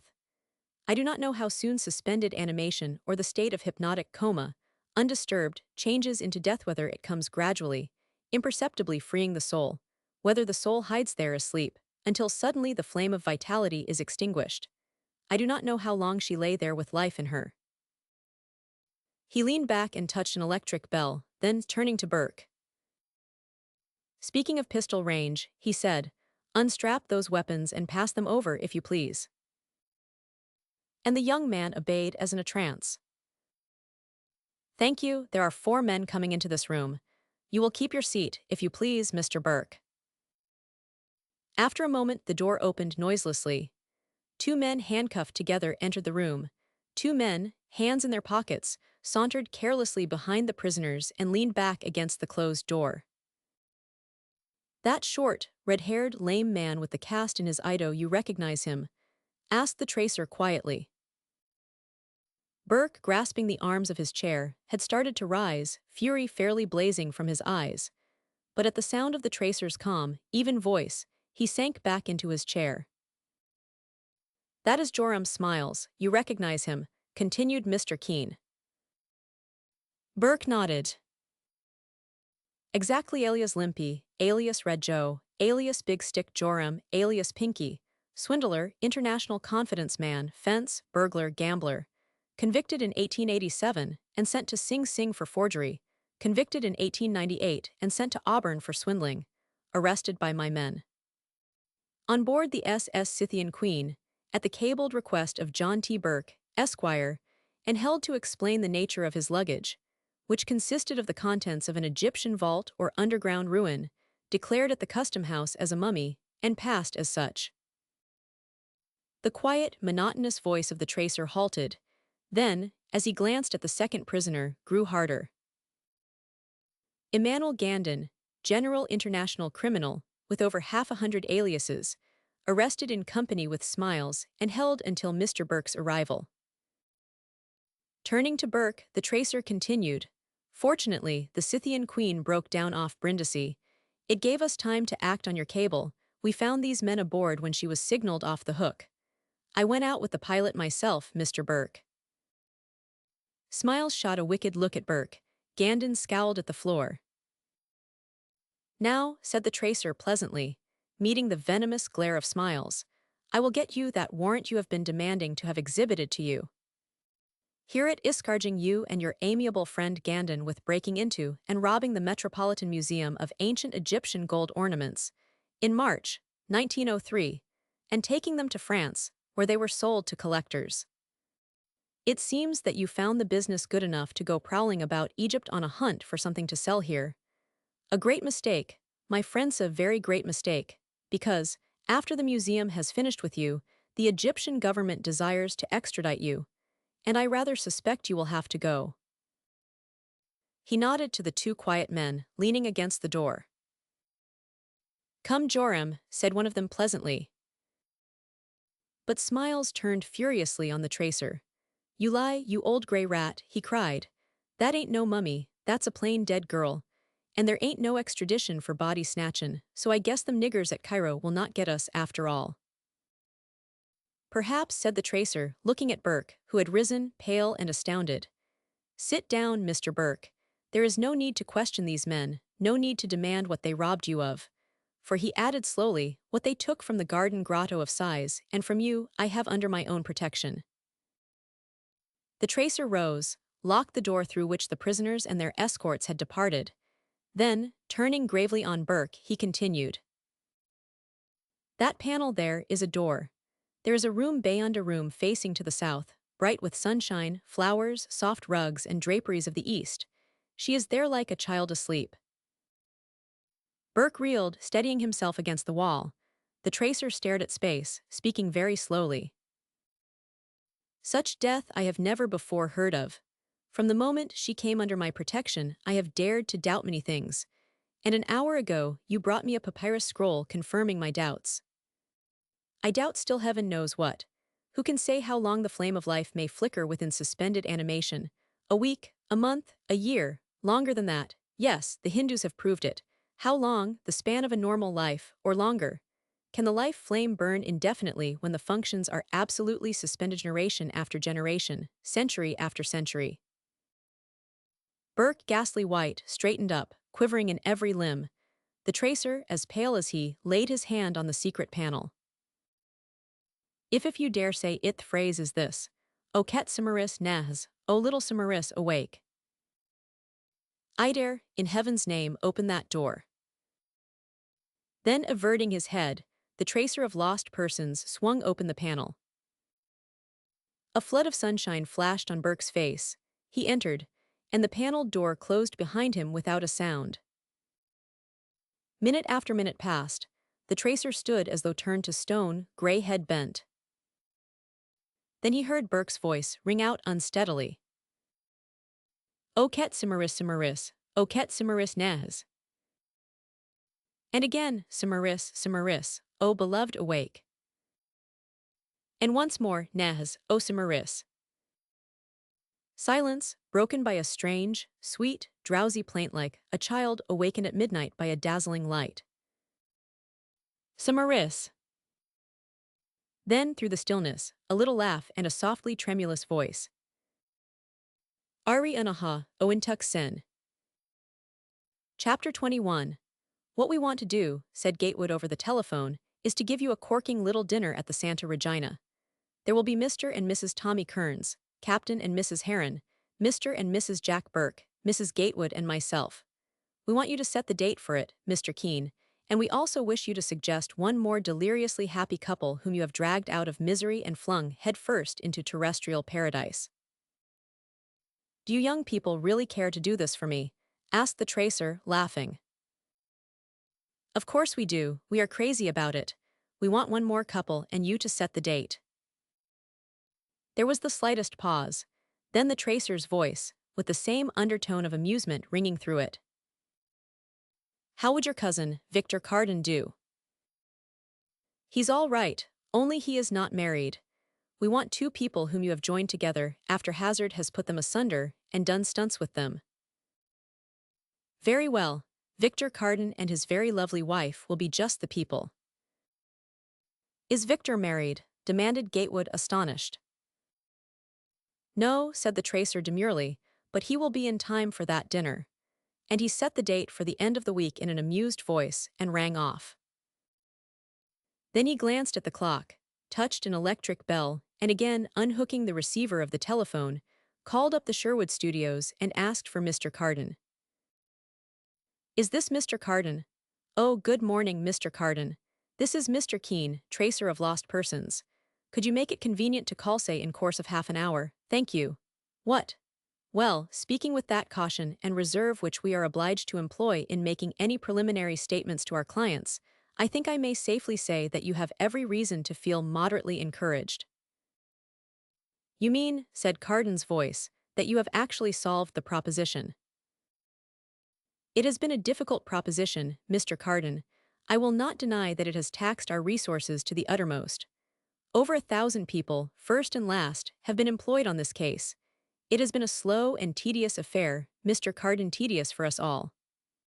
We seldom have a case continue as long as this has. It is a year ago today since you placed the matter in our hands. What? Well, without committing myself, I think that I may venture to express a carefully qualified opinion that the solution of the case is probably practically in the way of being almost accomplished. Yes, I shall expect you in half an hour. Goodby. The tracer of lost persons' eyes were twinkling as he hung up the receiver and turned in his revolving chair to meet the pretty young woman who had entered in response to his ring. The Carden case, if you please, Miss Smith, he said, smiling to himself. The young woman also smiled. The Carden case had become a classic in the office. Nobody except Mr. Keene had believed that the case could ever be solved. Safe deposit box 108,923, said Miss Smith softly, pressing a speaking tube to her red lips. In a few moments there came a hissing thud from the pneumatic tube. Miss Smith unlocked it and extracted a smooth steel cylinder.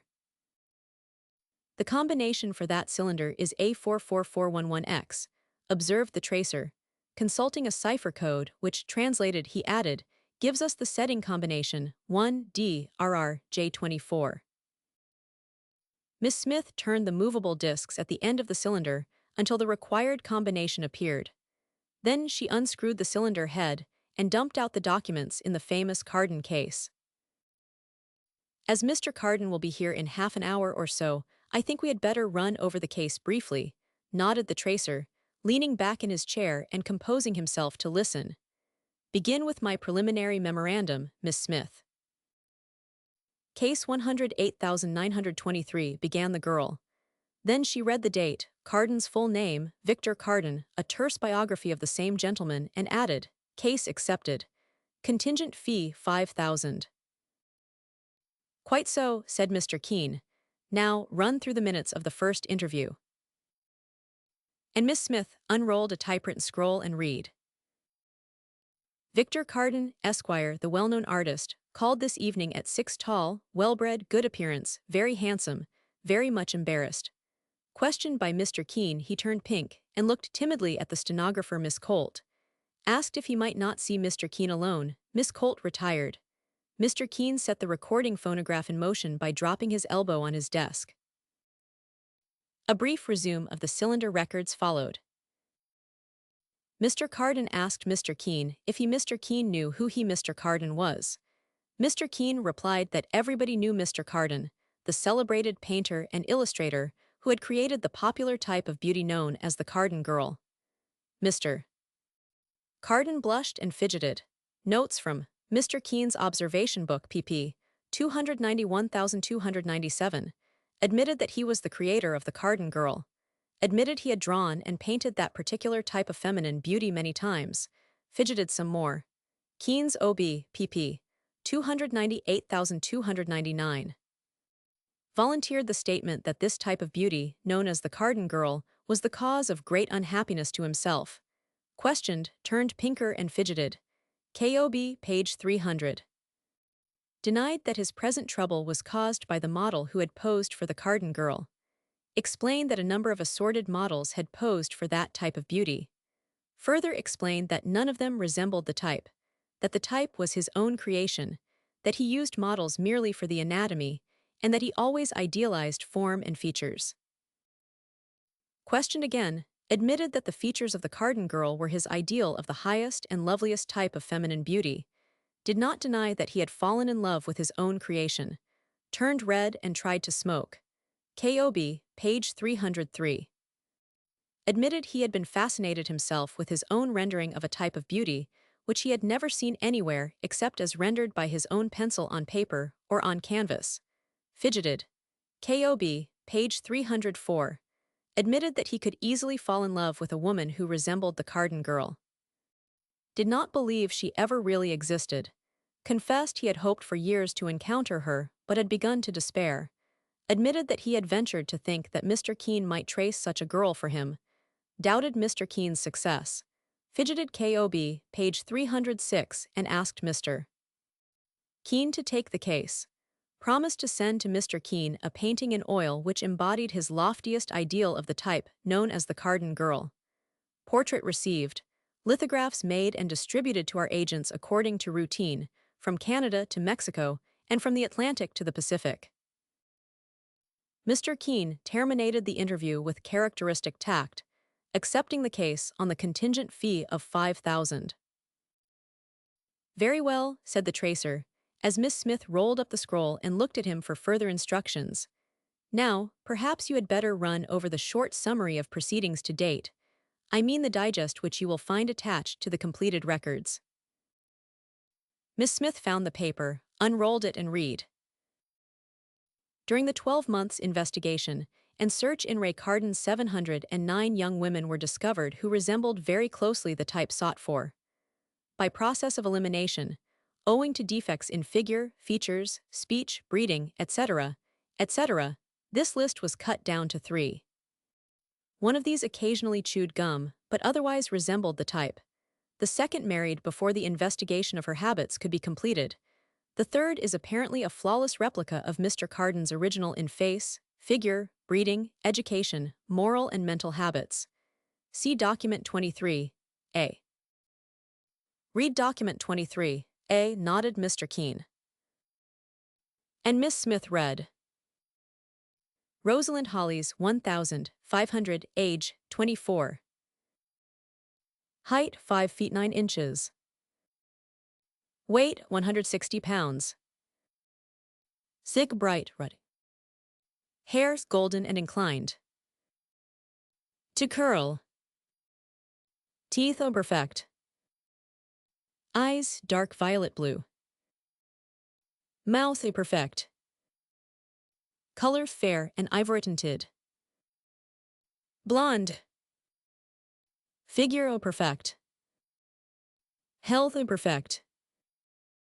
Temper feminine. Austere with a. Habits resolutely suppressed. Capacity for romance.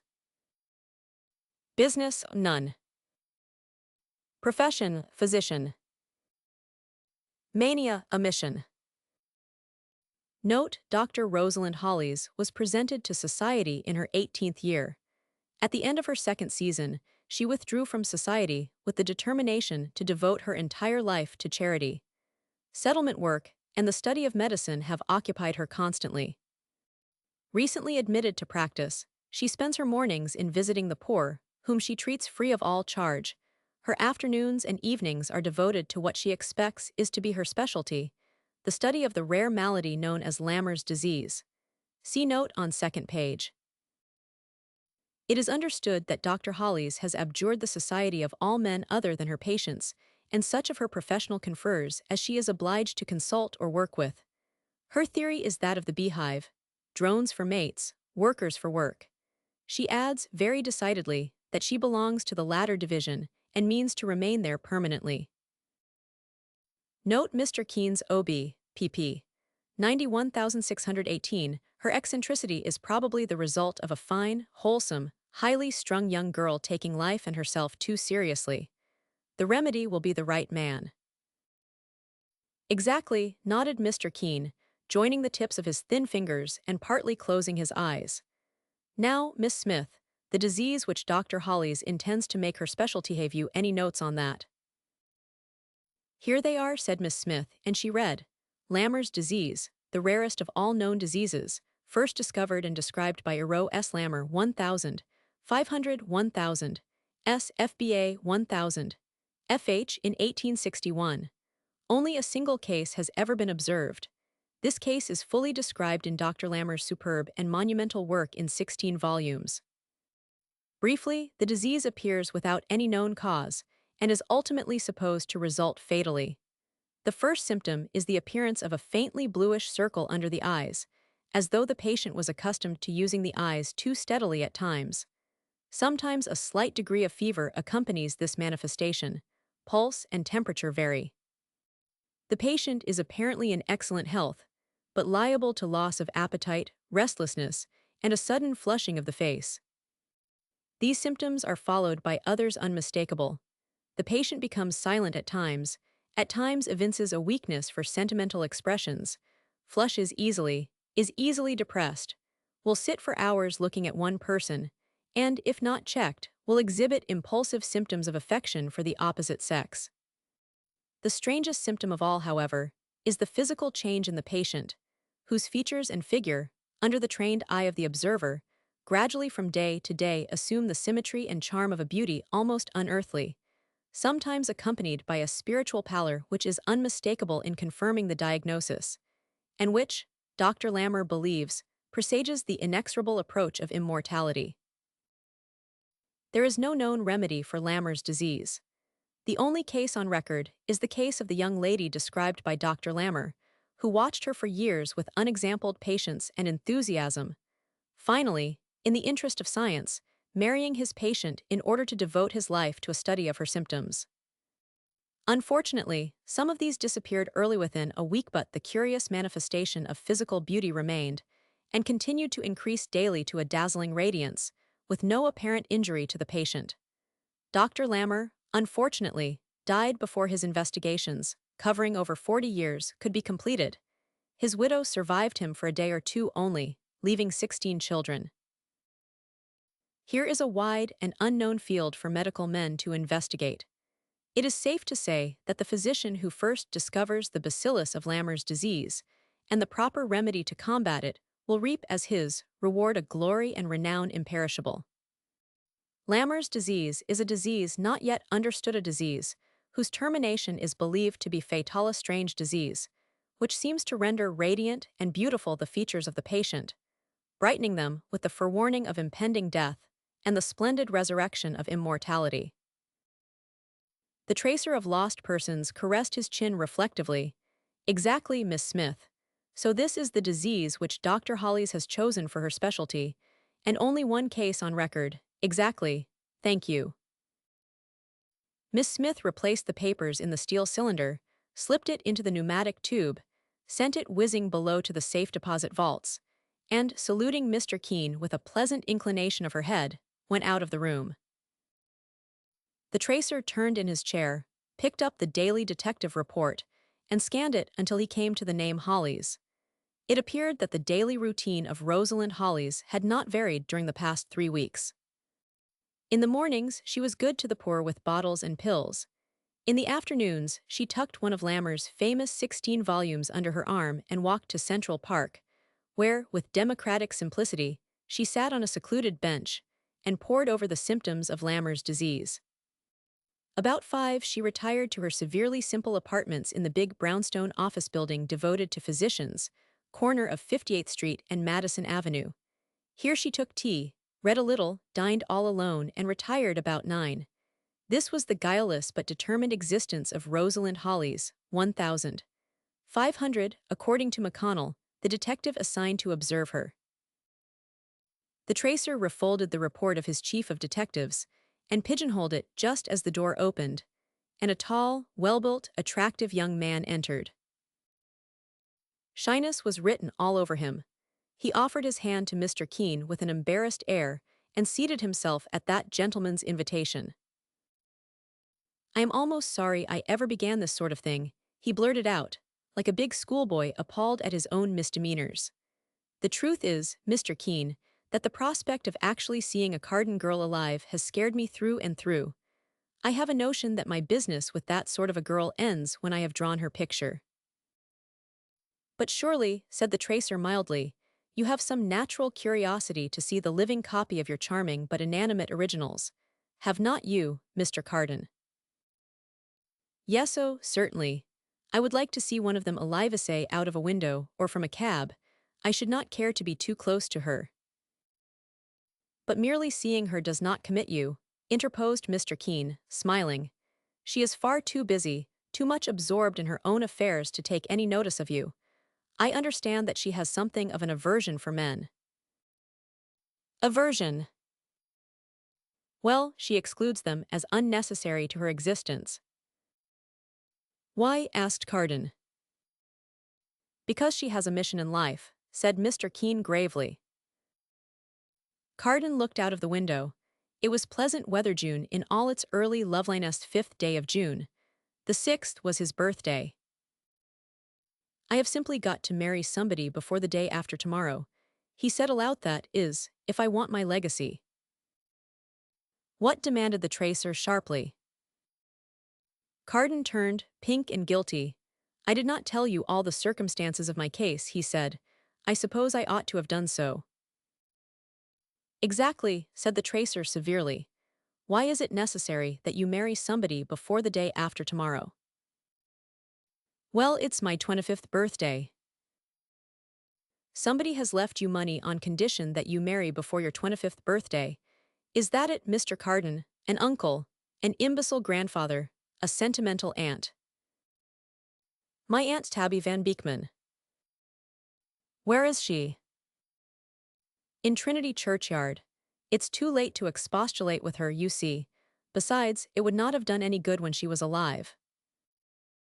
The tracer knitted his brows, musing, the points of his slim fingers joined. "She was very proud, very autocratic," said Carden. "I am the last of my race, and my aunt was determined that the race should not die out with me. I do not want to marry and increase, but she's trying to make me. At all events, I am not going to marry any woman inferior to the type I have created with my pencil, what the public calls the Carden girl. And now you see that your discovery of this living type comes rather late. In 2 days, I must be legally married if I want my Aunt Tabby's legacy. And today, for the first time, I hear of a girl who, you assure me, compares favorably to my copyrighted type, but who has a mission and an aversion to men. So you see, Mr. Keene, that the matter is perfectly hopeless." "I do not see anything of the kind," said Mr. Keene firmly. "What, do you believe there is any chance?" "Of your falling in love within the next hour or so? Yes, I do. I think there is every chance of it, I am sure of it. But that is not the difficulty. The problem is far more complicated." "You mean?" "Exactly how to marry that girl before day after tomorrow. That's the problem, Mr. Carden, not whether you are capable of falling in love with her. I have seen her. I know you cannot avoid falling in love with her. Nobody could. I myself am on the verge of it, and I am 50, you cannot avoid loving her." "If that were so," said Carden gravely, If I were really going to fall in love with her, I would not care a rap about my Aunt Tabby and her money. You ought to care about it for this young girl's sake. That legacy is virtually hers, not yours. She has a right to it. No man can ever give enough to the woman he loves. No man has ever done so. What she gives and what he gives are never a fair exchange. If you can balance the account in any measure, it is your duty to do it. Mr. Carden, if she comes to love you, she may think it very fine that you bring to her your love, yourself, your fame, your talents, your success, your position, your gratifying income. But I tell you it's not enough to balance the account. It is never enough, no, not all your devotion to her included. You can never balance the account on earth. All you can do is to try to balance it materially and spiritually. Therefore I say, endow her with all your earthly goods. Give all you can in every way to lighten as much as possible man's hopeless debt to all women who have ever loved. You talk about it as though I were already committed, said Carden, astonished. You are morally. For a month I have, without her knowledge, it is true, invaded the privacy of a very lovely young girl, studied her minutely, possessed myself of her history, informed myself of her habits. What excuse had I for this unless I desired her happiness and yours?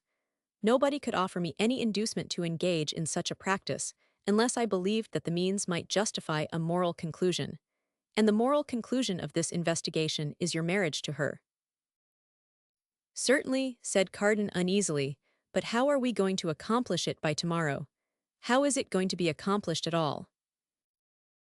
The tracer of lost persons rose and began to pace the long rug, clasping his hands behind his back. Minute after minute sped.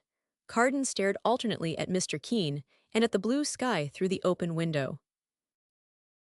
It is seldom, said Mr. Keene with evident annoyance, that I personally take any spectacular part in the actual and concrete demonstrations necessary to a successful conclusion of a client's case. But I have got to do it this time. He went to a cupboard, picked out a gray wig and gray side whiskers, and deliberately waved them at Carden. You see what these look like? He demanded. Yis. Very well, it is now noon. Do you know the park? Do you happen to recollect a shady turn in the path after you cross the bridge over the Swan Lake? Here, I will draw it for you. Now here is the lake, here's the esplanade and fountain you see, here's the path. You follow it so, around the lake, across the bridge, then following the lake to the right so, then up the wooded slope to the left so. Now here is a bench, I mark it number 1. She sits there with her book, there she is. If she looks like that, began Carden. And they both laughed with the slightest trace of excitement. Here is bench number 2, resumed the tracer. Here you sit and there you are. Mr. Keene's sketch of the rendezvous. Thanks, said Carden, laughing again. Now, continued the tracer, you must be there at 1 o'clock. She will be there at 1:30 or earlier perhaps. A little later I will become benignly visible. Your part is merely a thinking part. You are to do nothing, say nothing, unless spoken to. And when you are spoken to, you are to acquiesce in whatever anybody says to you, and you are to do whatever anybody requests you to do. And above all, do not be surprised at anything that may happen. You will be nervous enough, I expect that. You will probably color up and flush and fidget, I expect that, I count on that. But do not lose your nerve entirely, and do not think of attempting to escape. Escape from what? From whom? From her. Hers. Are you going to follow my instructions? Demanded the tracer of lost persons. Yes, of course. Very well then, I am going to rub some of this under your eyes. And Mr. Keene produced a makeup box and, walking over to Carden, calmly darkened the skin under his eyes. I look as though I had been on a bat, exclaimed Carden, surveying himself in a mirror. Do you think any girl could find any attraction in such a countenance? She will, observed the tracer meaningly. Now, Mr. Carden, one last word. The moment you find yourself in love with her, and the first moment you have the chance to do so decently, make love to her. She will not dismiss you, she will repulse you of course, but she will not let you go.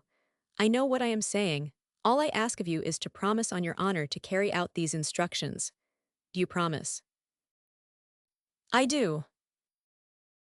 Then here is the map of the rendezvous which I have drawn. Be there promptly. Good morning. Chapter 22. At 1 o'clock that afternoon, a young man earnestly consulting a map might have been seen pursuing his solitary way through Central Park. Fresh green foliage arched above him, flecking the path with fretted shadow and sunlight. The sweet odor of flowering shrubs saturated the air. The waters of the lake sparkled where swans swept to and fro, snowy wings spread like sails to the fitful June wind. This, he murmured, pausing at a shaded bend in the path, must be bench number 1. I am not to sit on that. This must be bench number 2. I am to sit on that. So here I am, he added nervously, seating himself and looking about him with the caution of a cat in a strange backyard. There was nobody in sight. Reassured, he ventured to drop one knee over the other and lean upon his walking stick. For a few minutes he remained in this noncommittal attitude, alert at every sound, anxious, uncomfortable, dreading he knew not what. A big, fat, gray squirrel racing noisily across the fallen leaves gave him a shock. A number of birds came to look at him, or so it appeared to him, for in the inquisitive scrutiny of a robin, he fancied he divined sardonic meaning, and in the blank yellow stare of a purple grackle, a sinister significance out of all proportion to the size of the bird. What an absurd position to be in, he thought, and suddenly he was seized with a desire to flee. He did not because he had promised not to, but the desire persisted to the point of mania. Oh, how he could run if he only had not promised not to! His entire being tingled with the latent possibilities of a burst of terrific speed. He wanted to scuttle away like a scared rabbit. The pace of the kangaroo would be slow in comparison. What a record he could make if he had not promised not to! He crossed his knees the other way and brooded. The gray squirrel climbed the bench and nosed his pockets for possible peanuts, then hopped off hopefully toward a distant nursemaid and 2 children. Growing more alarmed every time he consulted his watch, Carden attempted to stem his rising panic with logic and philosophy, repeating, "Steady, my son, do not act like this. You are not obliged to marry her if you do not fall in love with her, and if you do you will not mind marrying her. That is philosophy, that is logic. Oh, I wonder what will have happened to me by this time tomorrow. I wish it were this time tomorrow. I wish it were this time next month. Then it would be all over. Then it would be." His muttering speech froze on his lips. Rooted to his bench, he sat staring at a distant figure approaching the figure of a young girl in a summer gown. Nearer, nearer she came, walking with a free-limbed, graceful step, head high, one arm clasping a book. That was the way the girls he drew would have walked had they ever lived. Even in the midst of his fright, his artist's eyes noted that. Noted the perfect figure, too, and the witchery of its grace and contour, and the fascinating poise of her head, and the splendid color of her hair. Noted mechanically the flowing lines of her gown, and the dainty modeling of arm and wrist and throat and ear. Then, as she reached her bench and seated herself, she raised her eyes and looked at him. And for the first time in his life, he realized that ideal beauty was but the pale phantom of the real, and founded on something more than imagination and thought, on something of vaster import than fancy and taste and technical skill, that it was founded on life itself, in breathing, living, palpitating, tremulous life, from which all true inspiration must come. Over and over to himself he was repeating, "Of course, it is perfectly impossible that I can be in love already. Love does not happen between 2 ticks of a watch. I am merely amazed at that girl's beauty, that is all. I am merely astounded in the presence of perfection, that is all. There is nothing more serious the matter with me. It is not necessary for me to continue to look at her. It is not vital to my happiness if I never saw her again. That ice off course, I should like to see her because I never did see living beauty such as hers in any woman, not even in my pictures. What superb eyes, what a fascinatingly delicate nose. What a nose! By heaven, that nose is a nose. I will draw noses that way in future. My pictures are all out of drawing. I must fit arms into their sockets the way hers fit. I must remember the modeling of her eyelids too, and that chin, and those enchanting hands." She looked up leisurely from her book, surveyed him calmly, absentied, then bent her head again to the reading. "There is something the matter with me," he thought with a suppressed gulp. "If she looks at me again with those iris-hued eyes of a young goddess, I think I am done for. I believe I am done for anyway.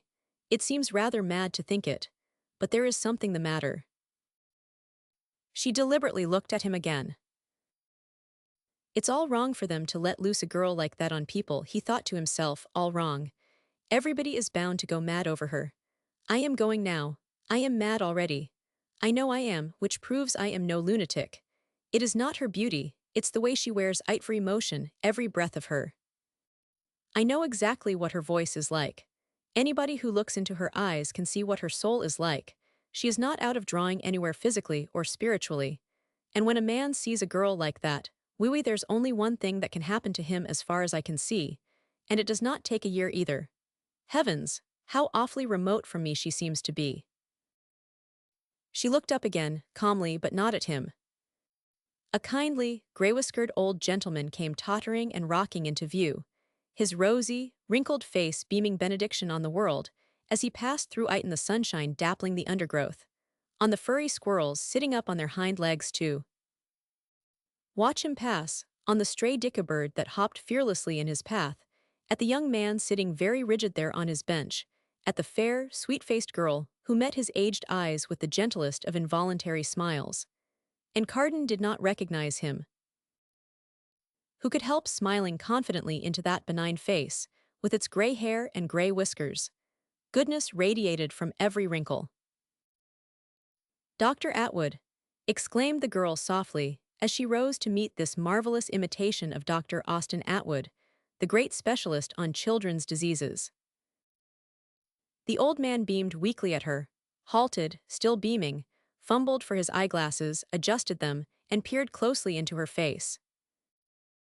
Bless my soul, he smiled, our pretty Dr. Hollies.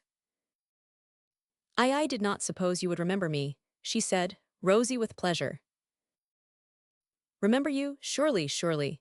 He made her a quaint, old-fashioned bow, turned, and peeped across the walk at Carden. And Carden, looking straight into his face, did not know the old man, who turned to Dr. Hollies again with many mysterious nods of his doddering head. You are watching him too, are you? He chuckled, leaning toward her. Watching whom, Dr. Atwood? She asked, surprised. Hush, child. I thought you had noticed that unfortunate and afflicted young man opposite. Dr. Hollies looked curiously at Carden, then at the old gentleman with gray whiskers. Please sit down, Dr. Atwood, and tell me, she murmured. I have noticed nothing in particular about the young man on the bench there. And she moved to give him room, and the young man opposite stared at them both as though bereft of reason. A heavy book for small hands, my child, said the old gentleman in his quaintly garrulous fashion, peering with dimmed eyes at the volume in her lap. She smiled, looking around at him. My, he said, tremblingly raising his eyeglasses to scan the title on the page, Dr. Lammer's famous works. Are you studying Lammer, child? Yes, she said with that charming inflection youth reserves for age. Astonishing, he murmured. The coincidence is more than remarkable. A physician, and studying Lammer's disease, incredible. Is there anything strange in that, Dr. Atwood? She smiled. Strange, he lowered his voice, peering across at Carden. Strange, did you say? Look across the path at that poor young man sitting there. Yes, she said, perplexed, I see him. What do you see? Whispered the old gentleman in a shakily portentous voice. Here you sit reading about what others have seen. Now what do you see? Why, only a man rather young. No symptoms. Symptoms of what? The old gentleman folded his withered hands over his cane. My child, he said, for a year I have had that unfortunate young man under secret observation. He was not aware of it. It never entered his mind that I could be observing him with minutest attention. He may have supposed there was nothing the matter with him. He was in error. I have studied him carefully. Look closer. Are there dark circles under his eyes or are there not? He ended in senile triumph. There are, she began, puzzled, but of what interest to me. Compare his symptoms with the symptoms in that book you are studying, said the old gentleman hoarsely. Do you mean, do you suppose, she stammered, turning her eyes on Carden, who promptly blushed to his ears and began to fidget. Every symptom, muttered the old gentleman. Poor young man. She had seen Carden turn a vivid pink. She now saw him fidget with his walking stick. She discovered the blue circles under his eyes. 3 symptoms at once. Do you believe it possible? She whispered excitedly under her breath to the old gentleman beside her. It seems incredible. Such a rare disease. Only one single case ever described and studied. It seems impossible that I could be so fortunate as actually to see a case. Tell me, Dr. Atwood, do you believe that young man is really afflicted with Lammer's disease? There is but one way to be absolutely certain, said the old gentleman in a solemn voice, and that is to study him. Corroborate your suspicions by observing his pulse and temperature, as did Dr. Lammer. Butho can I, she faltered. I would probably object to becoming a patient of mine. Ask him, child, ask him. I have not courage. Courage should be the badge of your profession, said the old gentleman gravely. When did a good physician ever show the white feather in the cause of humanity? I know, but this requires a different sort of courage. How, persisted the old gentleman, can you confirm your very natural suspicions concerning this unfortunate young man, unless you corroborate your observations by studying him at close range? Besides, already it seems to me that certain unmistakable signs are visible. I mean that strange physical phase which Dr. Lammer dwells on. The symmetry of feature and limb, the curiously spiritual beauty. Do you not notice these, or is my sight so dim that I only imagine it? He is certainly symmetrical and in a certain way almost handsome in regard to features, she admitted, looking at Carden. Poor boy, muttered the old gentleman, wagging his gray whiskers. I am too old to help him, too old to dream of finding a remedy for the awful malady which I am now convinced has seized him. I shall study him no more. It is useless. All I can do now is to mention his case to some young, vigorous, ambitious physician, some specialist. Do not, she whispered almost fiercely, do not do that, Dr. Atwood. I want him, please. You helped me to discover him, you see, and his malady is to be my specialty. Please, do you mind if I keep him all to myself and study him? But you refused, child. I did not mean to. I did not exactly see how I was to study him. But I must study him. Oh, I must. There will surely be some way. Please let me.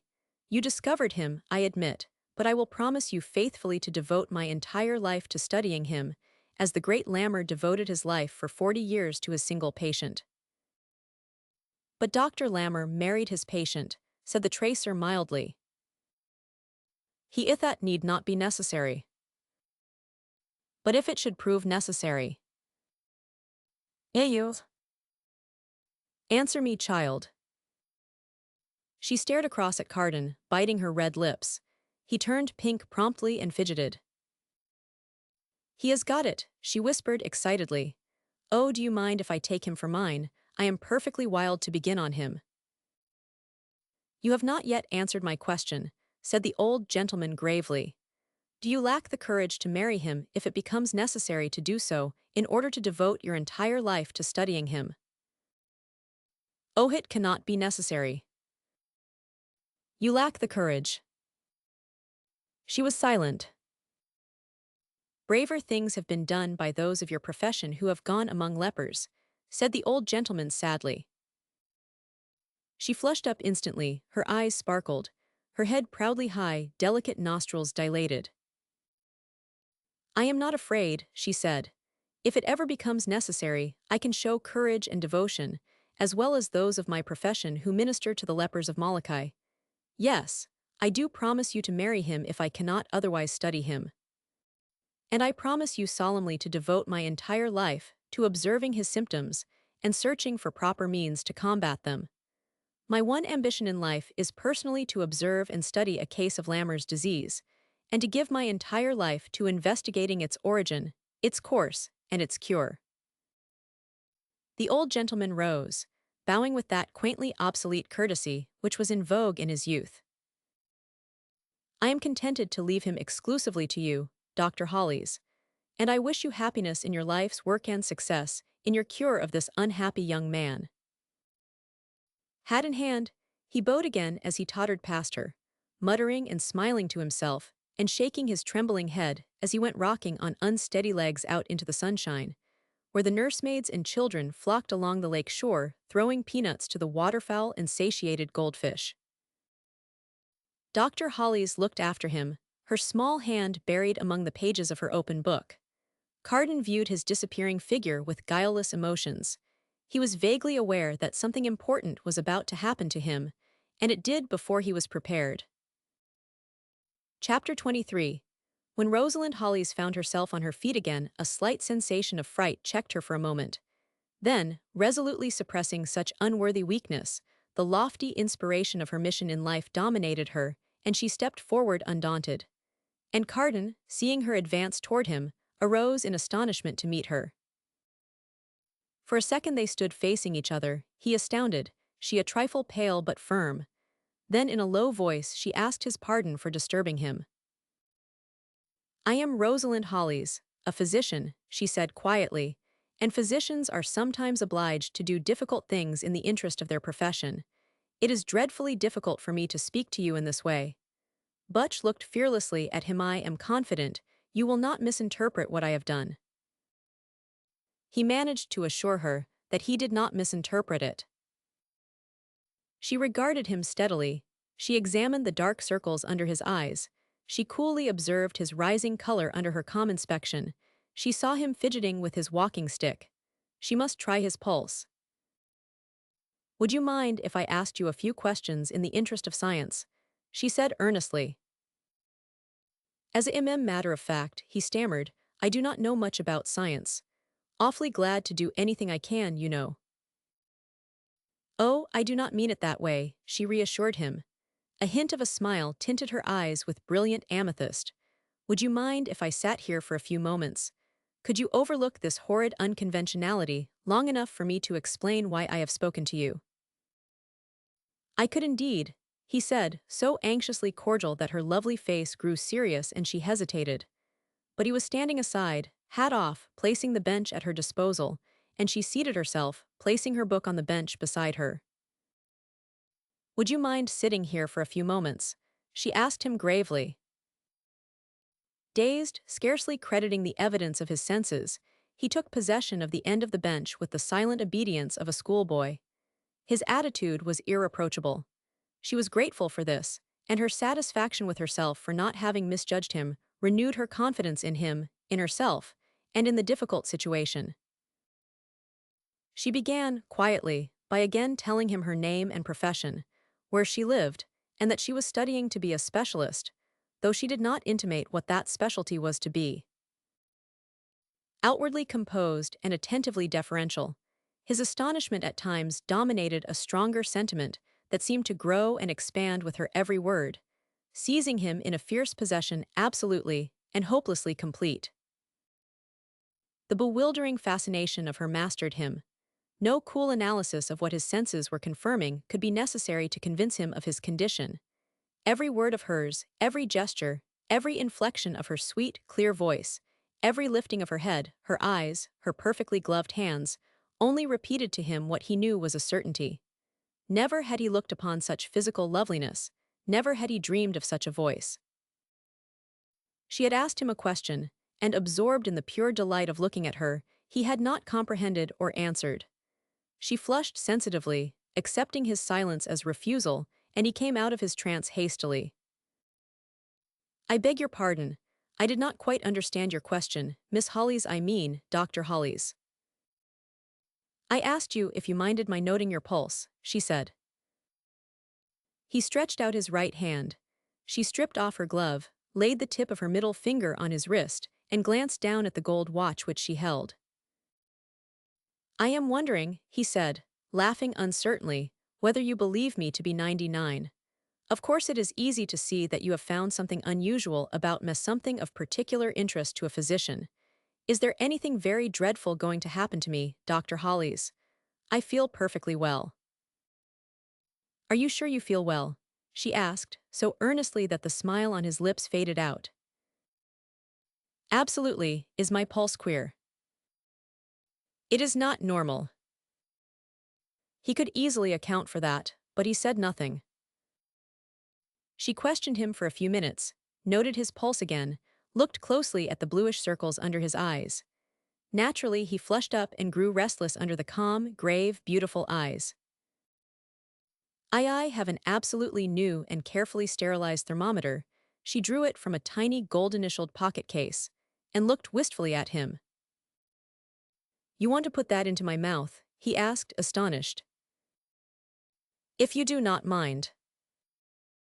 She held it up, shook it once or twice, and deliberately inserted it between his lips. And there he sat, rounded, silent, the end of the thermometer protruding at a rakish angle from the corner of his mouth. And he grew redder and redder. I do not wish to alarm you, she was saying, but all this is so deeply significant, so full of vital interest to me, to the world, to science. What have I got, in heaven's name? He said thickly, the thermometer wiggling in his mouth. Ah, she exclaimed with soft enthusiasm, clasping her pretty ungloved hands. I cannot be sure yet, I dare not be too sanguine. Do you mean that you want me to have something queer? He blurted out, while the thermometer wiggled with every word he uttered. And no, of course, I do not want you to be ill, she said hastily. Only, if you are ill, it will be a wonderful thing for me. I meaneth that I am intensely interested in certain symptoms which. She gently withdrew the glass tube from his lips and examined it carefully. Is there anything the matter? He insisted, looking at the instrument over her shoulder. She did not reply. Pure excitement rendered her speechless. I seem to feel all right, he added uneasily. If you really believe that there's anything wrong with me, I will stop in to see my doctor. Your doctor, she repeated, appalled. Yes, certainly, why not? Do not do that, please do not do that. I discovered this case. I beg you most earnestly to let me observe it. You do not understand the importance of it. You do not begin to dream of the rarity of this case. How much it means to me. He flushed up. Do you intend to intimate that I am afflicted with some sort of rare and strange disease? He stammered. I dare not pronounce upon it too confidently, she said with enthusiasm. I have not yet absolutely determined the nature of the disease. But oh, I am beginning to hope. Then I am diseased, he faltered. I have got something anyhow, is that it? Only you are not yet perfectly sure what it is called. Is that the truth, Miss Hollies? How can I answer positively, until I have had time to observe these symptoms? It requires time to be certain. I do not wish to alarm you, but it is my duty to say to you that you should immediately place yourself under medical observation. You think that? I do, I am convinced of it. Please understand me. I do not pronounce upon these visible symptoms. I do not express an unqualified opinion. But I could be in a position to do so if you consent to place yourself under my observations and care. For these suspicious symptoms are not only very plainly apparent to me, but were even noted by that old gentleman whom you may perhaps have observed conversing with me. Yes, I saw him. Who is he? Dr. Austin Atwood, said the girl solemnly. Oh, and you say he also observed something queer about me. What did he see? Are there spots on me? Am I turning any remarkable color? Am I? And in the very midst of his genuine alarm, he suddenly remembered the makeup box and what the tracer of lost persons had done to his eyes. Was that it? Where was the tracer anyway? He had promised to appear. And then Carden recollected the gray wig and whiskers that the tracer had waved at him from the cupboard, bidding him note them well. Could that beaming, benignant, tottering old gentleman have been the tracer of lost persons himself? And the same instant Carden was sure of it, spite of the miraculous change in the man. Then logic came to his aid, and deducing with care and patience, an earnest conviction grew within him that the dark circles under his eyes and the tottering old gentleman resembling Dr. Austin Atwood had a great deal to do with this dreadful disease, which Dr. Hollies desired to study. He looked at the charming girl beside him, and she looked back at him very sweetly, very earnestly, awaiting his decision. For a moment he realized that she had really scared him, and in the reaction of relief an overwhelming desire to laugh seized him. He managed to suppress it, to compose himself. Then he remembered the tracer's admonition to acquiesce in everything, do what he was told to do, not to run away, and to pay his court at the first decent opportunity. He had no longer any desire to escape. He was quite willing to do anything she desired. "Do you really want to study me, Dr. Hollies?" he asked, feeling like a hypocrite. "Indeed I do," she replied fervently. "You believe me worth studying?" "Oh, truly, truly, you are. You do not suspect, you cannot conceive how important you have suddenly become to me." "Then I think you had better take my case, Dr. Hollies," he said seriously. "I begin now to realize that you believe me to be a sort of freakin' afflicted curiosity, and that, in the interest of medicine, I ought to go to an asylum or submit myself to the ceaseless observation of a competent private physician." I think it best for you to place yourself in my care," she said. "Will you?" "Yes," he said, "I will. I will do anything in the world you ask." "That is very generous, very noble of you," she exclaimed, flushing with excitement and delight. "It means a great deal to me, means, perhaps, a fame that I scarcely dared dream of even in my most enthusiastic years. I am too grateful to express my gratitude coherently. I am trying to say to you that I thank you, that I recognize in you those broad, liberal, generous qualities which, from your appearance and bearing, I thought perhaps you must possess." She colored again, very prettily. He bowed, and ventured to remind her that she had not yet given him the privilege of naming himself. "That is true," she said, surprised. "I had quite forgotten it." But when he named himself, she raised her head, startled. "Victor Carden," she repeated. "You are the artist Victor Carden."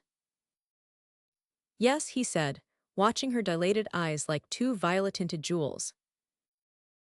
For a minute she sat looking at him, and imperceptibly a change came into her face, and its bewildering beauty softened as the vivid tints died out, leaving her cheeks almost pale. "It is a pity," she said under her breath. All the excitement, all the latent triumph, all the scarcely veiled eager enthusiasm had gone from her now. "A pity," he repeated, smiling. "Yes, I wish it had been only an ordinary man. Iwi should this happen to you. You have done so much for us, all made us forget ourselves in the beauty of what you offer us. Why should this happen to you?" "But you have not told me, yet, what has happened to me, Miss Hollies." She looked up, almost frightened. "Are you our Victor Carden? I do not wish to believe it. You have done so much for the world, you have taught us to understand and desire all that is noble and upright and clean and beautiful. To desire it, to aspire toward it, to venture to live the good, true, wholesome lives that your penciled creations must lead to wear such beautiful bodies and such divine eyes." "Do you care for my work?" he asked, astonished and moved. Yes, of course I do, who does not?" "Many," he replied simply. "I am sorry for them," she said. They sat silent for a long while. At first his overwhelming desire was to tell her of the deception practiced upon her, but he could not do that, because in exposing himself he must fail in loyalty to the tracer of lost persons. Besides, she would not believe him. She would think him mad if he told her that the old gentleman she had taken for Dr. Atwood was probably Mr. Keene, the tracer of lost persons. Also, he himself was not absolutely certain about it. He had merely deduced as much. "Tell me," he said very gently, "what is the malady from which you believe I am suffering?" For a moment she remained silent, then, face averted, laid her finger on the book beside her. "That," she said unsteadily. He read aloud, "Lammer's Disease, a treatise in 16 volumes by Eero S. Lammer, 1000, 500, 1000, S. FBA 1000, FH. "All that?" he asked guiltily. "I do not know, Mr. Carden. Are you laughing at me? Do you not believe me?" She had turned suddenly to confront him, surprising a humorous glimmer in his eyes. "I really do not believe I am seriously ill," he said, laughing in spite of her grave eyes. "Then perhaps you had better read a little about what Lammer describes as the symptoms of this malady," she said sadly. "Is it fatal?" he inquired. "Ultimately, that is why I desire to spend my life in studying means to combat it. That is why I desire you so earnestly to place yourself under my observation, and let me try. Tell me one thing, he said, is it contagious? Is it infectious? No, then I do not mind your studying me all you wish, Dr. Hollies. You may take my temperature every 10 minutes if you care to. You may observe my pulse every 5 minutes if you desire. Only please tell me how this is to be accomplished. Because, you see, I live in the Sherwood Studio building, and you live on Madison Avenue. I have a warder room fitted up with every modern surgical devicevary improvement, she said. It adjoins my office. Would you mind living there for a while, say for a week at first until I can be perfectly certain in my diagnosis? Do you intend to put me to bed? He asked, appalled. Oh no, only I wish to watch you carefully and note your symptoms from moment to moment. I also desire to try the effects of certain medicines on you. What kind of medicines? He asked uneasily. I cannot tell yet. Perhaps antitoxin, I do not know, perhaps formalin later. Truly, Mr. Carden, this case has taken on a graver, a more intimate significance since I have learned who you are. I would have worked hard to save any life. I shall put my very heart and soul into my work to save you, who have done so much for us all. The trace of innocent emotion in her voice moved him. I am really not ill, he said unsteadily. I cannot let you think I am. Do not speak that way, Mr. Carden. I am perfectly miserable over it. I do not feel any happiness in my discovery, no, not the least bit. I had rather live my entire life without seeing one case of Lammer's disease than to believe you are afflicted with it. But I am not, Miss Hollies, really I am not. She looked at him compassionately for a moment, then rose. It is best that you should be informed as to your probable condition, she said. In Lammer's works, Volume 9, you had better read exactly what Lammer says. Do you mind coming to the office with me, Mr. Carden? Now. Yes, the book is there. Do you mind coming? No, of course not. And as they turned away together under the trees, you do not intend to begin observing me this afternoon, do you? He ventured. I think it best if you can arrange your affairs. Can you, Mr. Carden? Why, yes, I suppose I can. Did you mean for me to begin to occupy that surgical bedroom at once? Do you mind? No, I will telephone my servants to pack a steamer trunk and send it around to your apartment this evening. And where am I to board? I have a dining room, she said simply. My apartment consists of the usual number of servants and rooms, including my office, and my observation ward which you will occupy. He walked on, troubled. I only want to ask one or two things, Dr. Hollies. Am I to be placed on a diet? I hate diets. Not at once. May I smoke? Certainly, she said, smiling. And you will not send me to bed too early. Oh no, the later you sit up the better, because I shall wish to take your temperature every 10 minutes, and I shall feel very sorry to arouse you. You mean you are coming in to wake me up every 10 minutes and put that tube in my mouth? He asked, aghast. Only every half hour, Mr. Carden. Cannot you stand it for a week? Well, he said, I suppose I can if you can. Only, upon my honor, there is really nothing the matter with me, and I will prove it to you out of your own book. I wish you could, Mr. Carden. I should be only too happy to give you back to the world with a clear bill of health if you can convince me I am wrong. Do you not believe me? Indeed, I am not selfish and wicked enough to wish you this illness, no matter how rare it is. The rarer a disease is the madder it makes people who contract it, he said. I should be the maddest man in Manhattan if I really did have Lammer's malady. But I have not. There is only one malady afflicting me, and I am waiting for a suitable opportunity to tell you all about it, but— Tell me now, she said, raising her eyes to his. Not now. Tonight. I hope so, I will if I can, Miss Hollies. But you must not fear to tell a physician about anything which troubles you, Mr. Carden. I will remember that, he said thoughtfully, as they emerged from the park and crossed to Madison Avenue. A moment later, he hailed a car and they both entered. Chapter 24. No, there could be no longer any doubt in her mind as she went into her bedroom, closed the door, and unhooking the telephone receiver, called up the great specialist in rare diseases, Dr. Austin Atwood, 1000. S. FBA 1000. FH. Dr. Atwood, she said with scarcely concealed emotion, this is Dr. Rosalind Hollies. Howdido, squeaked the aged specialist amiably. Oh, I am well enough, thank you, doctor, except in spirits. Dr. Atwood, you were right. He has got it, and I am perfectly wretched. Who has got what? Retorted the voice of Atwood. The unfortunate young gentleman we saw today in the park. What park? Why, Central Park, doctor. Central Park? I have not been in Central Park for 10 years, my child. Why, Dr. Atwood? Is this Dr. Austin Atwood with whom I am talking? Not the least doubt.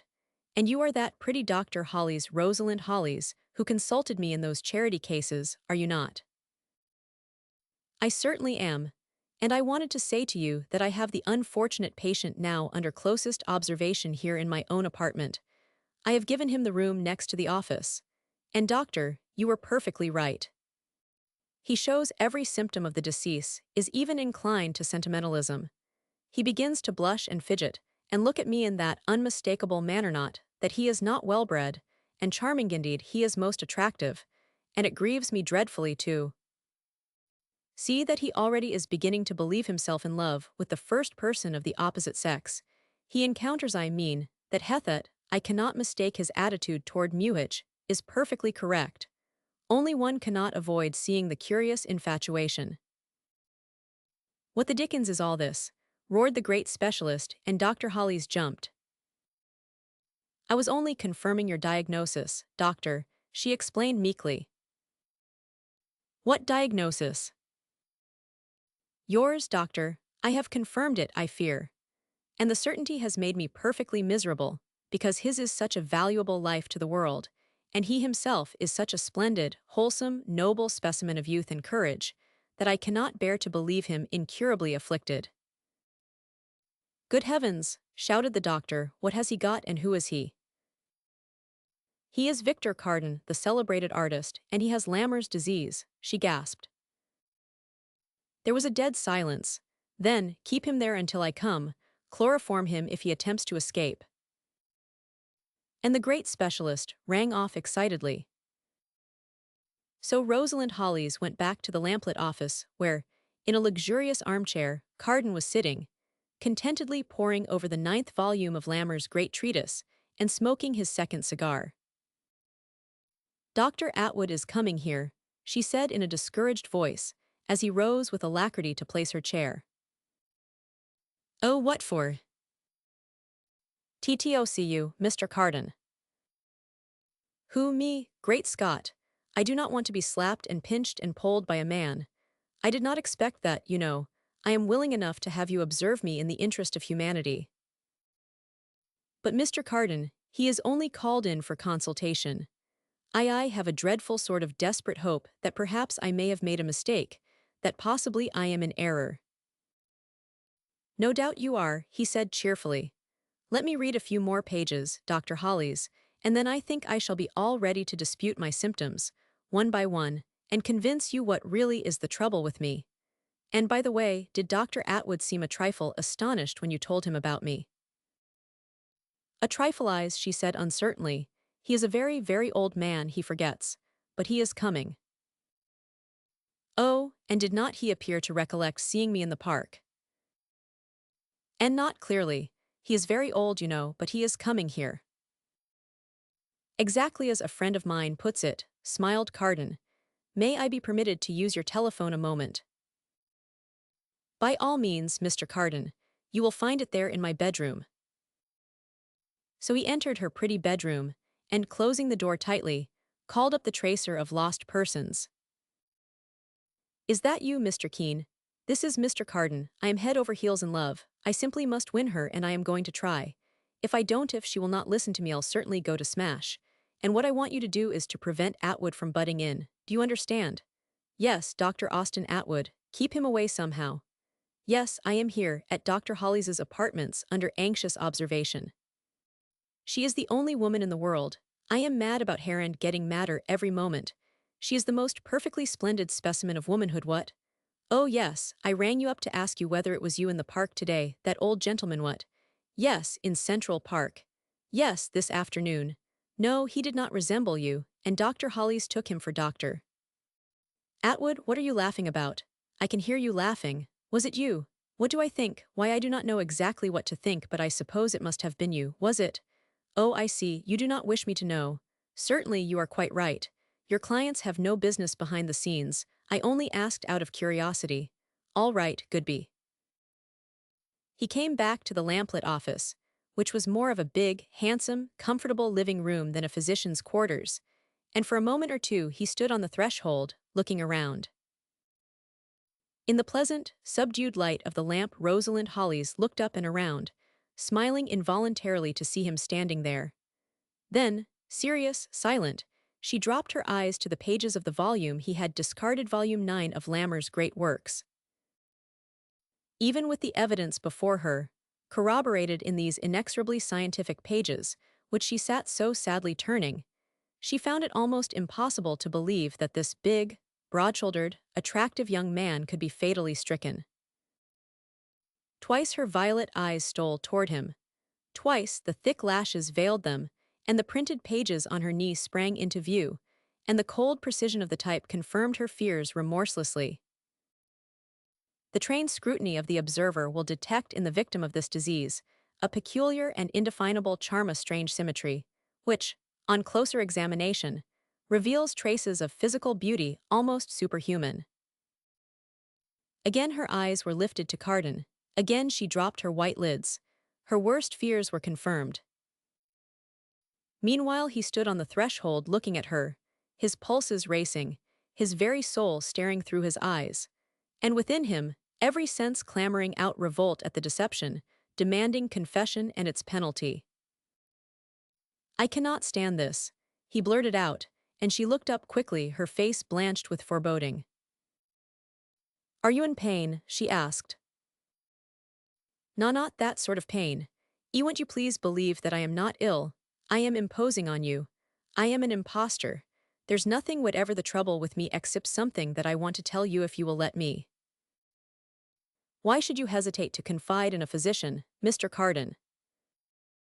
He came forward slowly. She laid her small hand on the empty chair which faced hers, and he sank into it, clasping his restless hands under his chin. You are feeling depressed, she said gently. Depression was a significant symptom. 3 chapters were devoted to it. I am depressed, of course. I am horribly depressed and ashamed of myself, because there is nothing on earth the matter with me, and I have let you think there is. She smiled mournfully. This was another symptom of a morbid state. She turned, unconsciously, to page 379 to verify her observation. See here, Miss Hollies, he broke out. Have not I any chance to convince you that I am not ill? I want to be honest without involving friend of mine. I cannot endure this deception. Will not you let me prove to you that these symptoms are only significant of something else? She looked straight at him, considering him in silence. Let us begin with those dark circles under my eyes, he said desperately. I found some cold cream in my room and look. They are practically gone. At any rate, if there is a sort of shadow left, it's because I use my eyes in my profession. Dr. Lammer says that the dark circles disappear, anyway, said the girl, unconvinced. Cold cream had nothing to do with it. But it did, really, at 999. And as for the other symptoms, well, I cannot help my pulses when you touch me. Please, Mr. Carden. I do not mean to be impertinent. I am trying my hardest to tell the truth. And my pulses do gallop when you test them. They are galloping now, this very moment. Let me try them, she said coolly, laying her hand on his wrist. Did not I say so? He insisted grimly. And I am turning red too. but those symptoms mean something else, they mean you. Mr. Carden. I cannot help saying so. I know it, she said soothingly. These sentimental outbursts are part of the disease. Good heavens, will not you try to believe me? There's nothing in the world the matter with me, except that I am imperfectly fascinated.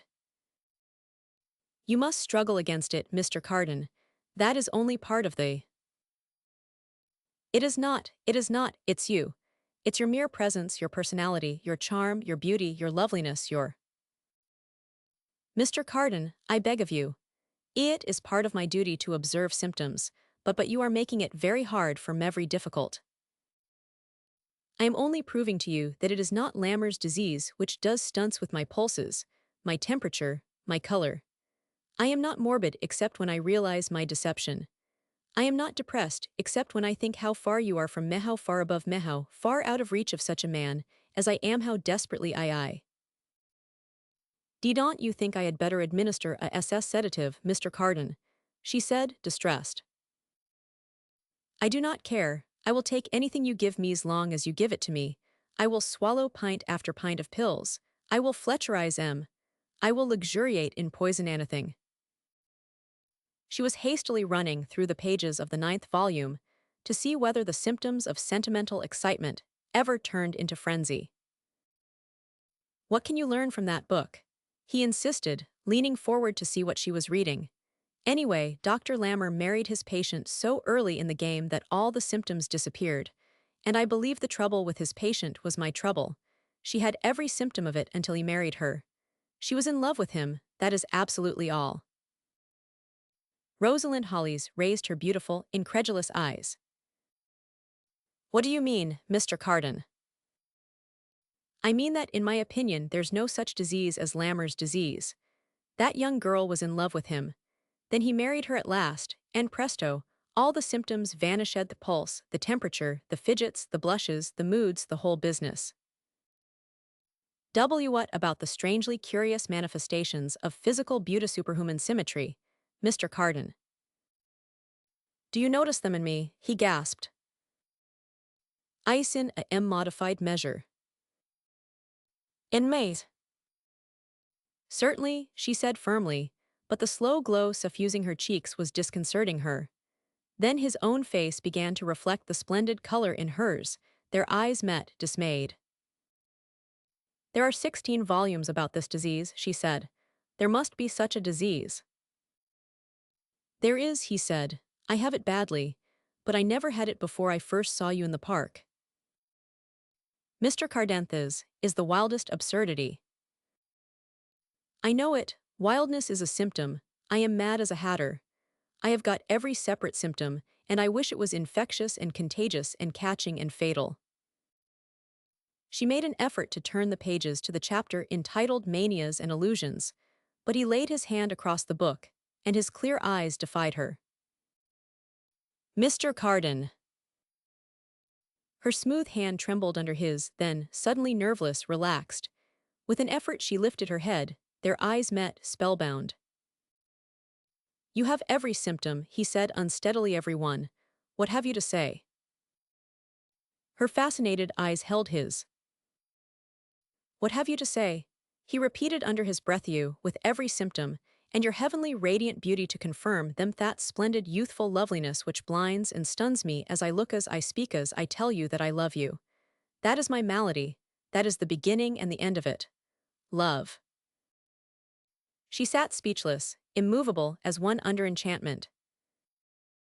All my life, he said, I have spent in painting shadows. But the shadows were those dim celestial shapes cast by your presence in the world. You tell me that the world is better for my work, that I have offered my people beauty and a sort of truth, which they had never dreamed of until I revealed it. Yet what inspired me was the shadow only, for I had never seen the substance. I had never believed I should ever see the living source of the shadows which inspired me. And now I see, now I have seen with my own eyes. Now the confession of faith is no longer a blind creed, born of instinct. You live, you are you. What I believed from necessity I find proved in fact. The occult no longer can sway one who has seen. And you, who, without your knowledge or mine, have always been the one and only source of any good in me or in my work. Is it strange that I loved you at first sight, that I worshipped you at first breath? I, who, like him who raises his altar to the unknown God, raised my altar to truth and beauty, and a miracle has answered me. She rose, the beautiful dazed eyes meeting his, both hands clasping the ninth volume of Lammer's great monograph to her breast, as though to protect it from him who was threatening her, enthralling her, thrilling her with his magic voice, his enchanted youth, the masterful mystery of his eyes. What was he saying to her? What was this mounting intoxication sweeping her senses, this delicious menace threatening her very will? What did he want with her? What was he asking? What was he doing? No, with both her hands in his, and her gaze deeply lost in his, and the ninth volume of Lammer on the floor between them, sprawling there, abandoned, waving its helpless, discredited leaves in air, discredited, abandoned, obsolete as her own specialty or life's work. He had taken her life's work from her. And in return she was holding nothing, nothing except a young man's hand-strong, muscular hands which, after all, were holding her own imprisoned. So she had nothing in exchange for the ninth volume of Lammer, and her life's work had been annihilated by a smile, and she was very much alone in the world, very isolated and very youthful. After a while she emerged from the chaos of attempted reflection and listened to what he was saying.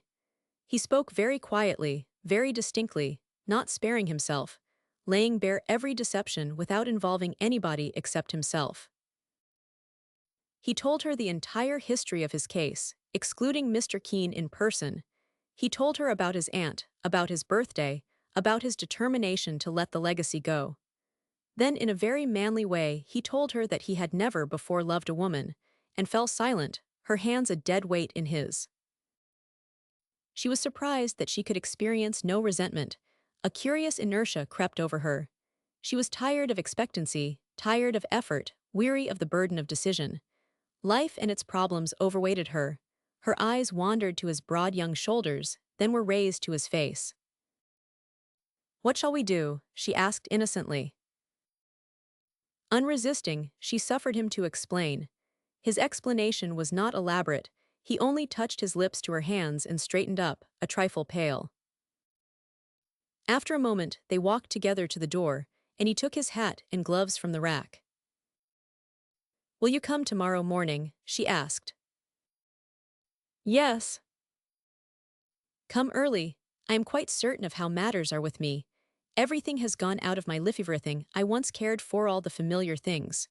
So come early, for I am quite alone without you." "And I without you, Rosalind." "That is only right," she said simply. "I shall cast no more shadows for you. Are you going?" "Oh, I know it is best that you should go, but—" He halted. She laid both hands in his. "We both have it," she faltered at every symptom. "And you will come early, will not you?"